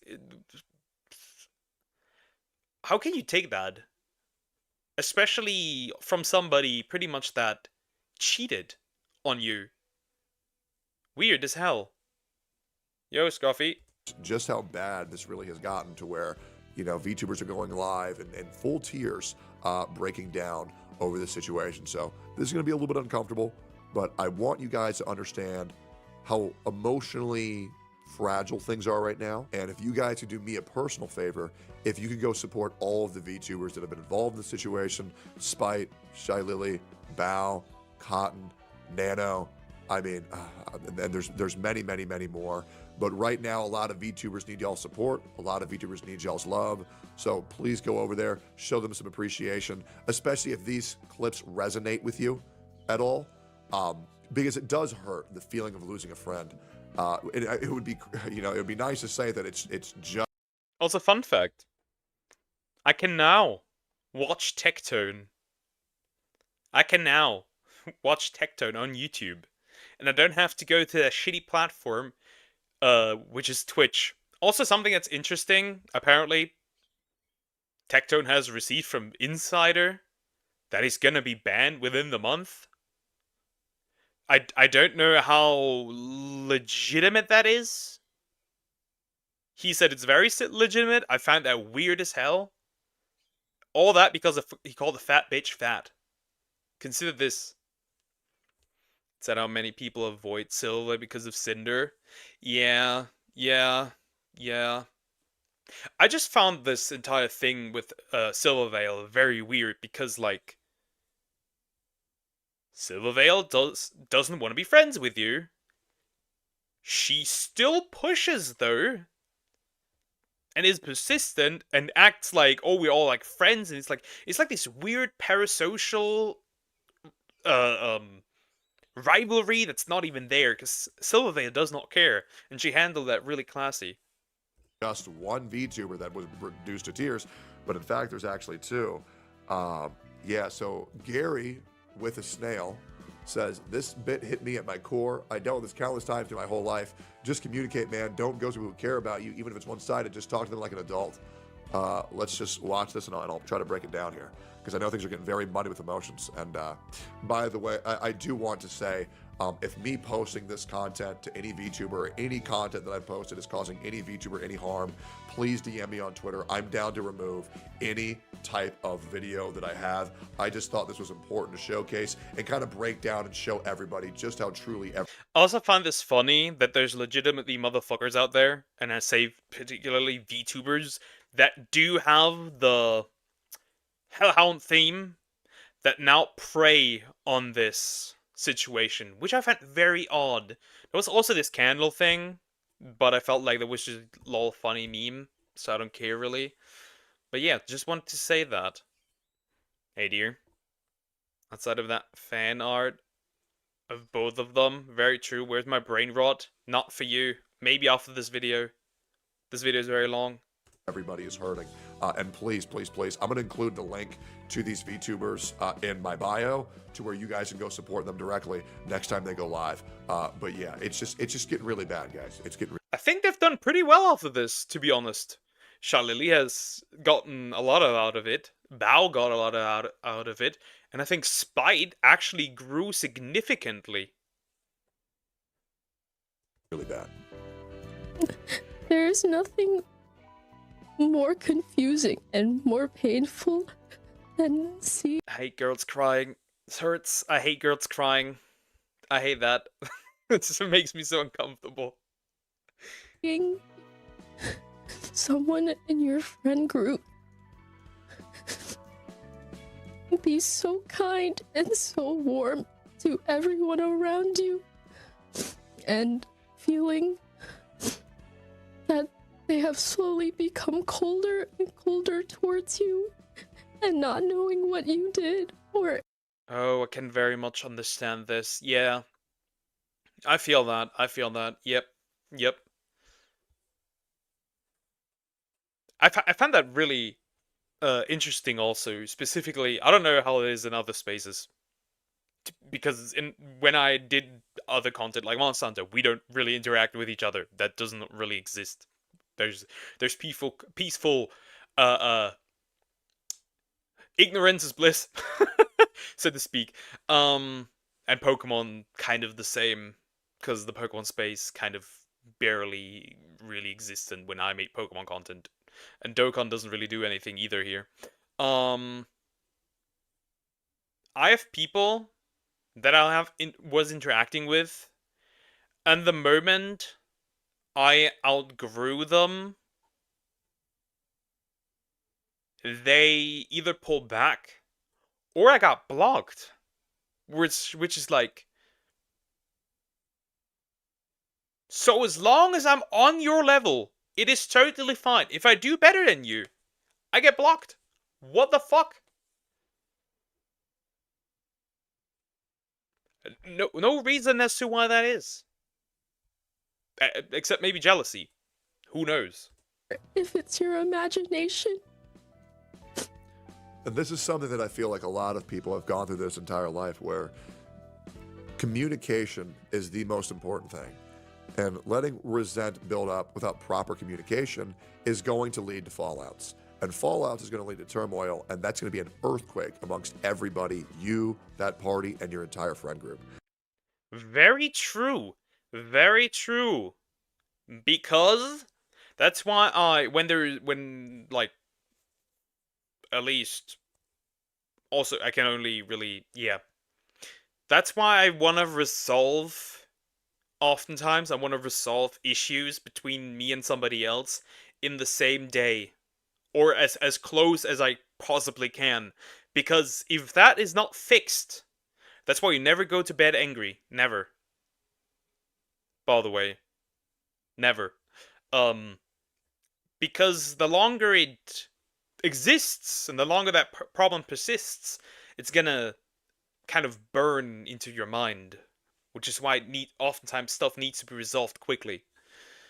I would never cry in front of my community. Yeah, but these are girls. Only in Poke's community. If you're about 8 feet a foot, then you cannot be my friend. As a guy where I've, and obviously my Twitch chat's here, my YouTube chat's here, you guys have seen how many people I attempt to help who stab me in the back. This is that is ridiculous. Tectone here, bro, helps so many people and gets fucked over so much. It is wild. It is actually wild. It is crazy. I kind of question how this man can even let people still into his life. Like, I would be shut off if that would happen. Not gonna lie. You cry too, Poker? Yeah, but only in crucial moments. Heartbreak or if I really love a game and I finish it, that's a different thing. I want to remind you guys, this is something that I actually forgot. So first of all, I had dinner with Cinder's manager, with Mythic, yesterday. And they reminded me of a lot of things where, I'm not sure if you guys know this, I was actually the one who got Cinder into Mythic. And it kind of fucks me up a lot, because getting... Maybe I want to move my chat a little bit. Yeah, maybe I want to move my chat a little bit so I don't block too much. Maybe over here, that's fine. Yeah, for the time being, that's fine. Getting people into Mythic is a fucking big deal. It makes people a lot of money. It is the greatest ad agency of all time. It's not even close. And this is something that I completely forgot about. Yeah, I think even Kirsche is with Mythic, if I remember correctly. I'm not big enough to even do such a thing, to be fair. To be fair, if I could get sponsors, I don't get sponsors because I don't even have a business email where people could even reach out to me for sponsors. Also, I'd be kind of scared that if I click a link, I'll just get evaporated. And I guess I feel somewhat responsible, in case you guys are wondering, Cinder's manager, the collaboration manager, I went to go eat with him. He was the one who messaged Silvervale to perhaps collab with Cinder. I'm sure you guys saw that screenshot. And he's a great guy, by the way. He's a great guy. But I somehow feel responsible knowing that I gave someone such a life-changing opportunity, and somehow maybe I'm at fault for causing the ripple effect. I don't think so. I don't think so. Because Cinder would have done this regardless. I don't know. What does he mean exactly with that? Like, Cinder blowing up like that and stuff? I've played Among Us with a YouTube live streamer. Okay. Jerry Roxel. Okay. Okay. Of setting up Cinder for financial success so much. Oh. I think that has more to do with the VTubers that she surrounded herself with, like Bao, Lily. There's probably others as well. I don't think so.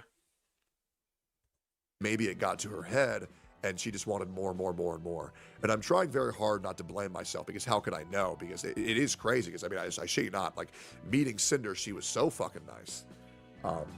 But I often have a bad time blaming myself during all these ordeals.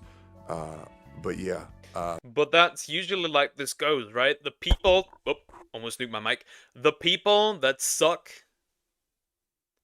they act nice. And I feel like there's also, now that he mentions that, and specifically the context of VTubers, there is this weird toxic positivity thing, and like, where, how do I put this? We're all such, the space has like created this idea that we're all like a big family, and like, no, we're not. That's not the case at all. There is no VTubing community. There's a VTubing space. That is the most accurate description, but we're not one big family. That does not work like that. And this just once again proves it again. It's just difficult, and things are very muddy right now, and that's why everything is very... This is why something like that, it is a big deal. But the reason why it is so as big as it is because VTubing has this kind of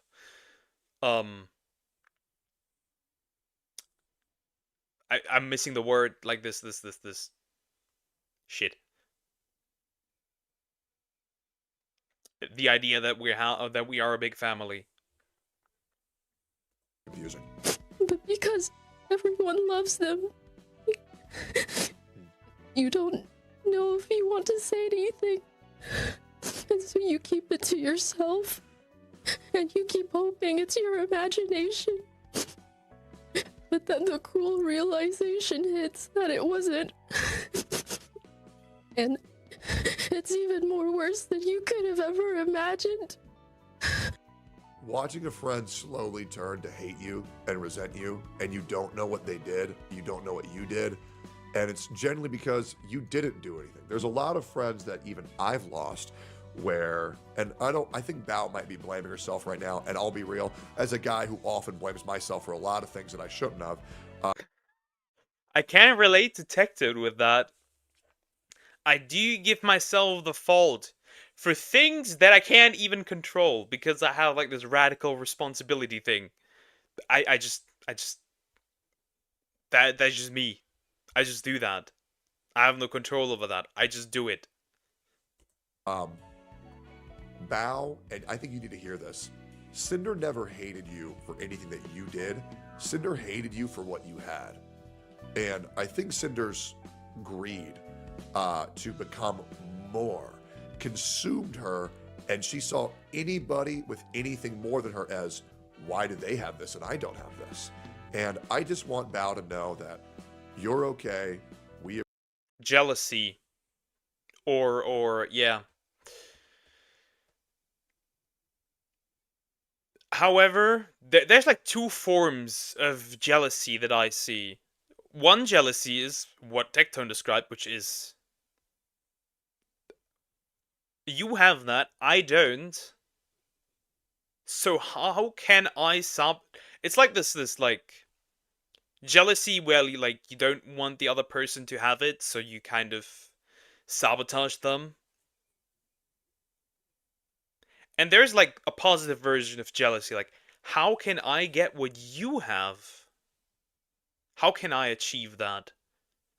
And like, you work on that and you improve yourself without sabotaging somebody else. So you can have it. They don't.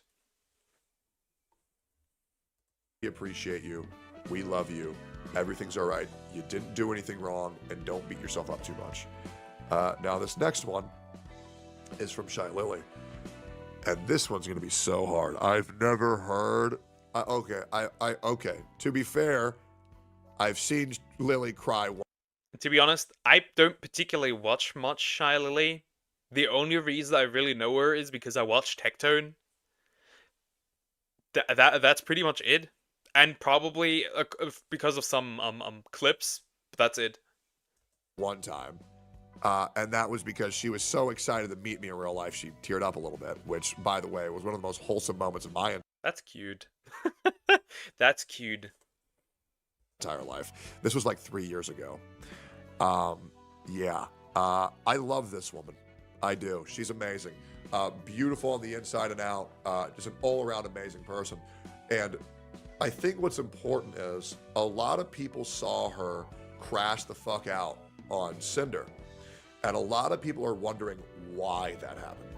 Well, I think this clip, and I'm not going to play all of it, I think this will kind of explain how deeply hurt everybody is from this, because right now there's this narrative going on, and I hope that I'm wrong. I'm usually not wrong. A lot of people are saying, okay, guys, enough's enough. Leave Cinder alone. She doesn't deserve all this. And I feel like if the community starts holding people's hurt emotions against the VTubers, that some VTubers are going to be bullied into apologizing when they really shouldn't. And that's why I kind of want to make this video, is to show how real this is, to show how raw this is, to show how hurt they are, because people are thinking to what they did to how people are acting is disproportionate. It's not. And I'm sorry, guys, it's not. For me, it's like, I don't even know if Cinder can recover from this. It really depended on the apology. And we all know the apology is horrid. Like, the only one you really addressed was the dude that you cheated on with that you used to cheat on your boyfriend with. That is the only dude I feel like you actually apologized to, and everyone else was like a half-assed apology. Either no, there were two ways this could have worked: no apology, or an actual good apology. Not whatever this half-assed thing was. No. The VTuber circle is so tight-knit, it's so involved, that when someone who is so heavily tied with everybody else becomes a bad egg, and you realize that every moment that you had meant nothing, it hurts. It sucks. And to weaponize that against the girls is incredibly toxic and incredibly fucked up. We need to understand there are real people behind these VTubers. And I know a lot of people want sunshine, rainbows, and... To be fair, not a lot of people are going against, like, these girls. At least nobody goes against Bao.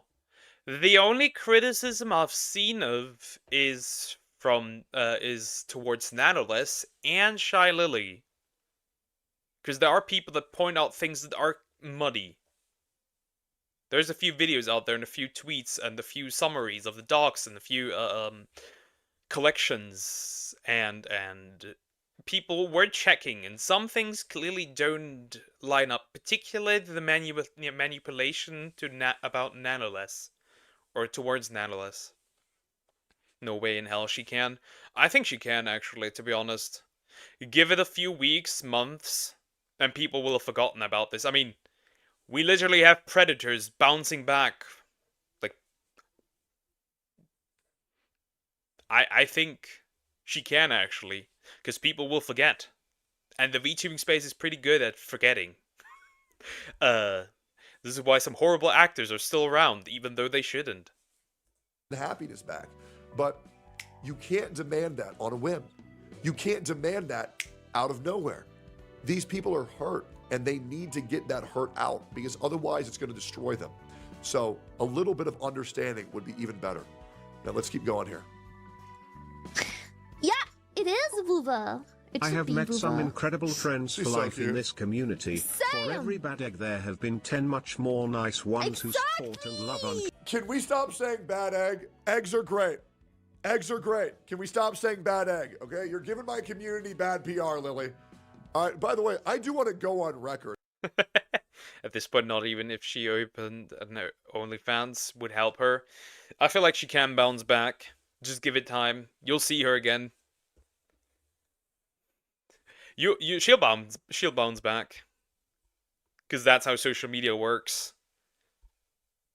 And Cinder said that she didn't get a proper thank you for her raid because she only said the Pyro Pups.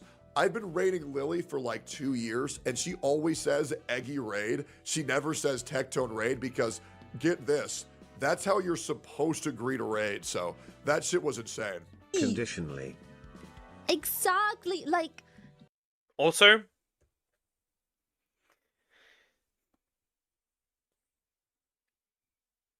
I find it just really hilarious that what I've seen about like Cinder's past,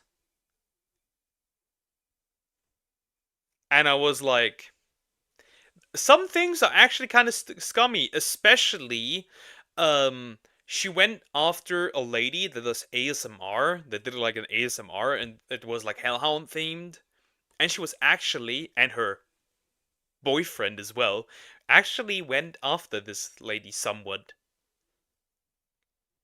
Because back then, the good old days of your likes are public. I know, I'm emotionally too close. So this jealousy, this protectiveness of her own brand, that is nothing new. We have seen this already, in a way. To make unbiased statements, but this is not a VTuber thing. This is not a indie thing. This is not a girls thing. This is a person. This does not. People always make this such a Side note, and I hate to gush, Shy Lily has my favorite VTuber model of all time. I agree, because it's mostly really just, not just because of the looks, it really just is how she moves, right? The way she moves is just like, bro, how do you do this? This model is insane. This is just a crazy model. It is true though. It is a really good model, and she's really good at like movement of that model. I just love it. It's so perfect. You know what I mean? But her 3D VR chat model, that one is peak. That is the best model of all time. bigger picture where they just drag in the whole fucking everything. It's not. It's such a big deal because it's one person, and this isn't the norm. That's why it's a big deal. It's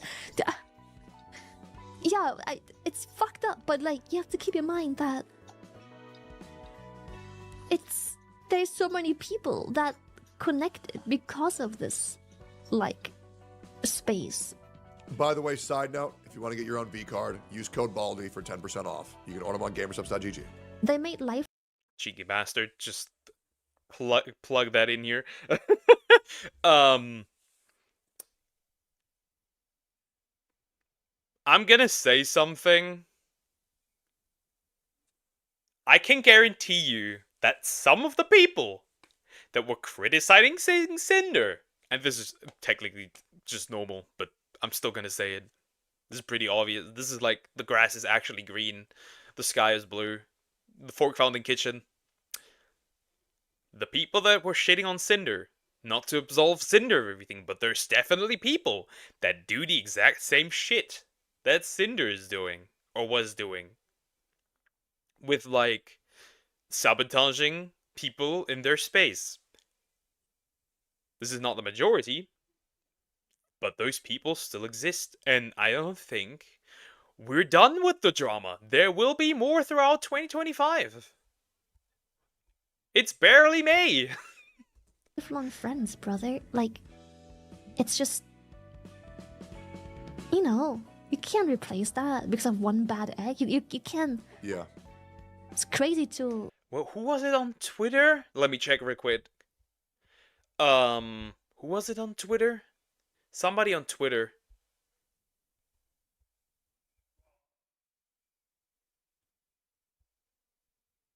Some VTuber. I don't know who it was. I forgot. But some VTuber said the 90% of the space is like this, and that's why you have no friends in here, and I'm like, that's very blackpilled and over exaggerated. That is not true. Just because you have nobody doesn't mean everybody else doesn't have anybody. I mean, the Christian VTuber space seems to be doing pretty fine. There might be some bad people in there, but that one's doing pretty fine. To make it seem all just like a blanket. Sorry, I'm so emotional. I can't talk about this unbiased because. So what she's saying is a lot of people are freaking out on who's real and who's fake in the VTubing scene.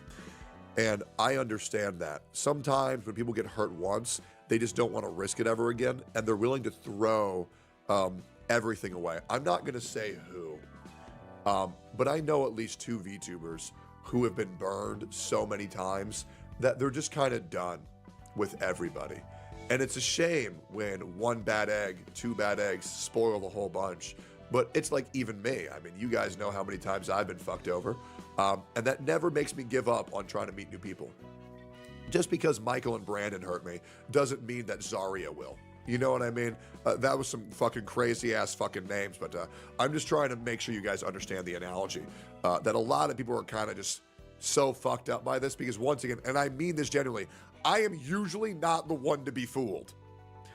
Even I did not see this shit with Cinder coming. And I think, as no joke, a top 5 player in North America for Among Us, I think I'm a pretty good read at people. Is that real? Is he for real with this? Does he actually compare that? Because everything, like, happens in DMs. Like, they don't do it out in the open, right? That's why you don't see it coming. Especially if they're literally at least top 5 indie VTubers. At least. That shouldn't happen. That is of course that comes out of nowhere. That shouldn't happen. You sabotage the competition, even though you're almost pretty much hello. You're a partial owner of gamer subs. You're pretty much almost number 1. Why are you sabotaging people that are equal or lower than you? That's a real statistic, by the way. 2022, top 5 North America Among Us. Even I got fooled by this shit. So just imagine how, and I'm going to be real, to replace a more severe word, a lot of VTubers in this space, they're just a little bit silly, and they're very easy to fuck over. And that's kind of the problem. And so if I didn't see this coming, I don't expect anybody else to see this coming because it was from fucking out of nowhere. I'm too close to the fucking topic, bro. Like, you know, one nasty egg doesn't make you throw away the whole fucking box of eggs, bro. That's just, you just remove the nasty egg and you're like, ew, what the fuck? You're not gonna never buy eggs ever again just because one of them was rotten at some point. Hell nah. Some people are doing that with food. They had like one experience with a particular food, for example, as a child, and they're never touching that again. That is a thing that exists. Not gonna lie, that does in fact exist. At least with food. With humans, not so much, but with food, that does exist. You can't blame the whole egg industry for one rotten egg. True. That's crazy. True. Suki, hello. Yes, it's Phil. I've met such lovely fucking people, dude. Also, I have to point this out. When we had the Bow clip playing, I was really like, the music doesn't fit at all. Whoever chose that music, you're a madman. Yeah. Saying it's all of those people when I literally have things in this very room. And this room I don't keep any things, but when I literally have things in this very room that is from people I love and support, and I've done the same. Like, I think the thing that has been the hardest for me in all this is the personal conviction. I've been realizing that as I've been researching and working on things to try content creation, that I've been trying to do and think about what and how others do things. Not about how I want to do things. And I'm realizing the only thing separating me from others is that I do have these ambitions and dreams and desires, I just haven't acted or given into them. I'm hoping I can be better. I'm only okay. Real quick, if you're not caught up on drama, you're so good. To the people who do know, having ambitions and goals. I think it's so important to get caught up on this shit because it's heavily affected the entire space so much. I know a lot of people want to not see drama and live in delusion, but I think it's so. Yeah, we're all such a drama-free. I want to have a drama-free space, and like, we're all such good people. Once again, I gotta bring this up, that the space does have itself given the title of big family, which just isn't true. Hi Cube, how are you doing? Hope you're doing good. Chicken Jockey? I'm more like Google Docky.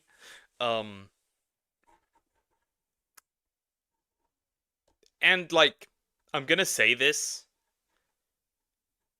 As much as you don't want to be involved with drama, either drama is gonna get involved with you, or you don't call out back actors when you see them, and it's odd. Important to get informed on what's going on in the world. Yeah. And the need for growing and a specific drive to keep up with your peers. All of these things are normal. All of the it's just business. All of these things are normal. Can somebody make me an "It's Just Business" emote for whenever I can enable that on 7TV? What isn't normal is true. It's just business. An emote. And in addition to that, we need memes. We do have memes. Google Docky. We had a candle. But ain't more. putting down others, sabotaging and manipulating them actively, while on top of that, also playing two sides of the coin at the same time and playing one personality in one regard and another personality in another. Yeah. You know, like literally, quite literally. Using your friends as stepping stones for success and watching them fall into the pit so you can achieve the mountaintop is fucking disgusting behavior. Kind of, yeah. Because you're using somebody else's resources that they're willingly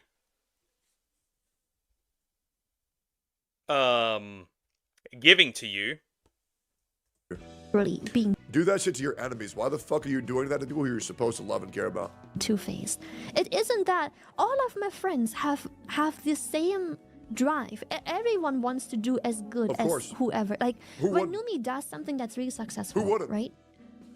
You can be happy for her while at the same time getting the energy and drive to also do something as great, fun, and grand as she did. Without feeling malice, jealousy.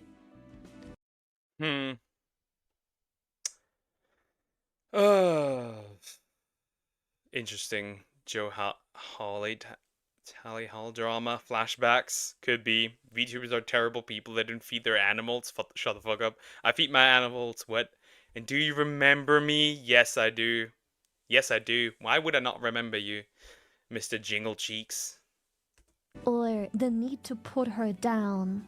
You know, like, you can be excited and happy for someone, but at the same time, having that be the reason that you also want to give it more. You also, it reawakens your drive to do something. Be like, man. Camilla's a great example of this. Camilla's one of my favorite VTubers, a very good friend of mine. I love her with my whole heart. She's always been good to me.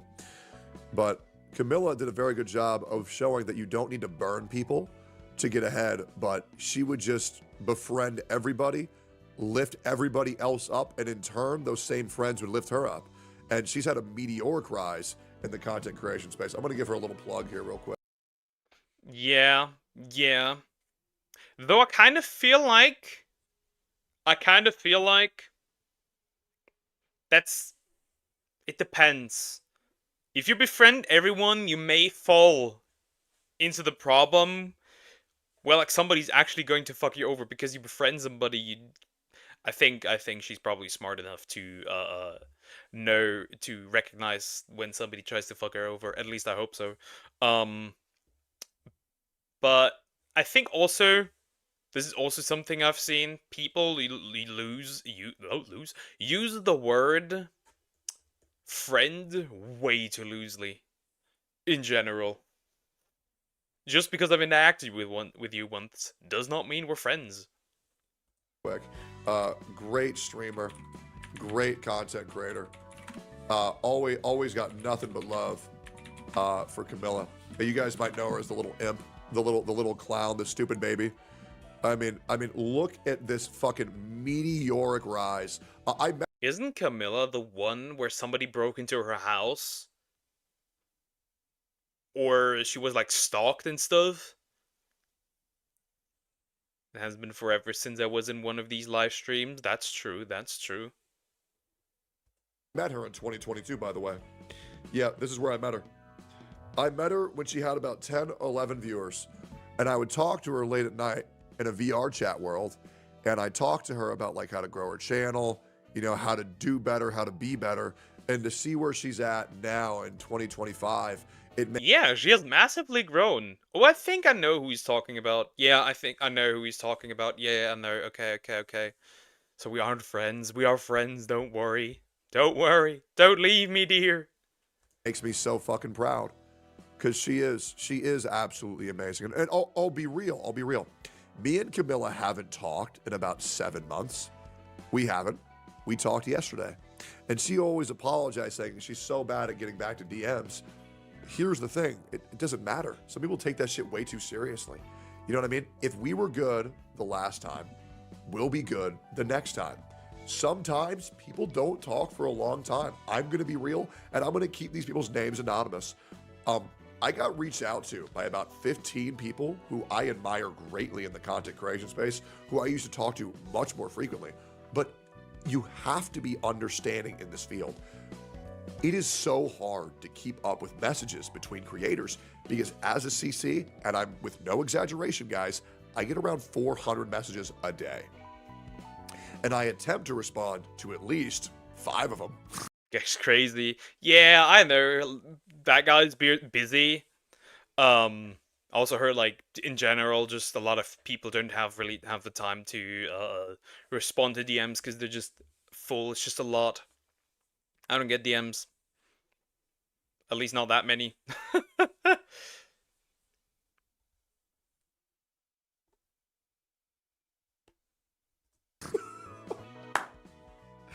But it's hard. It's hard, bro. It's hard. So having understanding, sometimes you got to grind that shit. It is what it is. But if we ever find ourselves in the same area, we'll always be good. But yeah, you don't need to burn bridges to grow bigger. Just be good to those around you, and those that you were good to will be good and turn back to you. Man, that's so cool. Now I also want to do this, you know? But what you wouldn't do is undermine Numi's success and ideas and everything she's done behind the scenes and sabotaging it so I can do it bigger and better and grander while saving face. I'm sabotaging deer. I have the perfect idea for content. I'm sabotaging deer. I don't know. This just was not necessary. It just wasn't. You're already at the top. Why do you want to be more on the top? As like the undeniable number one. I just find that weird. Just unnecessary. In front of her. Yeah, do this shit to your enemies. I'll be real. There was a streamer called envtuber that was a massive piece of shit. Mint picker! The mint picker! Bro was crashing out of being called a mint picker. Right? I fucking hated the guy.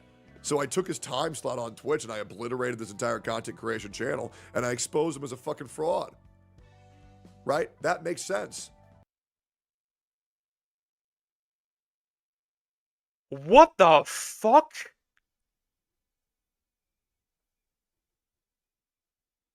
What the fuck? Dude, that is evil, but also understandable. That is so hilarious. To summarize again, Enviosity was a piece of shit, so Tectone took over his started streaming at the same time as Enviosity and stole his viewers, which basically nuked this man's career. That is crazy. That is based in a way. That's crazy. But if I were to go do that to like Sophia or like Laro or Shinya or Gotcha Smack, like, what the fuck? It's just a fucking rat-ass behavior. Like, tearing down your homies is insane. Bro, that is crazy. Even they're not through the darkest days, the fire burns always. Okay. CM Punk, okay. Yo, Poke could jump out of the window for a single penny. I'm gonna throw you out for a single penny. Actually, I'll throw you out of the window for free. Kiss, kiss. I've returned. Today was a surprisingly short work day. Ooh, nice. Good. Just find the motherfuckers that you hate and do it to them. Being happy for her and encouraging her to do these things and being so proud of her while behind her back, sabotaging her at the same time. It is completely normal to have it. And whenever my friends do something, I'm like, fuck, that's so fun. I also want to do this. Same. Or something like it. When my friends get a cool... Yeah, some of my favorite memories were like, oh, dude, Asmon and Emmy are going to play this game. I want to play it too, so we can see who does the best. Like, our Only Up was so fucking fun. And I remember Emmy... Oh, this is making me... I feel like it is okay to have rivalry, right? It is, okay, right? But it has to be a friendly rivalry. Like, you can't have friendly competition, that's totally fine. Just don't do what Cinder did. Yeah, reminisce. I miss those two so bad, I'm not even gonna fucking lie. I do. I love those two so much. They were so good to me. And I'm trying not to get sad about it. We still talk. We still talk. But don't get me wrong, guys. I do miss steak and eggs. I do. And I've never admitted that publicly. But I do really miss steak and eggs. I miss our weekly talks. And I told them that I wouldn't say that because I don't want anybody to get sad. But I fucking miss that podcast, bro. I love it so much. It was such a good time. It really was. It was such a good fucking time. Those two were some of the best friends I ever had in this space. They were so fucking kind. Legit. But yeah, it hurts. It does hurt. Cool new model, I'm like, fuck. It's been like 2 years. I also want to have like a cool new thing. I can feel the drive reawaken of wanting to do cool things. I'm like, I also want to do this. When my friends have a cool collab idea, I'm like, fuck. I also want to do this. When my friends play a cool game, I'm like, fuck. I also want to play this. Oh shit, oh god. This topic gives me goosebumps, bro. But like, exactly, I use it to be uplifted by it, to be encouraged and... Yeah, you get encouraged and inspired by your homies. You don't think, oh, I'll do it better and I'll take...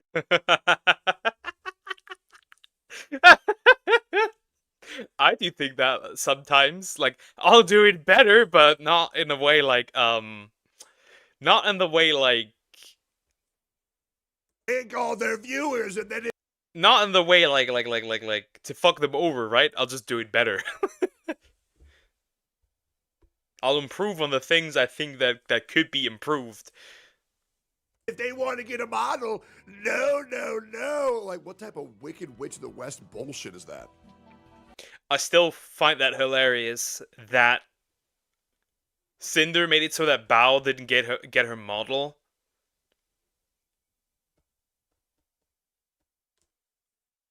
So Bao vented in a group chat that the only one who did not say anything was Cinder.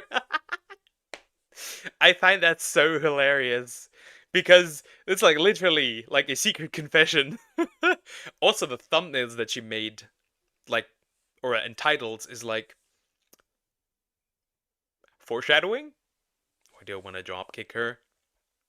Don't do that to poor Shy Lily. She cool, she cool. I had a friendly rivalry with the top 5 throwers. When I used to throw with trash, I was the second best thrower because I knew most of the routes pretty fast and strong. Yeah, just like 30 rivalries, that's fine. I'm just glad to be surrounded by people that give me the drive, but not taking them down. Exactly, being inspired by them isn't the same as wanting to undermine them. And this is where the big issue comes in place, you know?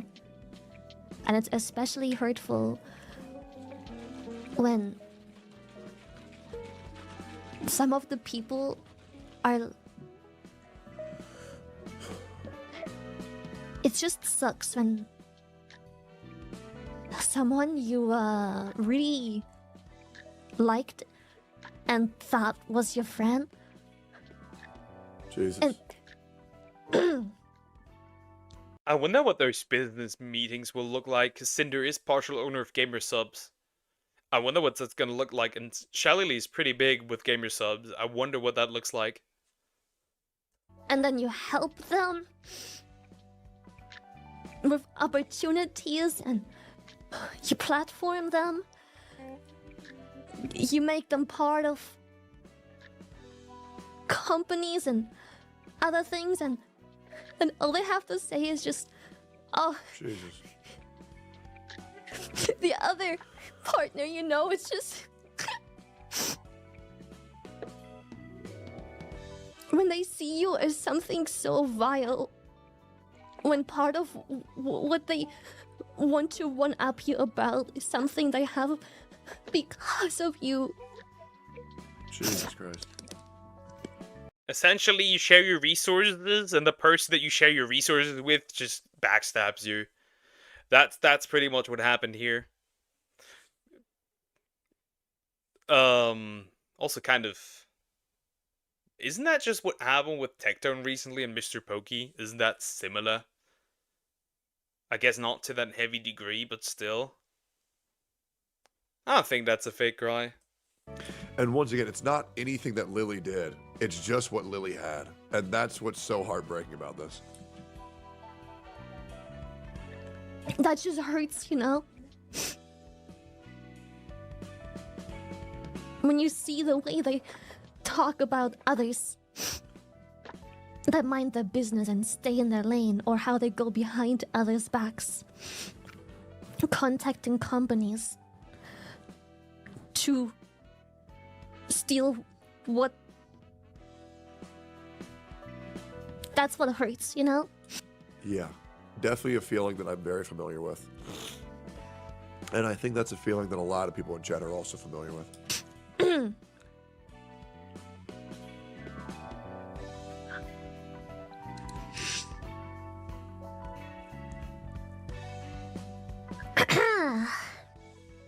She can recover quickly. I cannot do that. If I crash out, I crash out. She can do that, apparently. I cannot. But she's also pretty good at entertaining, so that makes sense.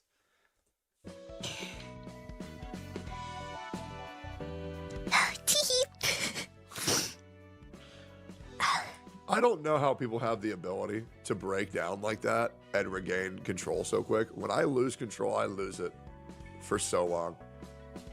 So like the mental fortitude it has to talk about this shit is actually so impressive. I need like at least 5 to 10 minutes to recover. It depends on what is long. That depends. Tee.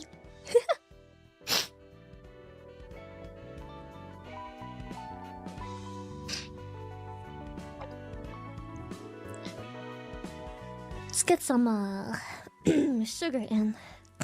There you go.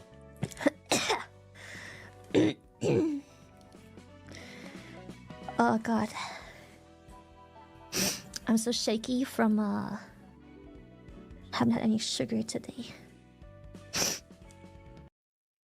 She should have plugged gamer subs here. She should have. Oh, I'm so shaky today because I didn't have any sugar today. By the way, did you know that my gamer subs is back in stock again? The blowhole blast.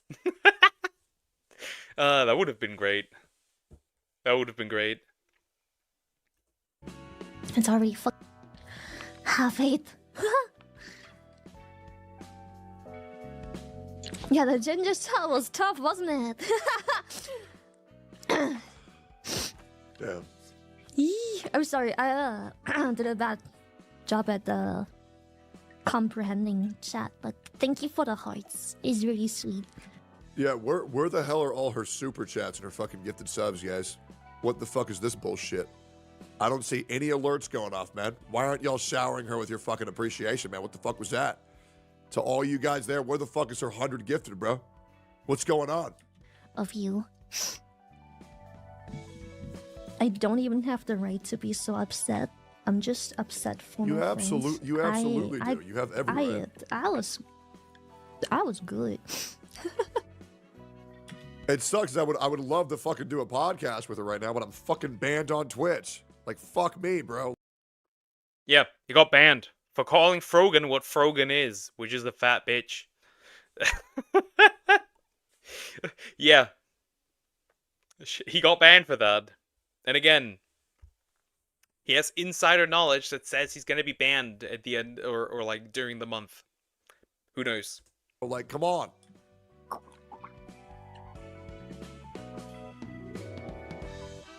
Yeah, I'm just passionate for them.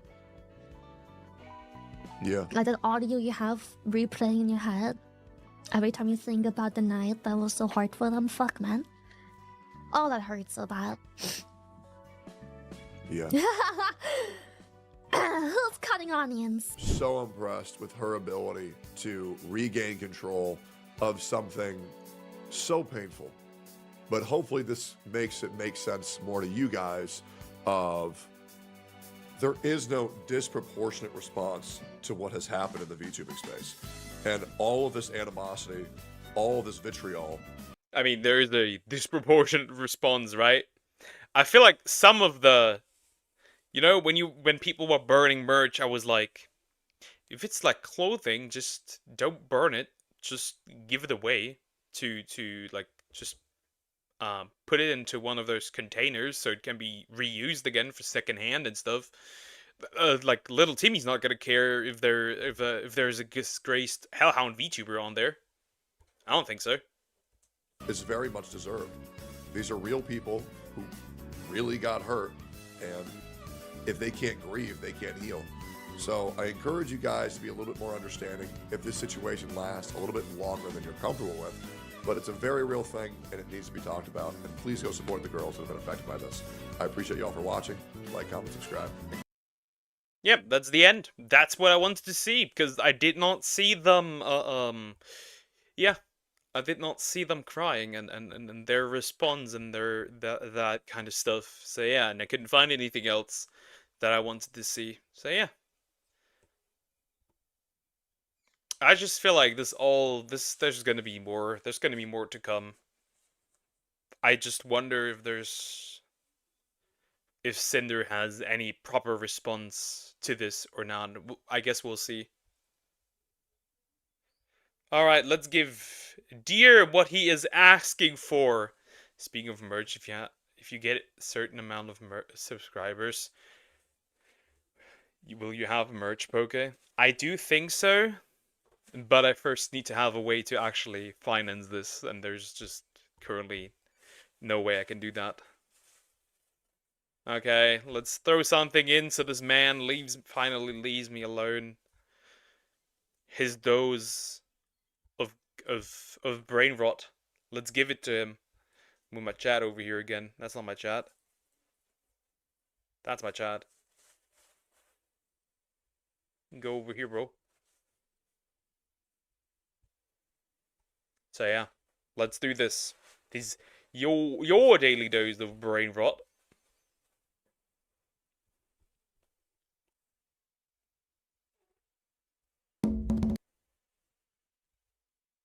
Some things never change by Coty Animation. This, by the way, also has bastardized my my front page because of this. I will never forgive you, dear. Let's just go. What the fuck? They have lasers in their bellies. I want the slimy beanie, sure. I swear I lose brain cells every time I see one of these videos.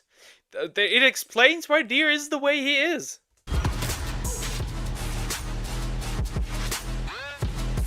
Be chat to win. Motherfucker, why am I seeing this constantly? Why am I even looking at these constantly? This is literally the peak of brain rotting. Why? Chat, I need a break. I do need a break. I will be right back after this brain rot session.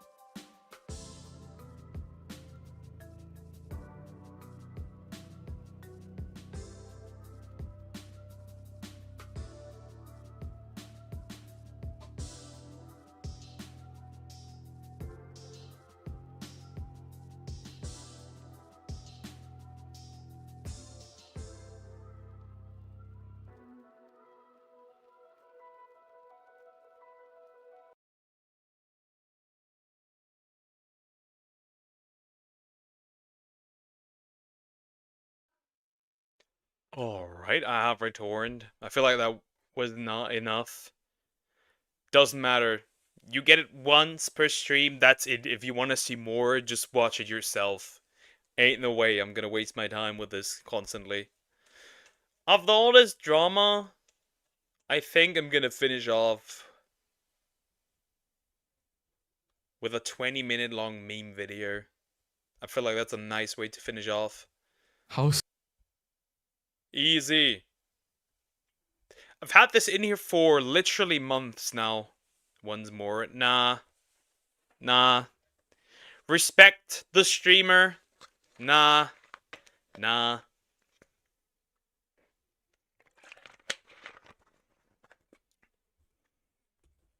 No. No. No. No. No. That boy. No. Anyways. Memes for Guys by Vaskel. I've had this in here for months. I actually had this as a recommendation. I've never actually watched it though. That has been here for ages. So yeah. And we start with a classic. How straight men eat popsicle. Everything you do that looks not masculine is gay. How straight men eat popsicles. Women won't date a guy that lives with his mum, but will date a guy that lives with his wife. Some women do that. Like I said, I think some of you guys told me there was this one guy who did an experiment, who was actively saying that he was married, and then hooked up with girls, and then revealed to them that he was not married, and they were crashing out. Guys who joke about having a huge pee-pee. Guys who joke about having a small pee-pee. I mean, I don't know. Also, that's not small. People who say they have a small pee-pee, or the people that say I have a big pee-pee, but it's this is not small. This is big enough. This is fine. This is fine. No one. Every guy after watching Not Safe for Work. I'm a man steeped in sin. Post-nut clarity. Girls, stop body shaming. Also girls, I only date tall guys ultimate knockout. Tall guys. Small guys, tall guys. Okay, that one's funny. I hate old people, man. I was in the war. Congrats. I'm gonna be in the next one and they have laser beams now. I'm gonna die in a way that you could never imagine, you old sh. Google on Men's Day. Google on Women's Day. It smells like simp in here. Yeah, that's true though. That's true. This month, by the way, is Mental Health Awareness Month. Reminder: take care of your health. Check in on your buddies or girlies. Next month is Men's Mental Health Month. Check in on your buddies. The world. Men should show their emotion. Men shows emotion. The world makes a meme out of it, men. This isn't fair, considering very true.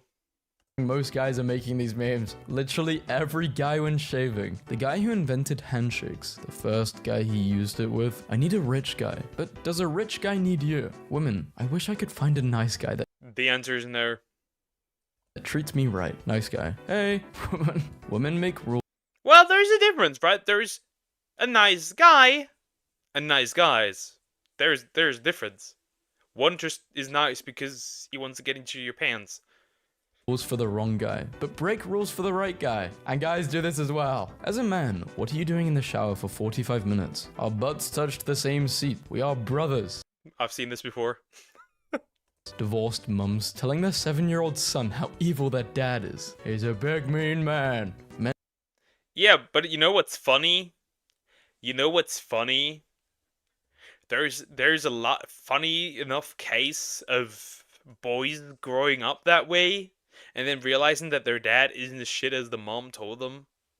I find that funny. Men with a small PP reducing the average size. Men with average PP size. Men should sit down to pee. I agree. Do you think we should sit down to pee? Only if you're pooping. It feels wrong to sit down when you pee. It just feels wrong. I don't know how else to put it. It feels wrong. No. The picture bro finds of me when he comes to my house. Meeting Keanu Reeves at a traffic light. He's so cool. My son rocked it today. He got that fit on for real. True. That's how chat. That is how I'm gonna be pulling up to my wedding. For real, for real. Yep. You heard it here first. A 4-man anti-poaching team that permanently guards a northern white rhino. Probably one of the hardest pictures I've ever seen. Guy gives up subway seat for pregnant woman. She gives him a trophy. Had dinner with a dude who didn't compliment me once. I thought that was really weird. I haven't spoken to him since. Maybe he didn't see anything to compliment. Ooh. Ooh. Also by a fellow woman. Friendly fire. God, watching you fall in love with someone he's gonna use to hurt you for character development. Sorry, bro. First guy to be on a nickel must have been like, what men think women want and what women actually want. A chunky pillow. Women want fat dudes. Why didn't you say so? Men doing the deed. This is brilliant, but I like this. Love and affection. Men working, except John. That guy does nothing. Guys who can resume their dreams the next time they sleep. Everyone else who can't remember their dreams. Guy, I want a girl that wears lingerie and knee-high socks and does their hair but his underwear is looking like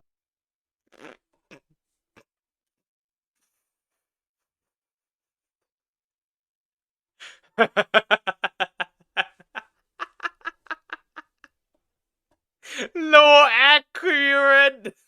For real.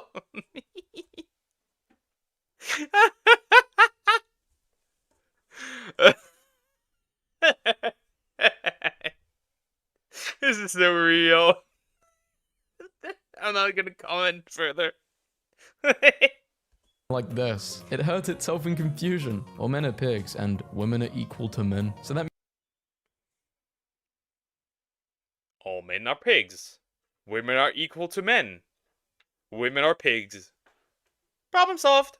means women are pigs too. Men don't know how to please a woman. I know, right? They're so dumb. And then she bent it like this. Bro, I'm so sorry. Girls when they sneeze versus men when they sneeze. This is kind of true. Yeah. Like a little to a I won't make one, but you get the idea. Literal earthquakes. Majority of men look into the heart, not the face. My 82-year-old grandpa sent me these pictures of him and his brother on a trip in Morocco, when two drunk men with no arms meet. Finally, a worthy opponent. Our battle will be a leg. Men can direct blood flow with the power of their minds. Guy flirts with girl. This is not wrong. That isn't wrong. I agree, we men can do that. Girl flirts with guy. Guy flirts back. Girl flirts more. Guy, do you want to go out sometime? Guy uses own body cutouts to choose the best shoes to buy. First guy to eat a poisonous berry. Dies. The guy who was with him. Oh, okay, so that one kills you and that one doesn't. Nice guy. And then him after getting rejected. That's also very accurate. Like, hey, you want to get out sometime? No, sorry, I'm not interested. I wasn't interested in you anyway, whore. You're ugly anyways. And it's like, funny enough, women do that too. Like, oh, you don't want to get out with me? I'm gonna shove your dick into a meat grinder. Women do that too. r/nice girls is the topic. A guy ran over my brother's mailbox and drove off. He came back an hour later after visiting Home Depot and completely rebuilt his mailbox. Just got this bad boy. You should be saving for a car. He is a car. I mean, it's not wrong. He is a car. John Cena paid for my uncle's groceries. Bro was trying to bring it back to life, trying to carve pumpkins with your boyfriend. Not gonna lie, if a celebrity was buying my groceries, I would keep that receipt for the rest of my life. but he's using power tools. Sperm cost is skyrocketing. Your balls are a gold mine. Men who don't know how to touch a woman, but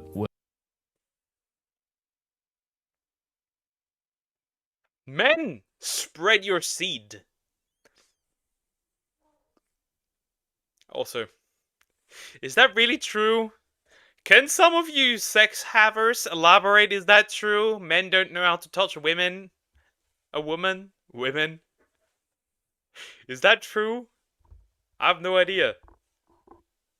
women. 1 year with no stains or creases. A knight in clean armor has not seen battle. Society. So they type in men are trash, stupid, dumb, dogs, pigs. And if you type women are goddesses, strong, amazing, superior, are not small.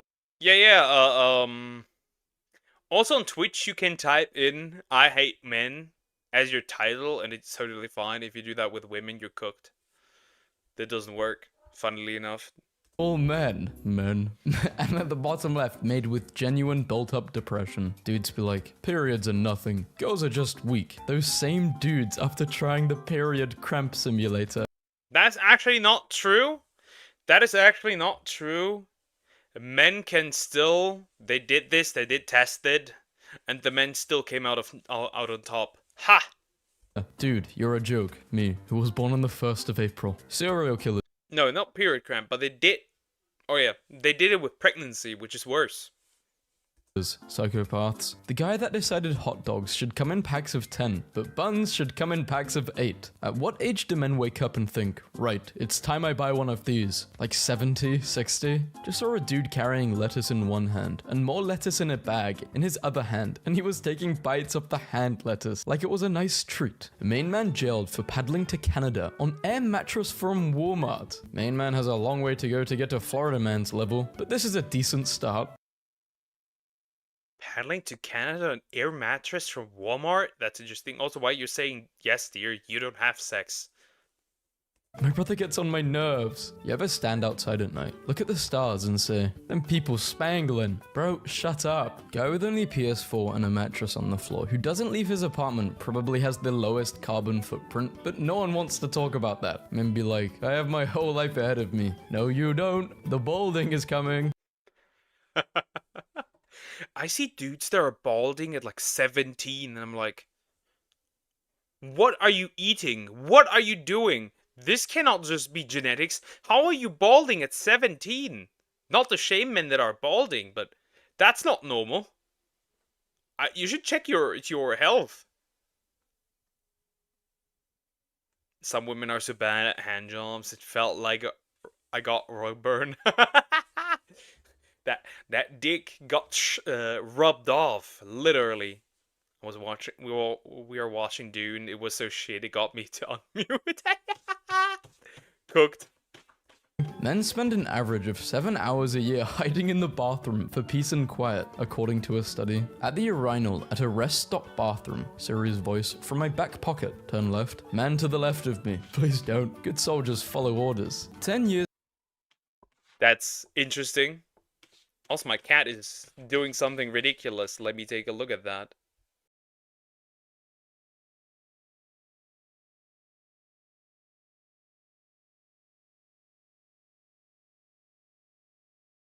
Average cat behavior.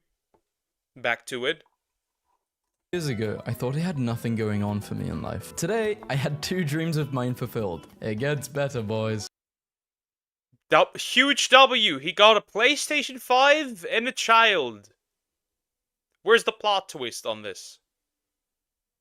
Where is the plot twist on this? I'm scared. You will see. I'm not going to watch you when you have sex, bro. I'm not a cuck. Men when they are called males. Women when they are called females. Men in 1915 and men now. I did not know they had this. I think we shouldn't use men. We shouldn't use male or female for the genders. You're the man or a woman. Very simple. It's 1915. I just sat on my nuts so hard that I fainted. My dad dropping the hardest law about his life before I was born. Man with autism starts his own business after no one else would hire him. No one else would hire him? That's interesting. Duck, we miss you. Please come back. What the fuck do you mean, Sumax? I'm confused. Fine, I'll do it myself. Without VFX, Iron Man 2 is the story of two men with soft spots on their heads getting into trouble in their pajamas. I would still watch this movie. Girls, men with big cars are compensating for their tiny peepee.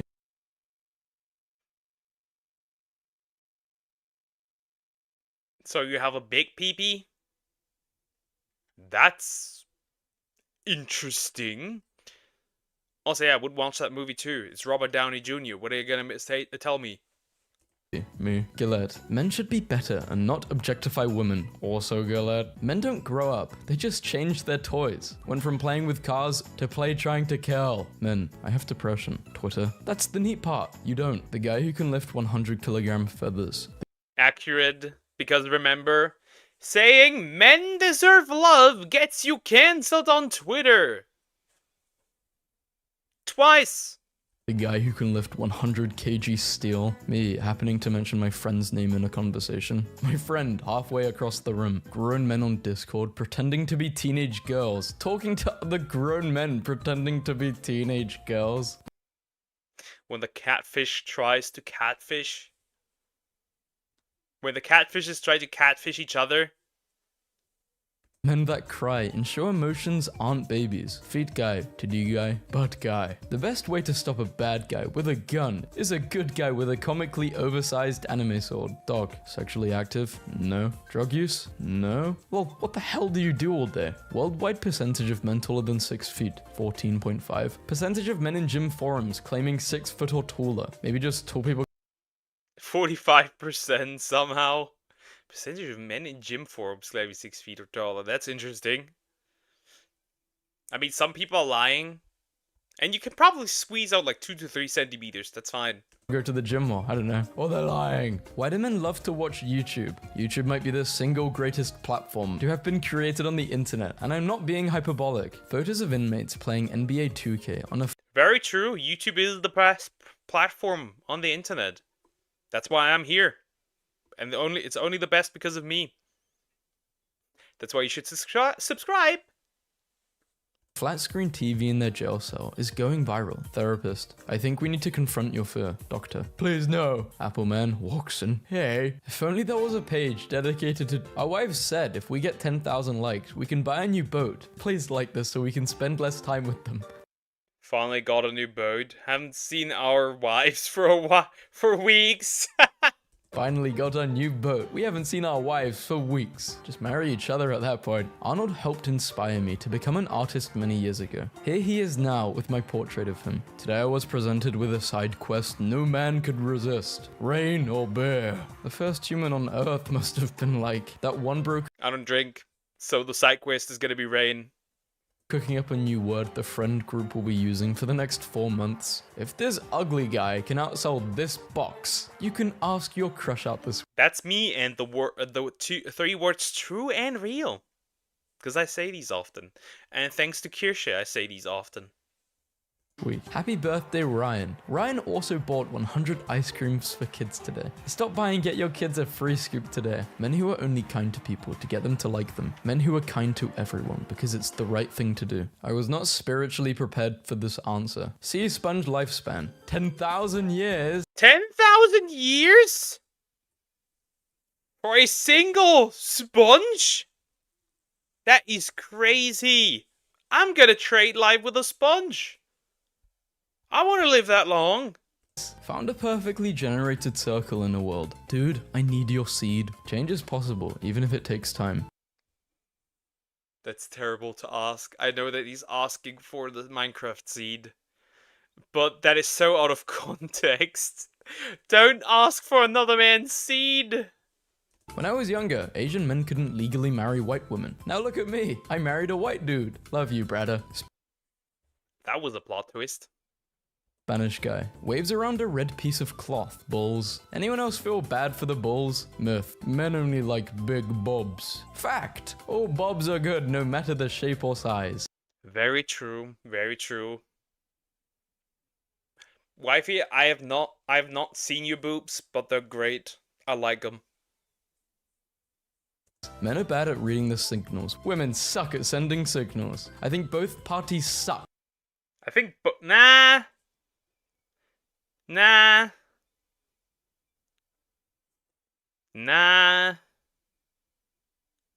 Women suck at sending signals. You cannot change my opinion. Like, this literally like, oh, quick glance? Oh, done. That is not a signal. That is a recipe for disaster. The signals that women send are a recipe for disaster. Dude, can I have your carrot seed? That's terrible. No. But if you want a carrot, just go to Pumpkin. She'd probably like to give you a carrot. When they want to send signals or reading. The guy who made share button on the hub, saying that nobody uses it to recommend videos to family and friends. Why not? Men actually face the most intense societal pressures. They are expected to be financially secure, successful, strong emotionally, mentally, and physically. Our fundamental ideology of masculinity is so flawed, and males really deserve more credit for everything they go through. Delicious. Finally, some good women. True and real. Probably got cancelled on Twitter. Feminists. Men and women are equal. Men. Playfully punches girl in arm. Feminist. You can't hit girls. Men discussing sports. And men discussing not safe for work content. Rich guy. Money doesn't buy happiness. Me. There's people who overanalyze hentai. Do with this information what you will. So give me your money. What did you say? Men's group chat. Guy 1. Did you cheat on her? Guy 2. Yeah, bro. I don't think guys don't laugh at this. Actual men's group chat. Guy 1. Bro, check out this anime butt. Now this is closer to the truth. Someone breaks into the house. Any guy? The jiu-jitsu guy. Girls. I want a 6'6" guy. 6 feet tall, 6 abs, and a 6-figure job. Me. The 420 guy. 4 feet tall, 2 abs, and a 0-figure 0 figures job. 4 feet tall, 2 abs, broke. job. Imagine dating someone who has to wait for payday. She said, imagine dating someone who is employed. You'd rather them not be employed? Girls. Boys don't have loyalty. Meanwhile, boys, from kid to man. Modern young people nowadays that have no idea of money. It's ridiculous. The stuff that I've seen is ridiculous. And he stayed loyal. Steven Adams' new apartment in Houston looks like this, despite him earning $12.6 million per year. Men can really survive like this. It's not that big a deal. Men. Women should just straight up ask instead of using hints. Also men. She. Hey, do you want to do the deed? Me. Oh, I would love to. It's just hard to find a girl who likes me. True story. Reddit moment. Guys, what do you... Can I have your number? No, it's mine. Or... Want to go upstairs? Sure, do you have protection? Why? What's up there? you do if this is how she turns up to your first date? You propose? You propose? Like, what do you mean, what are you doing? You propose. We are having a duel. If she wins, I will do what she wants. And if I win... never mind. I saw two blind guys fighting. You should have seen both of their faces when I shouted, I've got money on the one with the knife. No Nut November. How about no negativity November? Chill out, my friend. That's called a positive lifestyle. Which mentally ill are you? The my life is falling apart. The my life is falling apart. The my life is... My life is falling apart, overwhelmed by everything, really needs a hug. The my life is falling apart, no more motivation to do anything, doesn't want to get diagnosed. The my life is falling apart, LMAO. Humor is their only coping mechanism, bottles up all of their feelings. This is me. Falling apart. This guy turned a Nokia into a hammer. Turkish men who make ice creams be like, alpha male, beta male, stable male, devil, first guy in hell. Is the awkwardness the torture or shut up, it'll pick up. Me, as my laptop fan suddenly becomes louder. What is it? What program? Who is doing this to you? Opening task manager? Who do I need to kill? Make it clean. Church accidentally prints the lyrics to Tupac's Hail Mary. That's me when I feel like CPU is jumping up. I'm like, where are these lags coming from? Who needs to die? What is running? Mary instead of the prayer. Men can have mental illness, eating disorder, and addiction, feel insecure, bullied, emotion, cry, have a little salami. Guys, just listen to me. I think they should put a new continent here. I agree, I've been listening. Guy installs camera. We're getting updates, DLC for Earth. I'm down for it. Does that spawn with new humans though? To keep an eye on cat. Finds out it's been suffocating him at night. Men have Reddit. When did you realize? Damn, I'm just like my dad. When I satisfied my mum. Well, that's enough Reddit for Ah yes. Incest. The fun for the whole family. today. Respecting men, respecting women, respecting both men and women, respecting people who deserve it. Had to buy a Very true. Very, very true. I agree. thermometer today. They didn't have any adult ones, so I had to buy this silly guy. You can buy 2 candies. This counts as 1. This guy is a guardian of the galaxy. I feel safer already. The homeless guy outside McDonald's watching me buy 5 cheeseburgers after I told him I had no money. I mean, I did have no money. I didn't have cash. I am this guy. I have done this before. Guy standing. This guy isn't standing, he's sitting. Unless his name is, oh, his name's Guy Standing. Whoa. It's a guy on Insta selling all of his ricks to buy a capybara. Full-length lapis puffer. Brand new. 1200, one size fits all. Stop asking me why I'm selling so much stuff. I'm trying to buy Tony. I see no issue. Buying a capybara? Why not? I see no issue. It's like a big guinea pig. It's finals week. This guy fell out of his chair onto the floor, after himself for about 30 seconds, and then just fell asleep and took a nap for a solid 40 minutes. In 2013, a woman accidentally dropped her $4,000 engagement ring, along with coins, into the cup of a beggar named Billy Ray Harris. He thought he shouldn't sell it, and sure enough, 2 days later, the woman came back for it. When he returned it, she set up a fundraiser for him. In gratitude, which reached $185,000. Huge W.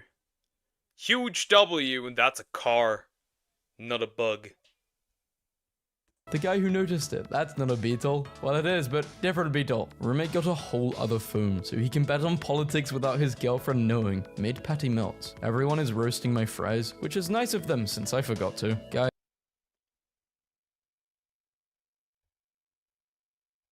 Wait, they're not done! They weren't fried!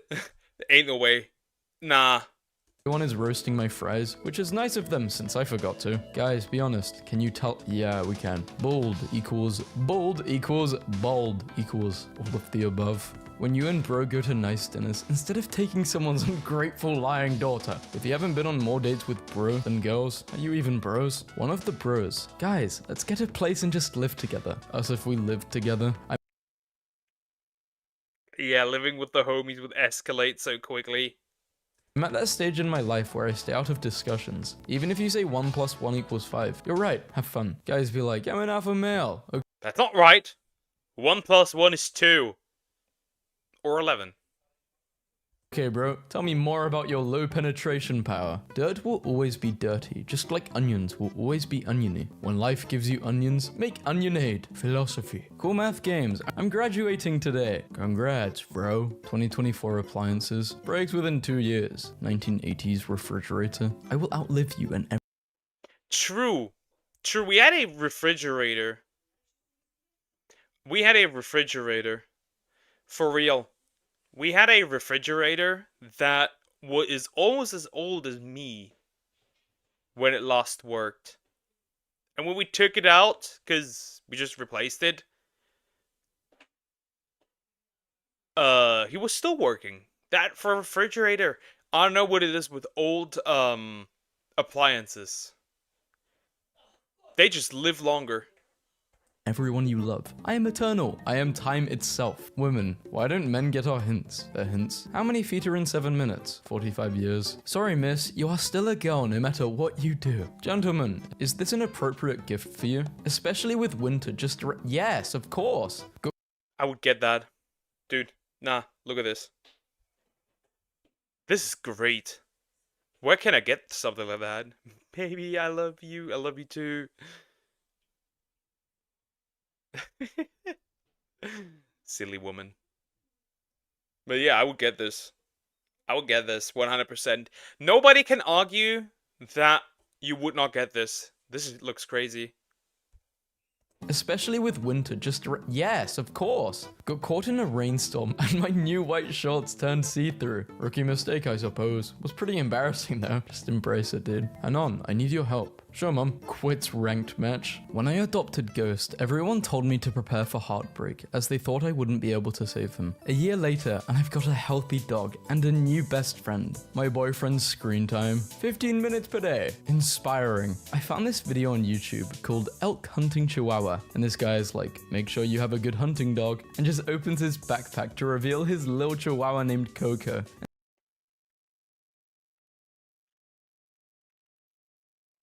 And a chihuahua hunting elks? And tells us how amazing she is at hunting. And then he just whips her out and says, you gotta have one of these things. They can track, and they're just the best hunting dogs in the world. And that was the whole video, and honestly, I've never wanted a chihuahua more in my life. He's holding her like an orange. Guy on an electric bike asked if I was single, and I told him I'm not really into dating right now. And he said, that's cool, and then let me ride his very cool electric bike. But when it was over, he said, that's what you're missing, and scooted off into the distance. I'll think of him forever. Tragic fumble. Good guy. Kills henchman.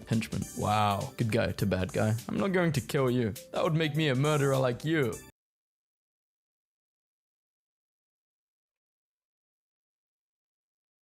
But kills my henchman up here. But not murder. What? Wow. Sir Ranulph Fiennes has run 7 marathons on 7 consecutive days in 7 continents after a heart attack and bypass operation. He hacked off his own frostbitten fingers with a power tool, discovered the lost city of Yuba, and in his 60s reached the peak of Everest. In 1850, Dmitry Mendeleev walked almost 1,000 miles to Moscow so he could apply for the University of Moscow. Although he was not accepted, he walked to St. Petersburg where he was accepted, and with that education, he developed the periodic table of the elements. The second officer on the Get rid of him immediately. Get rid of all the physicists. I cannot take this. You punished me in school. You shall burn. Is it? Oh my god. If we had children and the child had a pet, and the pet had a pet, that would be you, poor dear. You're reduced to the pet's pet. That's crazy. The Titanic stayed on board until the end and got trapped underwater until a boiler explosion blew him free. He survived by clinging to a capsized raft. Later, he volunteered in World War II and helped evacuate over 120 men from Dunkirk.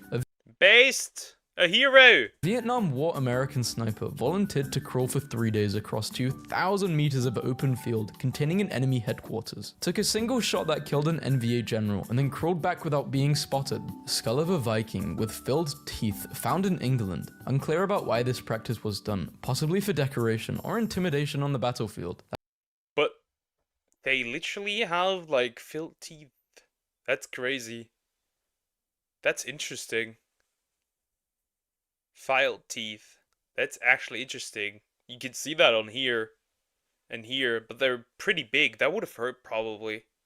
That must have been so painful. Getting your teeth put in the other way around. Creating my 3rd grade papers and I see this. Who is your hero? I am one of my own hero. First, I am kind to myself. And second, I do things I want. Just because you don't share it on social media doesn't mean you're not up to big things. Live it and stay low key. Privacy is everything. My first cigar. I fulfilled a dream. Very true. There are things that I will never share. That I cannot share. Even though you guys know a lot.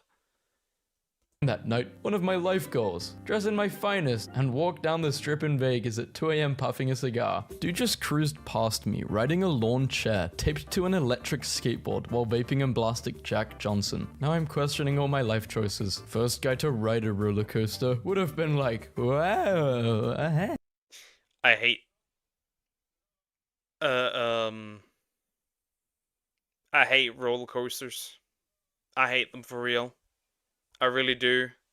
Hey, the guy that invented double ads. The guy that invented the skip ad. Watching a documentary on ancient Egypt where my 5-year-old stomps in front of the TV, drops her jaw and says, "They wrote on the walls? You're not supposed to write on walls?" Mount Everest. Nepal's government shuts off mountain amid virus outbreak. Gets real when they start turning off mountains. Messed up that the most shocking part.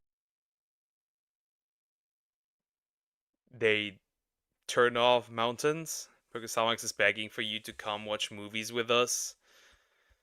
The problem is that I don't have time to do that. Parts of the Ted Bundy documentary is people saying stuff like, "It was 1974, I was 22 working part-time at a gas station and decided to buy myself a new 1974 Camaro." Like it was normal. Now you need 3 full-time jobs. Hi, what the absolute genuine hell does this mean? Your tank is full. Now fill your tummy with the worst barbecue in Texas. Old men in anime be like, episode 1, "Please young man, we need your help to defeat this terrible enemy." Final episode, "Don't worry, all the demon god and his entire army. Go fight your rival. No hurry." Very true, very true, when the old man just pulls up and sacrifices himself. Between you and me, I believe there is a conspiracy of paranormal origin all connected to this town. You're literally pointing at them, both of them. Both of the big paranormal things happening in this town. Between you and me and the boys. Wait, why are we asking men what they thought of Barbie? It isn't for them. Me and the boys before going to see our second showing of Barbie. Guy and man have different connotations with adjective. A lot of dudes watch Barbie simply for Ryan Gosling and that's it. I find that very interesting. Nouns, like tree guy, arborist but tree man. He lives in a tree, or maybe he is a tree. I know a guy equals I have a useful contact. I know a man. I'm about to tell you a story. I know a man. I know him. I could eat a whale and would still be hungry 5 minutes after. A whale could eat you and still be hungry 5 minutes after. You could eat hungry and still be a whale after 5 minutes. You could eat whales and still... You could eat Hungary?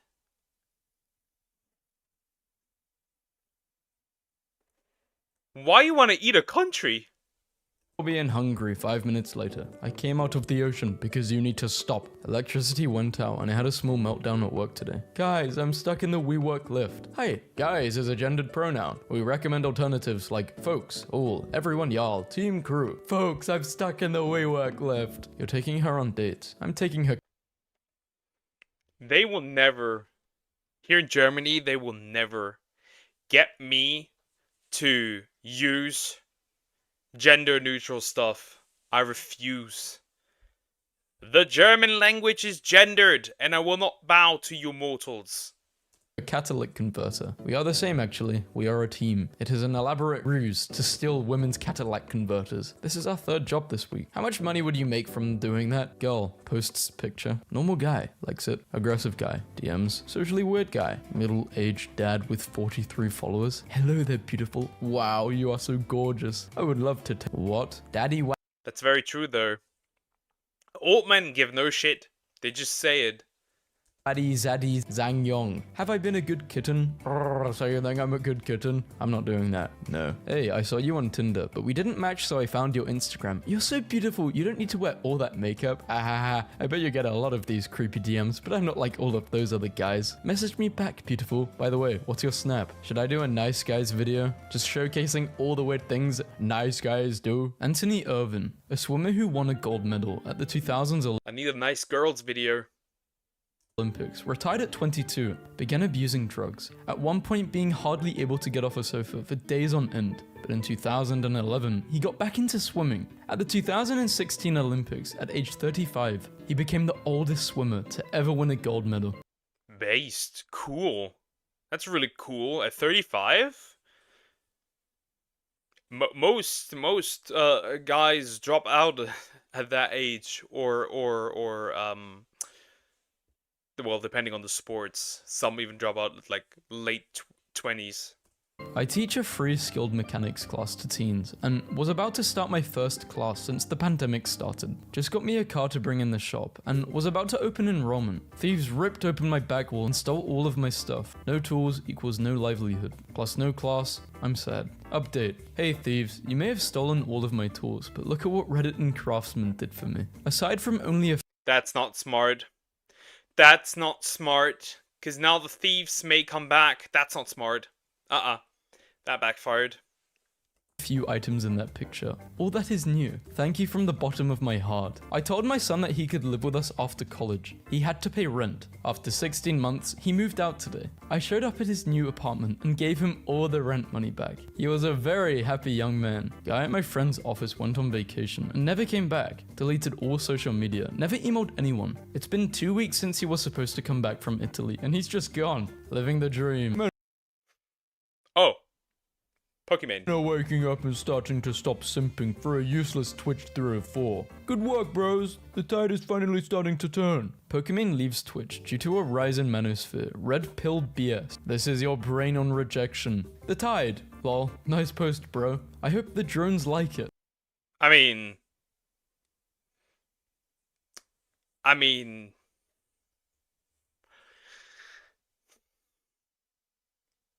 you should not simp for Pokemon. I'm not gonna deny that. Redditors with interesting hobbies. What do you do and why? I'm a male knitter. I took it up in honor of a very good friend who died suddenly on the eve of her 31st birthday because of an aneurysm. She would spend all year knitting scarves and hats for the homeless and needy to give out at Christmas. I inherited all of her knitting stuff and kept up the tradition. That is so cool. I know how to knit. I know. I still have plenty of stuff laying around. In her honor, I took my 6-year-old to a classmate's birthday party today. He was the only other kid there. His parents thanked me for bringing him and said he was the only one their son wanted to invite because my son's the only one in school who's nice to him. Teach your kids not to be mean. After Minnie Cox, the first black female postmaster, was pressured out of her post in Mississippi, President Theodore Roosevelt continued to pay her salary and punished the town by rerouting them more 30 miles away until they gave her back the position. Based Theodore Roosevelt, I guess? Sure.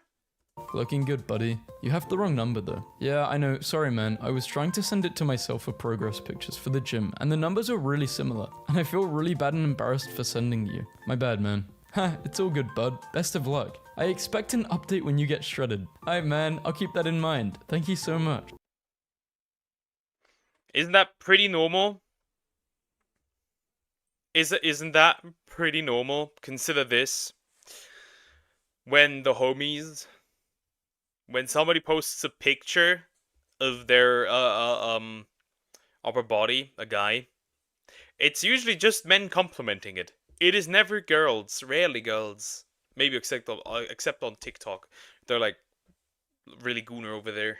The legend did it. Hey man, you told me to send you a picture when I got jacked. So 4 to 5 months later, here you go. Lol, no way. Good for you, man. Thank you, man. Didn't forget about the update. Have a good day. Dude, this is pretty inspiring. Keep it up. You just made my day. Thank you, man. Lots of self-discipline, and I really wanted it. Oh, that's awesome, man. I'm glad I could make someone's day. Husband found a parking spot right in front of the packed aquarium today, and immediately was like, this is a parking spot you will remember forever, and has managed to talk about it all day. Has also said, how about the parking spot though? About 30 times so far. Oh, calm down. We jumped too far to My the video. aim in matchmaking. How Chill. Back to it again. That was funny. Somewhat. To be honest. I can't really watch funny stuff for a long period of time, because eventually I kind of get burned out to the humor. The first half is like funny, and then like the later half, or like the later, like at least 1/3 of it, I just get burned out of it, which is why I can't watch funny stuff for a prolonged time. But yeah, that is the end. It is what it is. Chat. Jump over here. We are. Dude, chat is normal. It depends. Sometimes. It depends. It really depends. It really depends. You guys are at times very weird. I have to admit that, especially you, dear. Piper could come to a voice if you can. Sure, I can for a little bit. For a little bit. Not that long. Because I have plans with women. Yeah. Thank you for watching, guys. We'll be back tomorrow. Tomorrow, Monster Hunter Generations Ultimate is gonna be the plan. Yeah. Take care, guys. And I'll see you tomorrow. Bye bye. Take care.